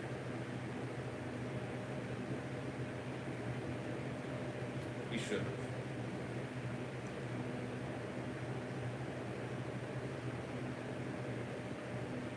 The West film is on. We got Haley, Billy, James, and Ashley. right. They're gonna lose their absolute shit on them. That's what I'm saying. Like, it doesn't solve the problem. He thinks it's gonna solve the problem. It's not gonna solve jack squat. If you think that they're gonna, you know, freaking bow down to your ass, it ain't gonna happen. They're gonna come after your stupid ass. And I don't see you winning this time. You know?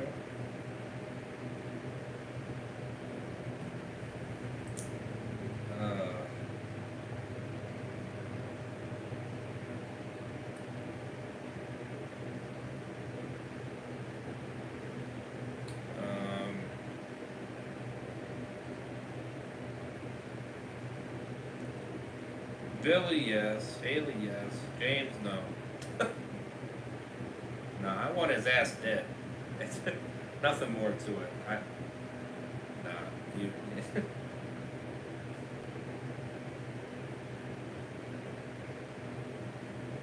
I thought I was saying, wow. I didn't think you were gonna frickin' do a 180 on me, Mr. Dan. God damn. Jesus Christ. No, I want James dead. I don't even care. I don't even give a shit. There's no redemption for him. You killed my only homie. My main homie. You killed him. There's no coming back from that. I don't give a fuck what you do. You can suck dick 20 times. I don't care. I'm not giving you another chance. You're on my shit list. You're dead. Instant. No buts, no ifs. There is no Dave redemption for you. I'm sorry. No such thing. There is no redemption. I don't care what you do.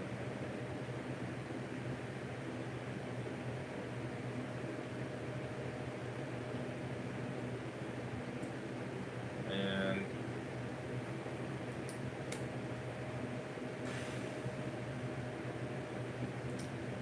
oh man, I don't know, Dan. Yeah, a lot of power in these in this shit, but. Would you say Link was in the right? Yes, I would. 100%. 110%, brother. I would say he's in the right. 110%. 110. I would not go back on that word. No, I would not. I'm all about protecting my people. If you people go after my people, you dead. Simple as that. I do not care. I do not give a fuck. I do not care. Unless if some of those people are innocent people that have nothing to do with what the people in charge are shooting for. If those innocent people don't want nothing to do with it, and I get that picture from attacking the ones that create hell, then, then I will save those innocents. Sure. But, and they could join my group and would be one. But, the people shooting at mine, you did. Simple as that.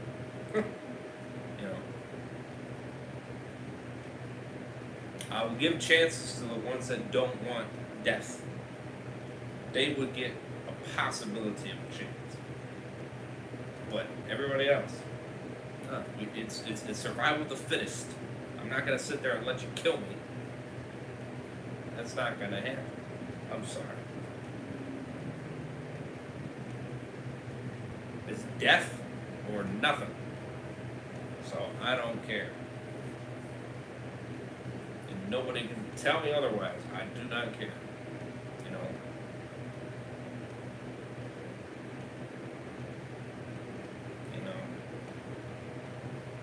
I will not regret my actions. I will not regret my actions. I will not. I will not. Even if innocent people die. That's what happens, unfortunately. That's the price of being in a zombie apocalypse. Believe me, I know, because that will happen. That always happens. You're gonna kill innocents. It may happen. More than likely it will. 98% chance it will.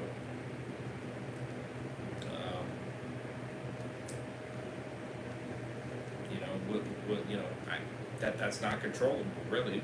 Majority of the time, it's not controllable. Uh,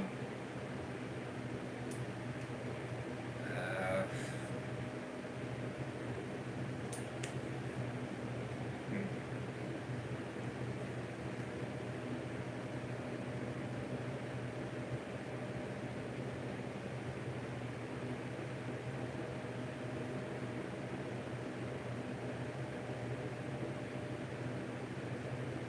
Yeah, it's a bit. I know, but that.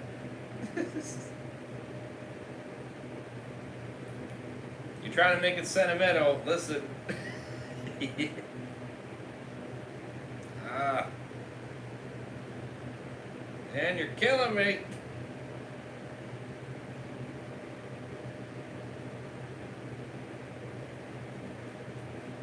You are killing me. Listen.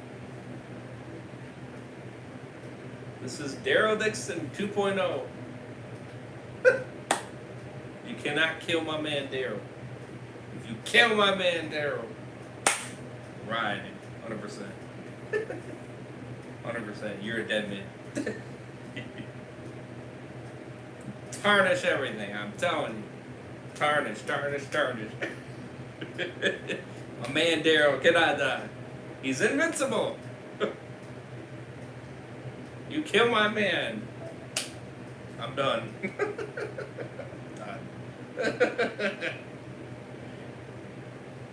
That's the end of me. My interest goes goodbye.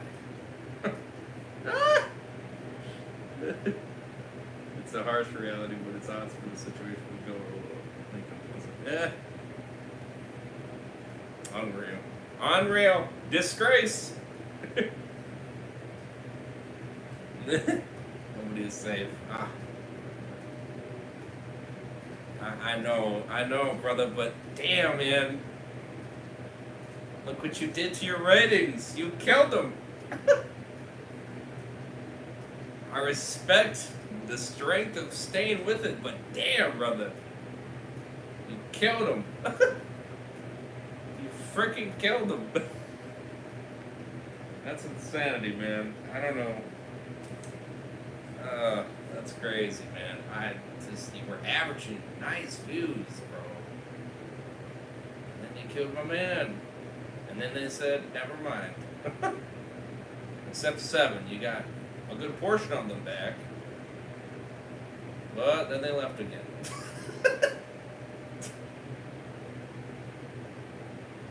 And then they really left. And they didn't really come back. A little bit here, but that's about it.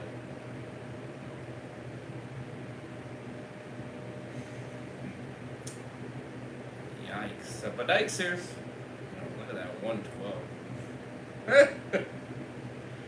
That's crazy. That's crazy, brother. I respect the drive, though, true. I do. And I would do it again. So that little will keep going up. Like I said,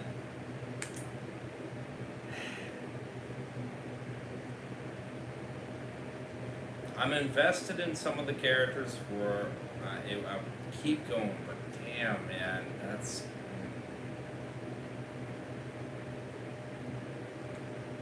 it felt like that he was a Darrow, I'm not gonna lie, to a degree. And it's like you killed my Darrow in a different universe.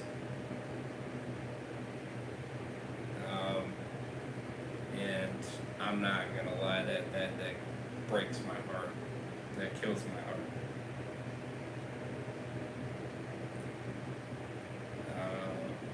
That kills the heart. I'm not gonna lie, man.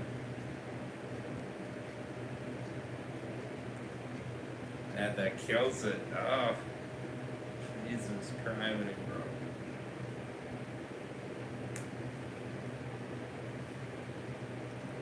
School Dave to handle this up.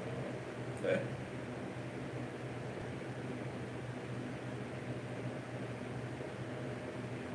Yeah, I had a viewer that told me they had to go to therapy. I felt bad even though I was a TV show. But why did he go to therapy? Is it because you killed Lincoln? You killed the only homie keeping his keeping his sanity? How dare you? You see what you did, Dan? Lincoln's dead. I wish I was kidding anymore. Jesus Christ.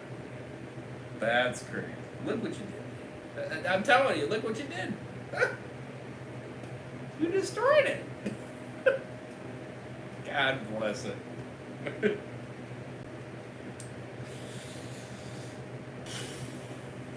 Wow.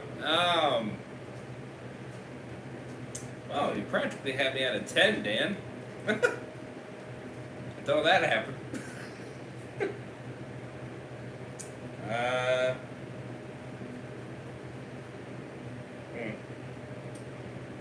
Until that happened. Man.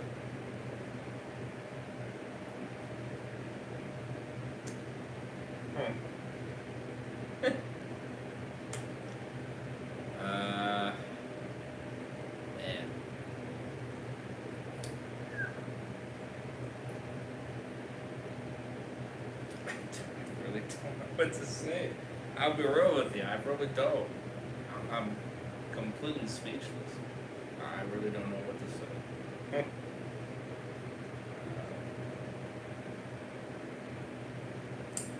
I really that was unexpected. I did not believe it. I really didn't. Wow. Not this early, at least. Damn.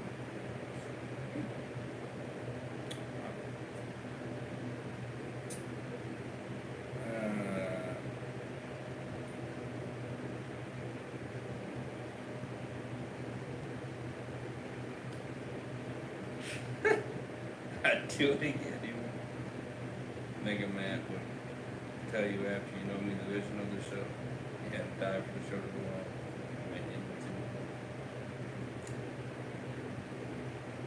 I mean, if you say so. Yes. Wow.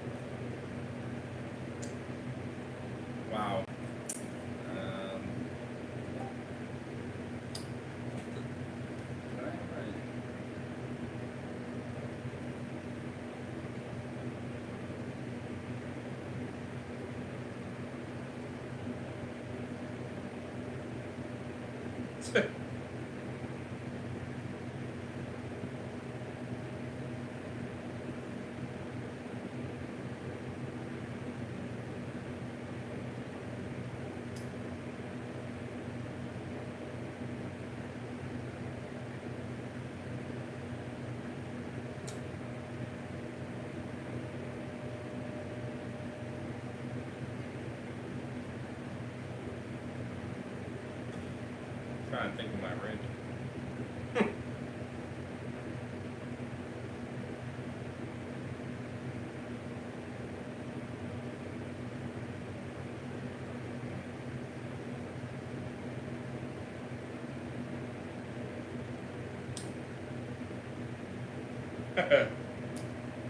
um,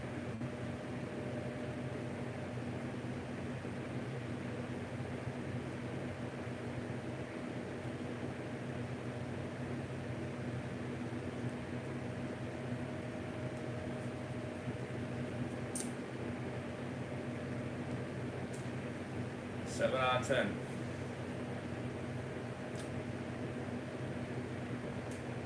Yeah. 7 out of 10. It's a killer for me. It really is.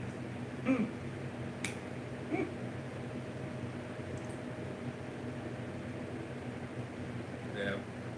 Yeah, 7 out of 10. I thought it was the only part I didn't like. But it was a big, it's not very good. I expected lower. I was thinking lower, but there was more things I liked than I didn't. That was really the only thing I didn't like, really. To be honest. But remember, I did say I was at a 10. I knocked it down 3 points. So that's a substantial drop. You know what I mean? You had me at a 10. I was perfect until that point happened, and then I was like,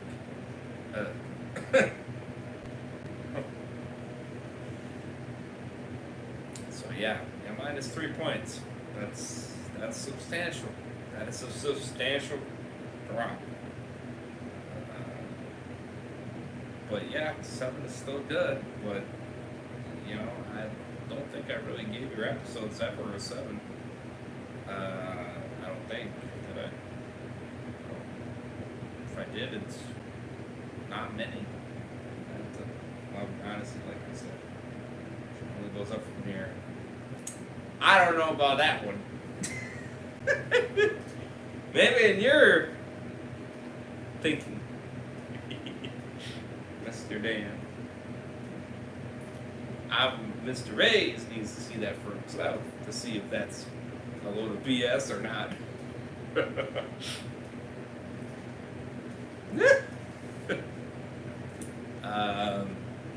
Because I don't know, man. I don't know.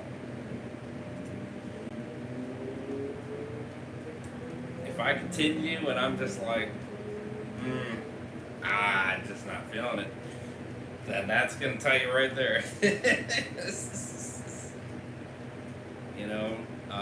But I'm going to be 100% real with you all the way. I am. And if I start digging it, then congrats. If I just start being like, I don't know, it's hurting the more I go, then I don't know, man.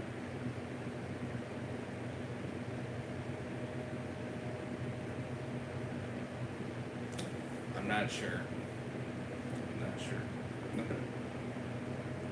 Fans tell me the same, despite the viewers.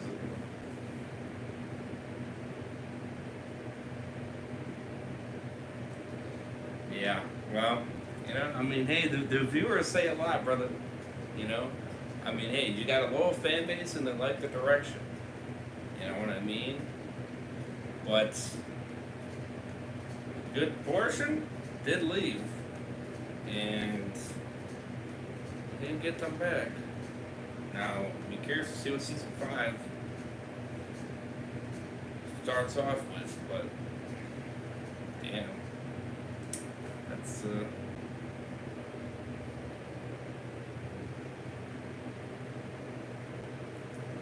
it's crazy. I will say, man.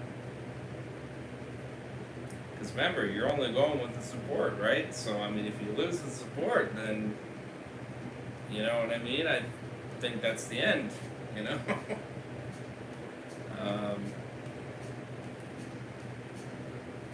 I don't know.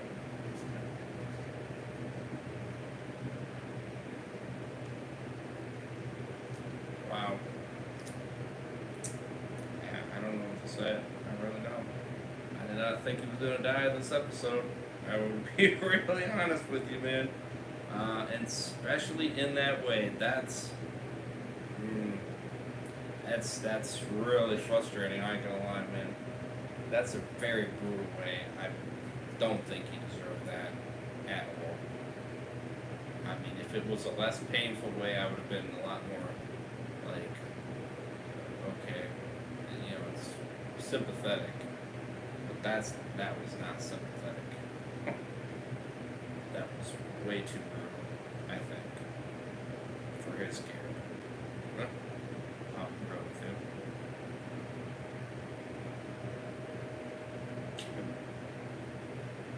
Hurts me. I ain't gonna lie. That hurts me. I don't care what anybody says. I don't think he deserved that type of brutality. That's insanity to me. Innocent families or not, that doesn't matter. The Vipers did way worse. I don't think he did things to that capacity.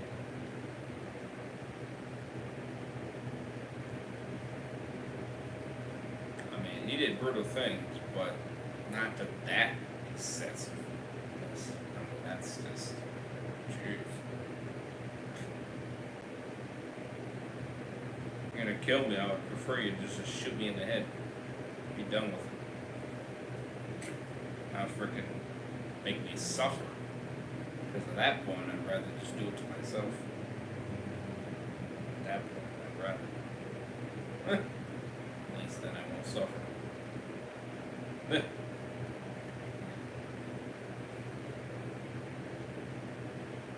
What's going on? Man, I hear it's crazy. That is crazy.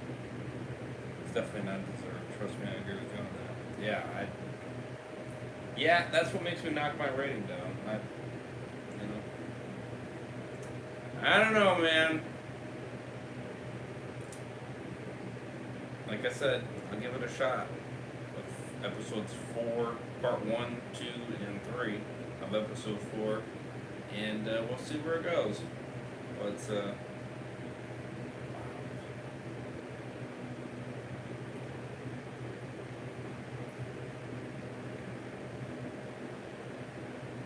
I hope you can bring up my interest level again. I'll tell you what. It's down 50%, I'd say. It was at 90%. Now it's at 50%.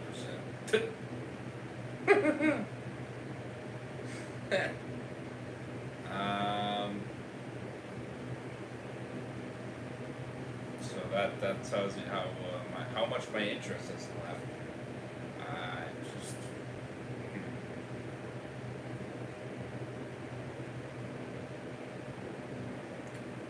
But maybe you can bring it back.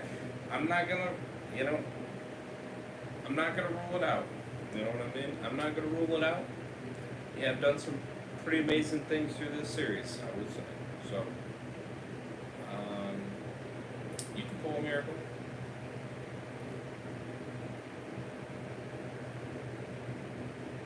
You definitely can. Without a question. You may notice there's someone different on the thumbnails for the next 2 parts. Yeah. What was that, Dave? Or was that Haley?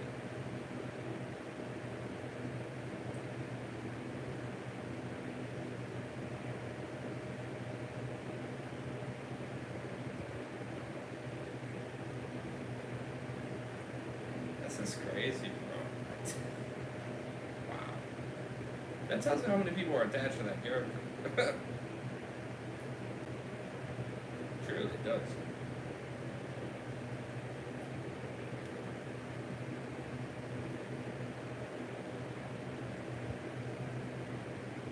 Well, I mean, I hope the support you get will continue to let you at least finish the series, because that'll be a shame, man, if it just falls off. You know what I mean? that really will. You know what I mean? I mean, for your sake. Because it looks like that Lincoln character was really holding his shit together. I'm not gonna lie about that one, brother. He was holding your series. I mean, shit, you could have went 20 seasons with you know, or 15 or something. You know what I mean?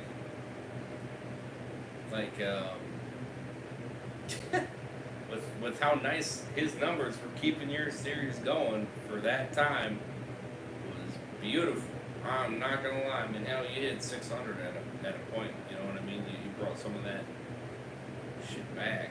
You know what I mean? But I mean, you were staying very nice and consistent with high numbers.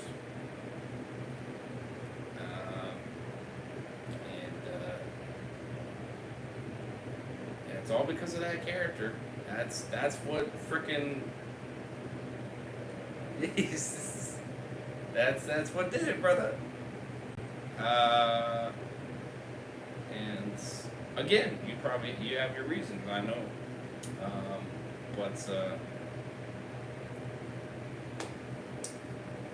Well, I'll be real with you, I don't know now.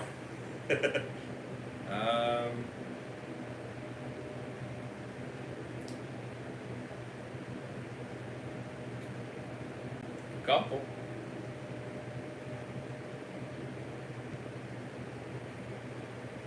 I don't know if past that. Hard to say after that. Depends on how consistent you keep the numbers you got.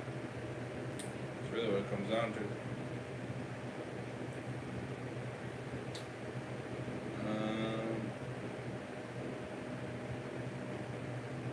We're going, man. It's not peaked yet. This is only the beginning, my man. We have a 3-part Bishop movie coming up. Yeah, absolutely. We've grown with the probably another upcoming content. No words. Well, that's fair. It's bouncing all over though. I'll be real with you. It's decent. And it's bouncing up, down, up, down, up, down. So, it's not bad. Not doing bad, obviously. Okay, maybe not as high in those later parts. Lower ones. Okay.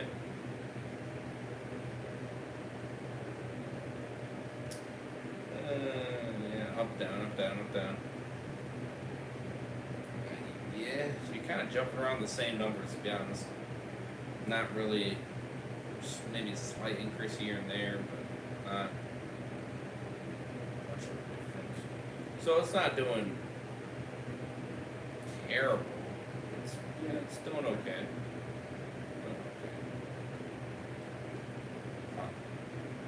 Okay. I mean, yeah, with those, I'm sure you could probably go pretty good with them.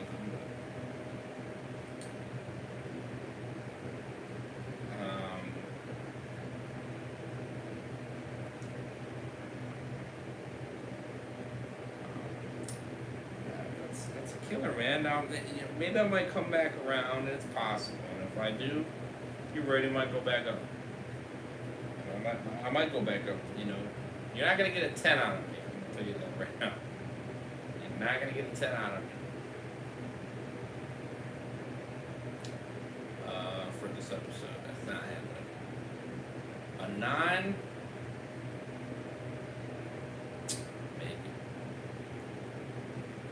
Maybe you have a possibility I might go up to a 9. An 8 being more likely.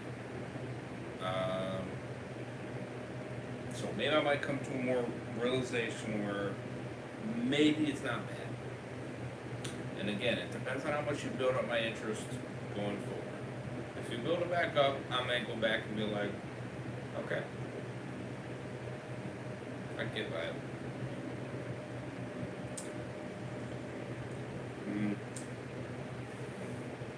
You gotta do a lot though, brother.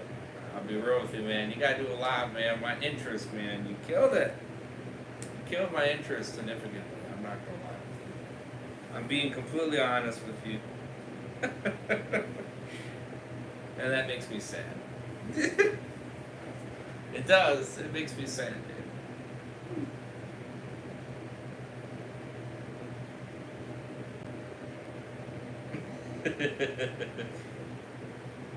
Can't say we're excited for the rest of the season. Goes bigger than ever.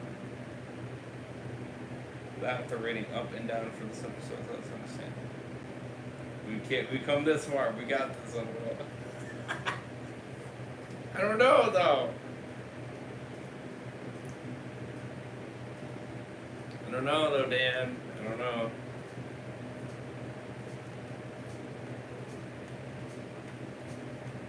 I don't know if I could suffer anymore, brother.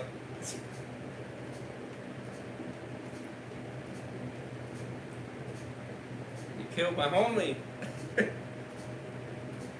That's a killer.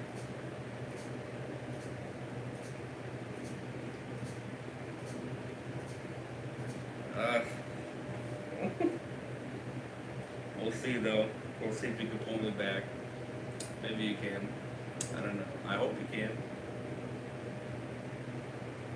But I don't know.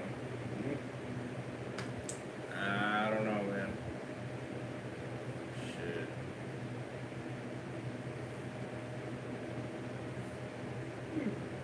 Do it. That's the homies that learned from him. Time for the legacy to live on. Yeah.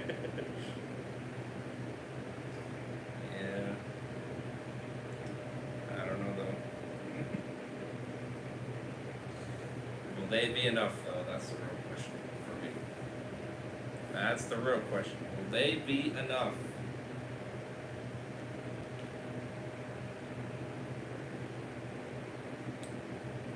Damn, I just don't think. Damn. I didn't think he would do this. You killed me there. How dare you?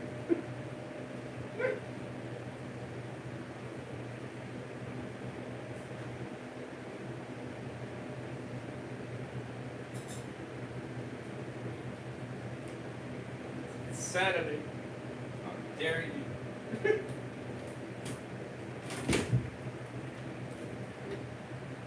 Dare you do this?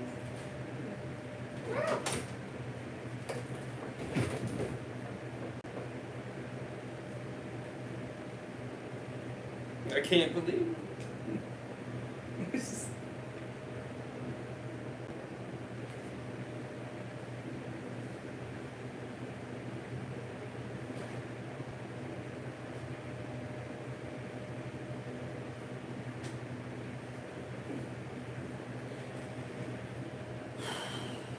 Man. Yeah. Man. That's a sign of entertainment, though. And I can get the reaction out of you a little. Yeah. Yeah, 7 out of 10.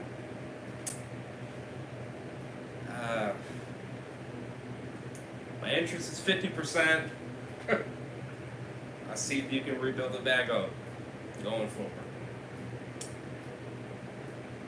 What I will say, my excitement at the moment is not very high. I'll say that. But hopefully you can rise. I hope you can. I will say that. If you can bring it back, I'll take everything back. However, if your wonderful magic doesn't work on Mr. Mays, it's maybe the end for Mr. Mays. No?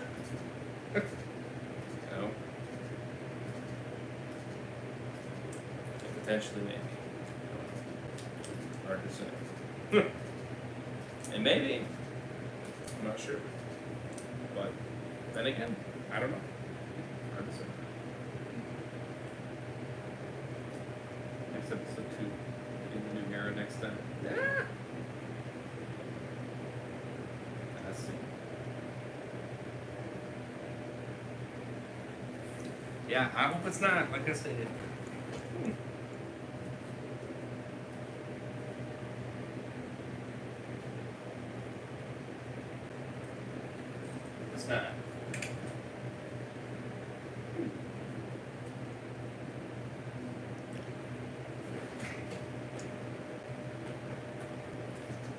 not the end.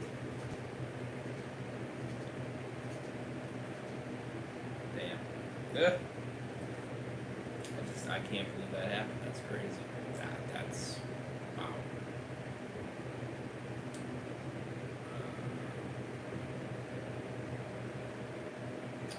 That's crazy, man. I don't know what to say.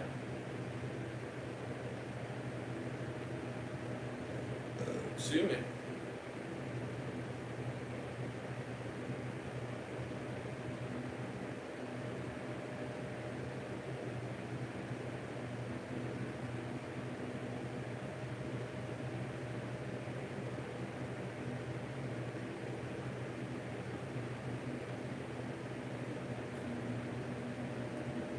Makes me sad. It's my favorite reaction. Ah! I'm glad. I'm truly am glad that you thought that that this was your, the favorite reaction. You know.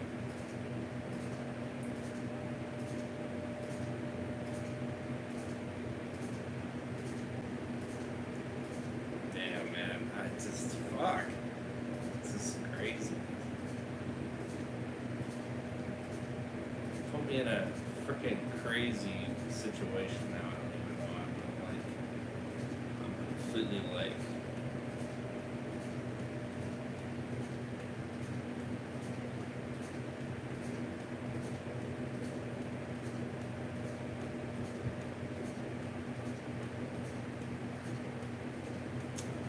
I don't even know.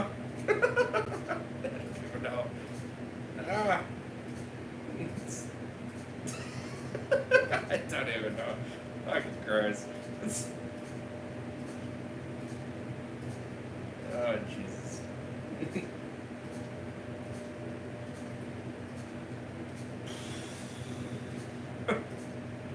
Fucking God. I'm jumping all over. I don't even know. Oh, damn. Some days I haven't listened to an hour minute. Okay. I'm going too far. I can tell you're not sure reaction you ever do. I appreciate that. You can tell you're not even tired. I am, but I don't think I can be up another hour though, I can be honest with you.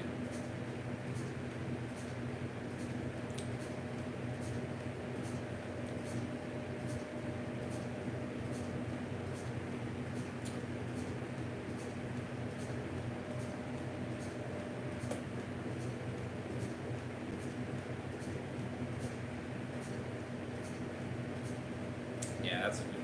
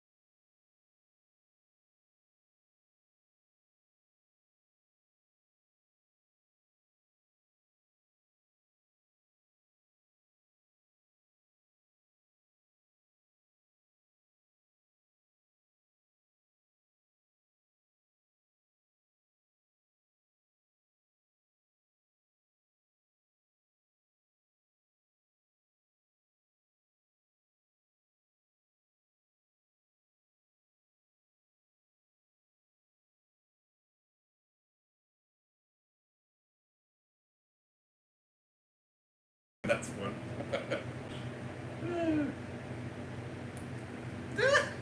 Gonna call him, we know we can talk a little.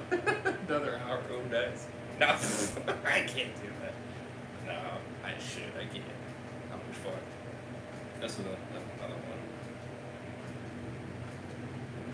Jumping around. Feel these.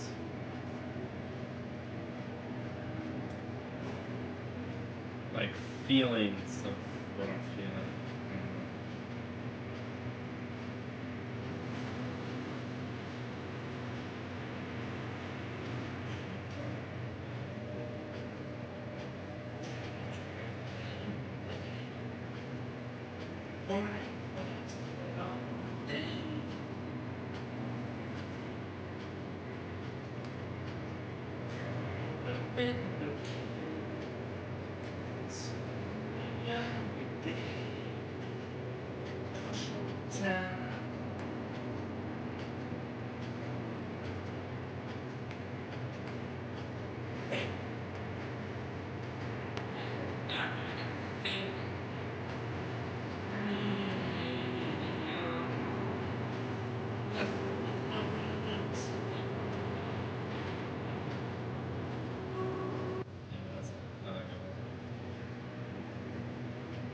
Yeah, I don't know. Jumping on water.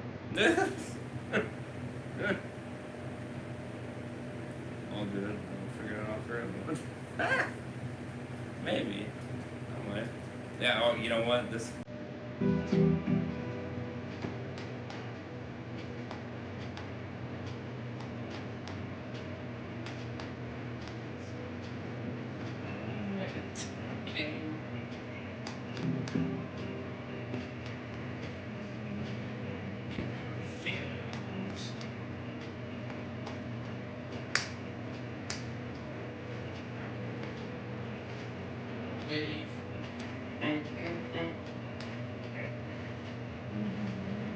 To you.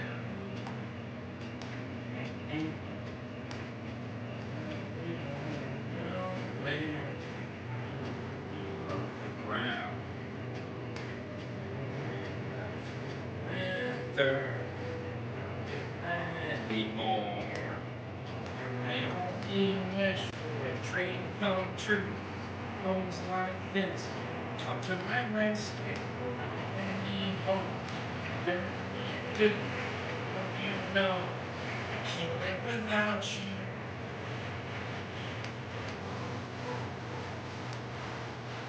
I can't live without you.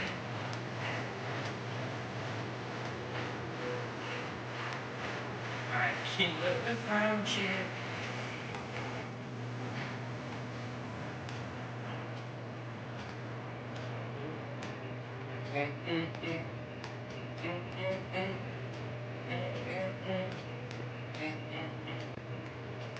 You know.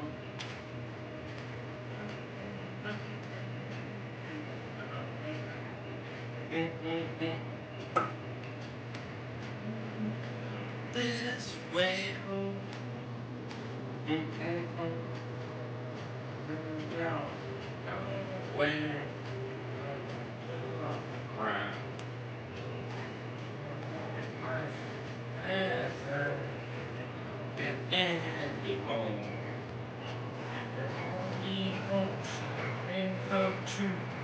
Hopes like this, and you come to my rescue. And need help, and need you. You know, I can't live without you.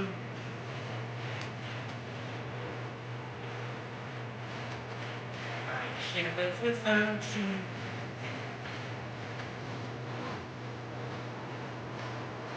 I can't live without you. I only wish for a dream come true. Those like this, come to my rescue. I only hope a dream come true. Oh, you know, I can't live without you. I only wish for a dream come true. Those like this, come to my rescue. I only hope a dream come true. You know. Can't live without you. That's a good one. Damn, that actually freaking hits it spot on. Banger song. Game without Lincoln. Right, yeah, truly. Damn. If you're curious, it was a Sonic attack. At least that one was. Yeah, that's a banger one. I love that one. Yeah, I forgot about that song too. I just came across it. Damn, man. Shit. Oh, Lord. That's a killer. That is a killer.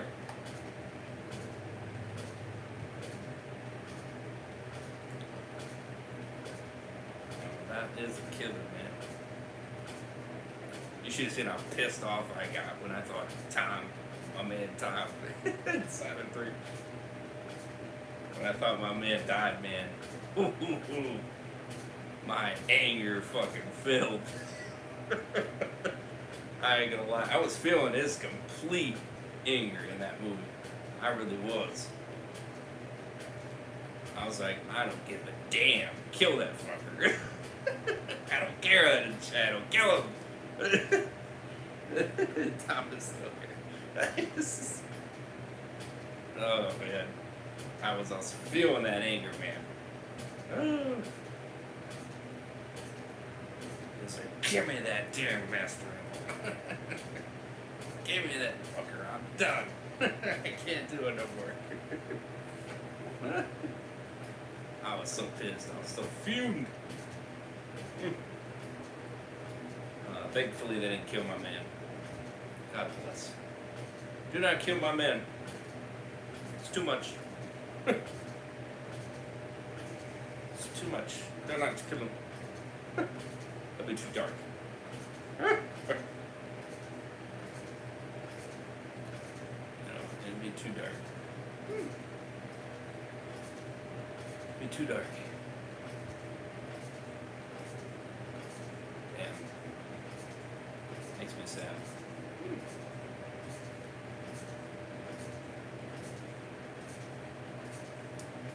Oh man, that's crazy, bro.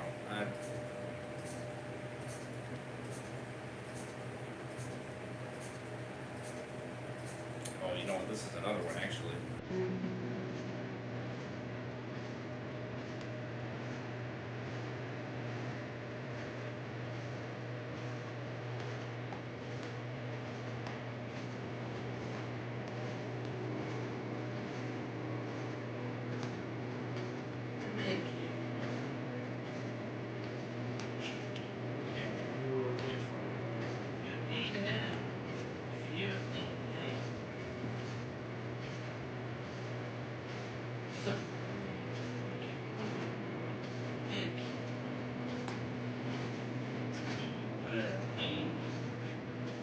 Do the same for me. Do for you. I'm not moving on. Walking on after you're gone. For you. For you. You would never sleep alone. Walking on after you're gone. No, no.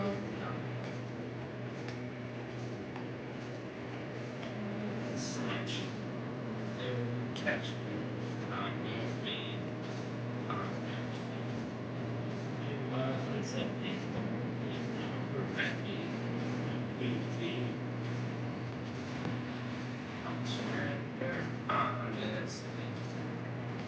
You've done the same for me, and I will do it for you. I'm not moving on, loving long after you're gone. For you, for you. Never sleep alone, loving long after you're gone. No, couldn't stop, couldn't stop. It's running.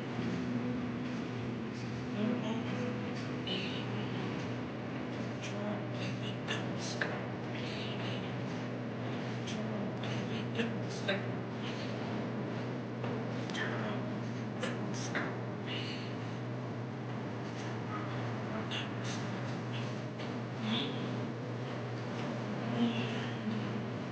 Yeah, no, for you. Never sleep alone. After you're gone. For you. Yeah, I'm moving on. I'll be perfect for you. For you. Sleep on. Yeah. Drum, baby, don't stop me. Drum, baby, don't stop me. Drum, baby, don't stop me.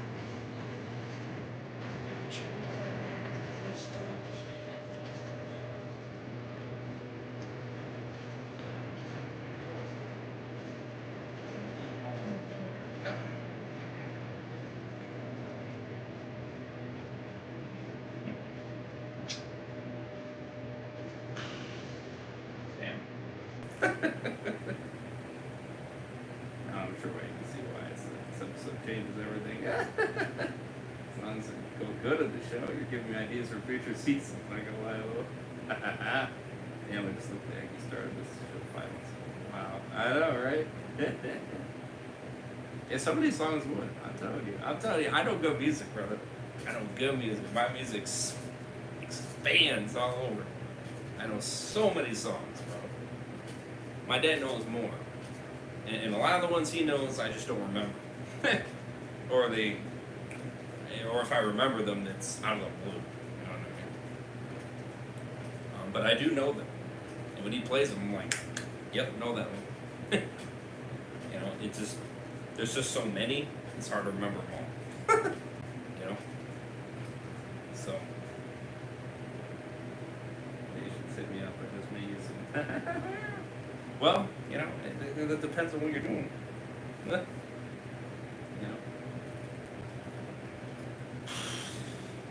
know? Those songs definitely fit that character, I'll tell you. You know. I'm a person, I relate to songs. You know what I mean? even this one's relatable too. You know, and this one's a shadow. You know? But it hits. It's so hard to shadow. What I would give to hear your voice one more time.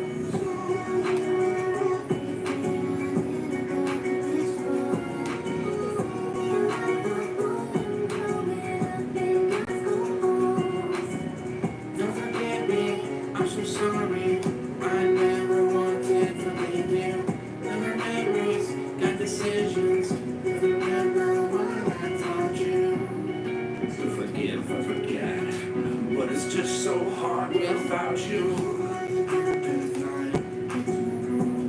very close. We met, was a child locked inside you. Cheated like a lab rat, they ran the test. The capabilities, they were birds. Treated being you out, and we became best friends. All the skates.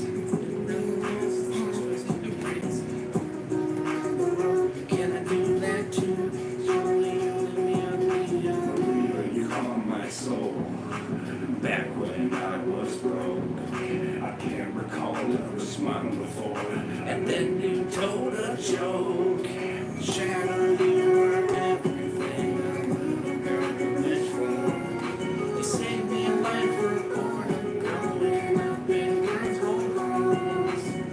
Don't forget me, I'm so sorry, I never wanted to leave you. Got decisions, got decisions, remember what I told you. To forgive and forget, but it's just so hard without you.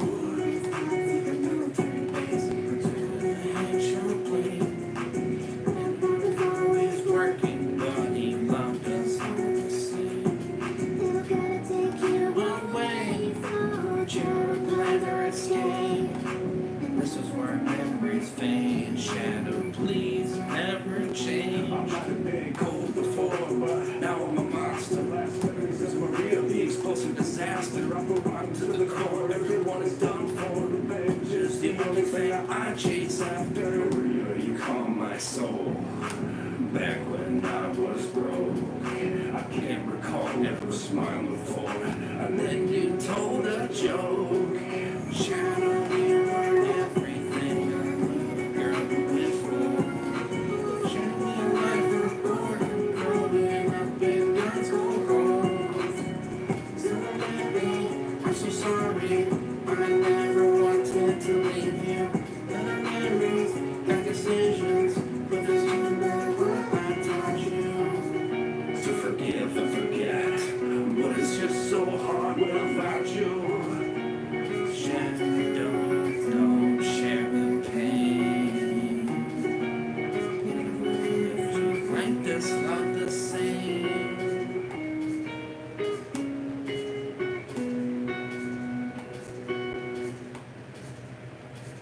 Just hits. Makes me tear. I ain't gonna lie. It really does. Same.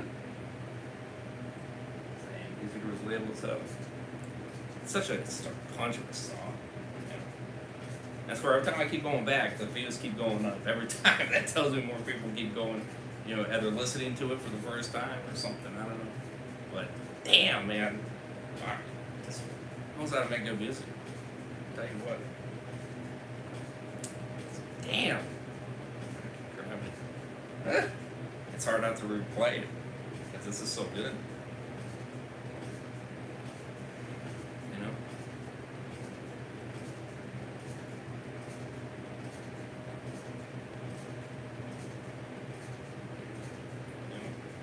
It's so damn good. Obviously, I mute all these, of course. But yeah, it's just like, damn, brother, damn.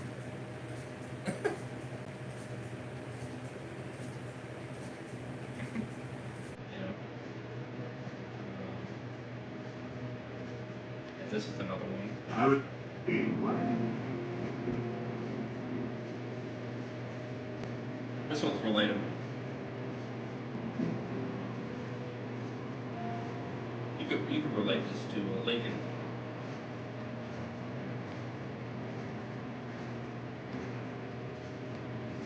Sometimes bad decisions define false suspicions. No one should ever love you like you did. I'm on this road. You take my hand so you really love who I really am. I push you away, still I won't let go. You grow in your roses out my very soul. To be loved by you. To be loved by you. To be loved by you.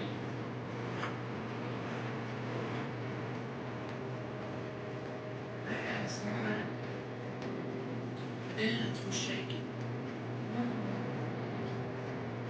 My past was saying, no one should ever love me like you did.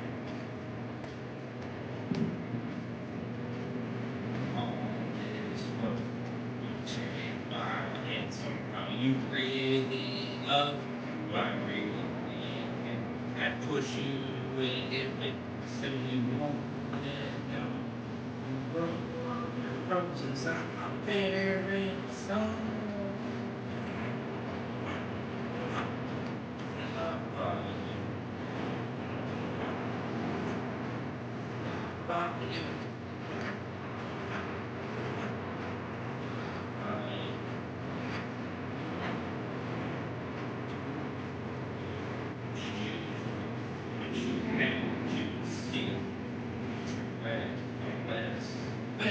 The worst in me, so you cannot imagine that I've earned your trust. You won't understand where this love comes from.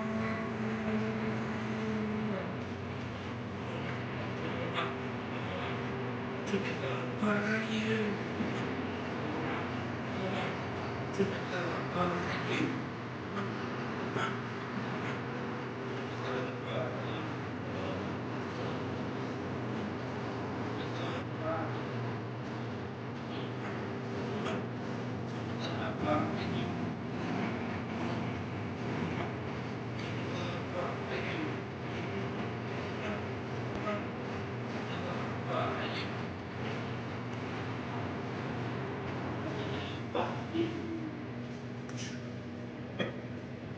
Beautiful. It's definitely 2 years old as of September. It feels like yesterday I killed Lincoln off stuff. Jesus Christ. Crazy, brother. Crazy. Crazy. Yeah, you can see how that one's relatable though.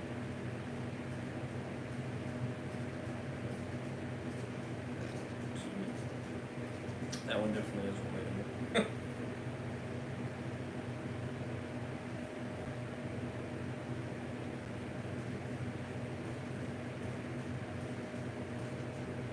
And then you obviously got this one, you know, definitely. The songs all fit for Man Lincoln. Yeah. This one might not. I don't know.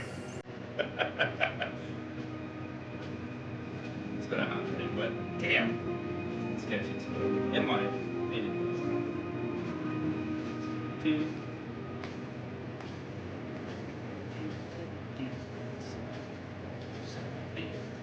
It's so damn catchy. I hate this dude. Pushing.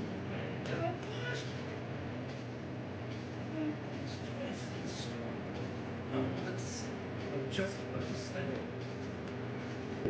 I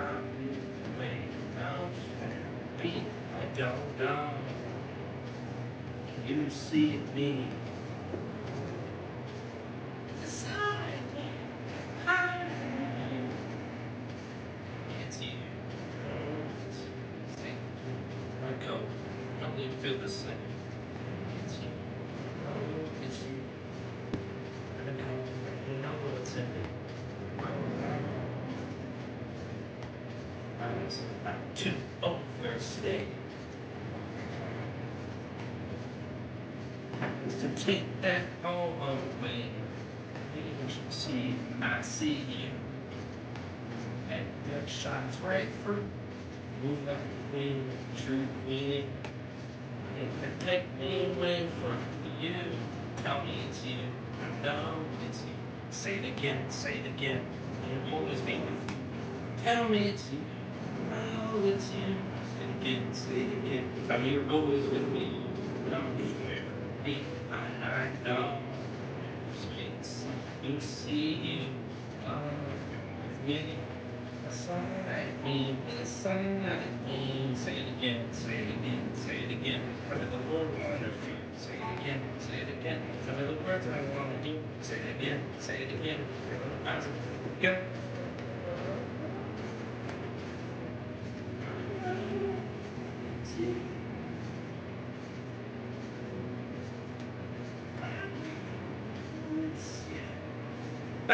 You just keep going up there too. Damn.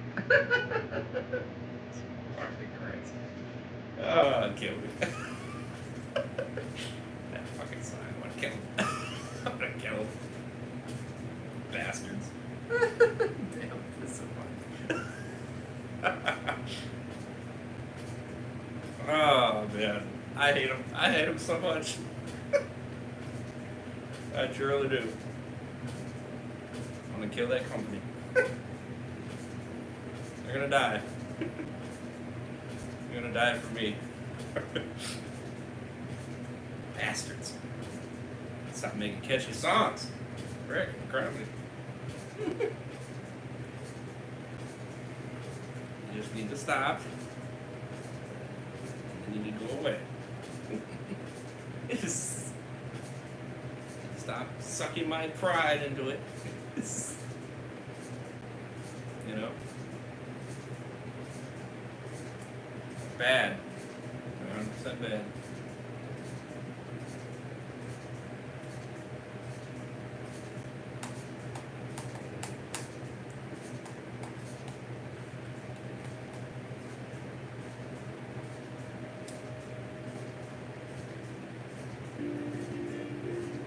Yeah, you got that one. Say what you need to say. And then, yeah, make me smile. That's good. Yeah, that's good. Eh.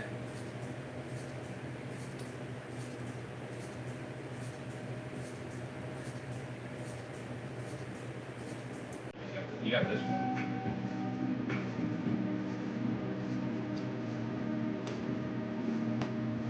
More smooth.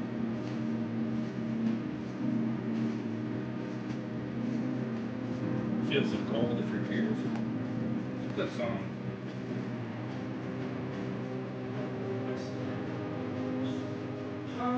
Fields of barley, forget the sun in its jealous sky. Fields of gold.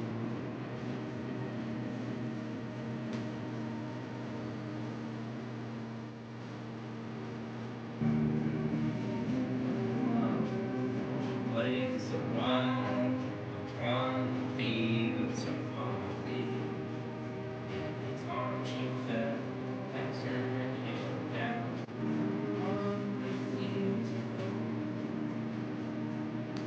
stay with me? Will you be my love? Among the fields of barley, in the sun, in the jealous night, behind me.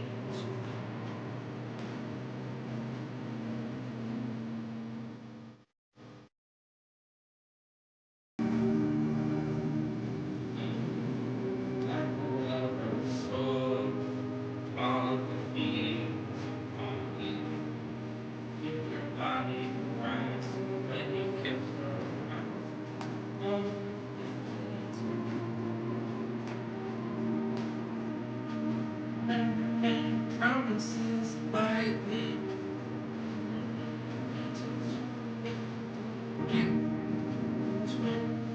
Days never all the fields of gold. Walking fields of gold.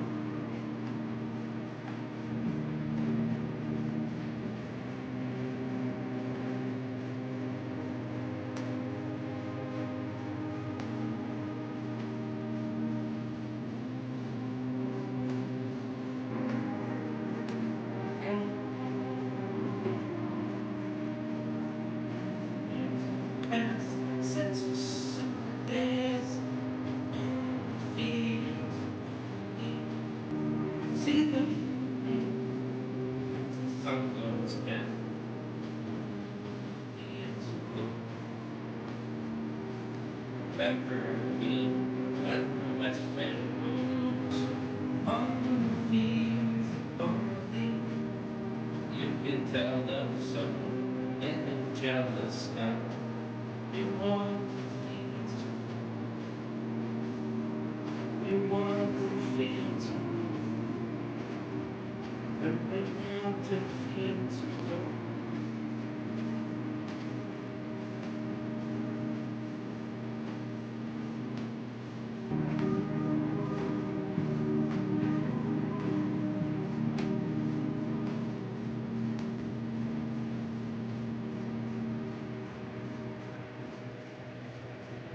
Beautiful song.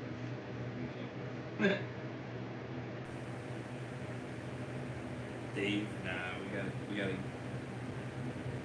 got a new bastard. That shit was number one. That shit was awesome.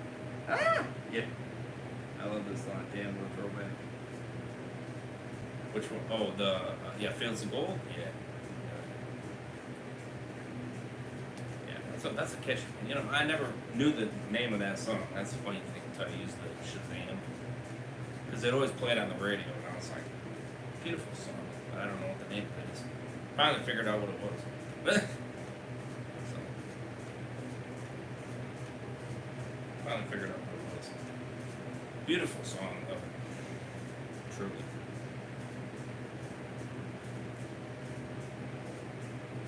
You know?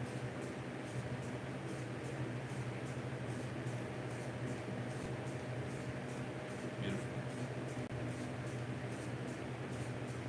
Last but not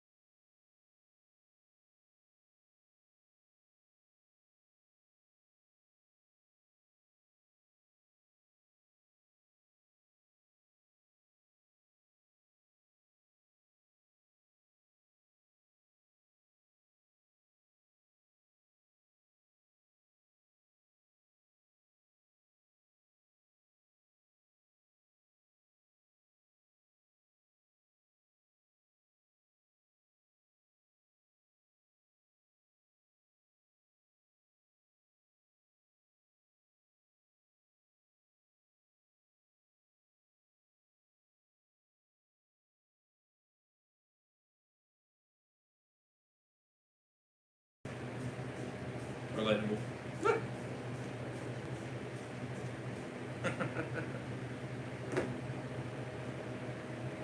Great one too. Heck yeah. Well, sure. Yeah, if you're willing to talk for a hot minute, why not?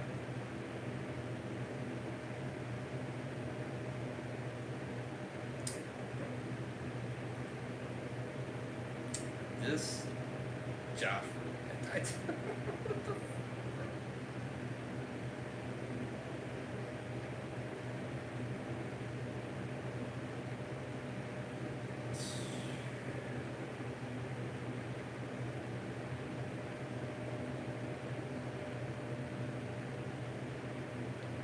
Joffrey means an asshole.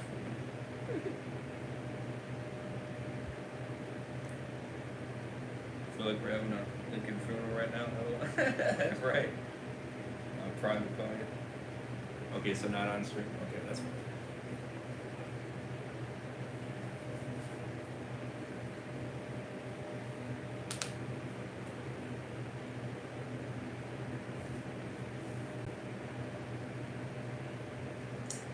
Yeah. Damn. Damn, oh damn, I tell you.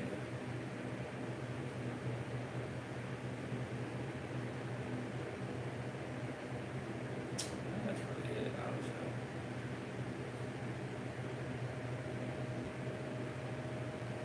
Anymore.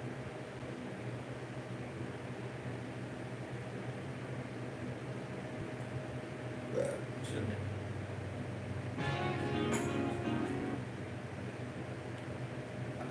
Shouldn't it?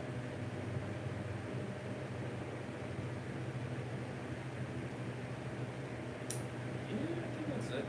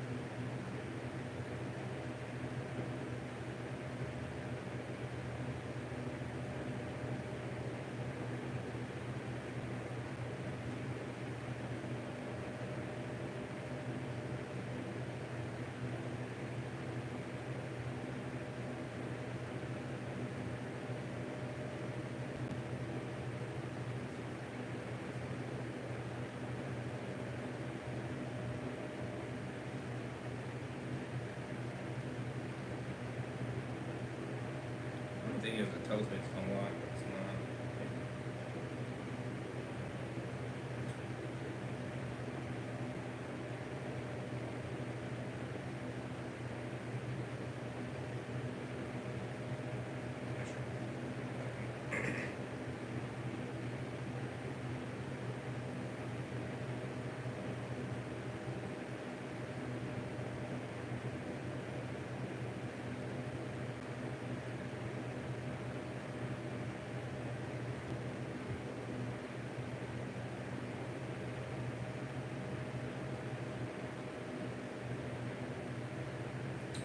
Is it?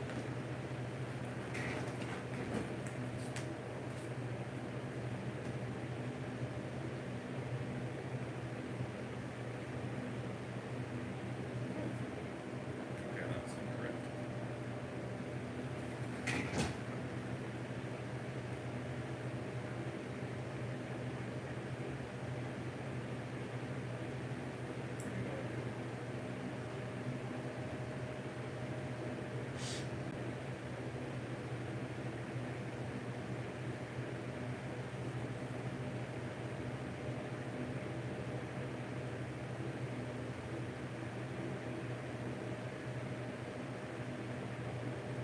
I mean, either one works. I'll quickly end my stream.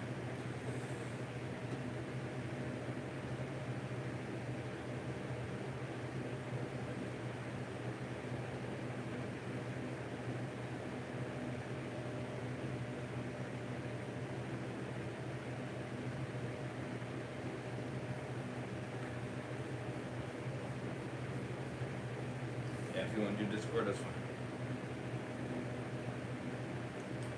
Alrighty, well, smash a like, subscribe, and check out Dan. First channel. And end the playlist. Links are in the description. Show them a little support. And check out this series. Hopefully my interest stays there going forward. We'll have episode 4. All 4 parts. Stay tuned for that. See you guys in the next one. Peace.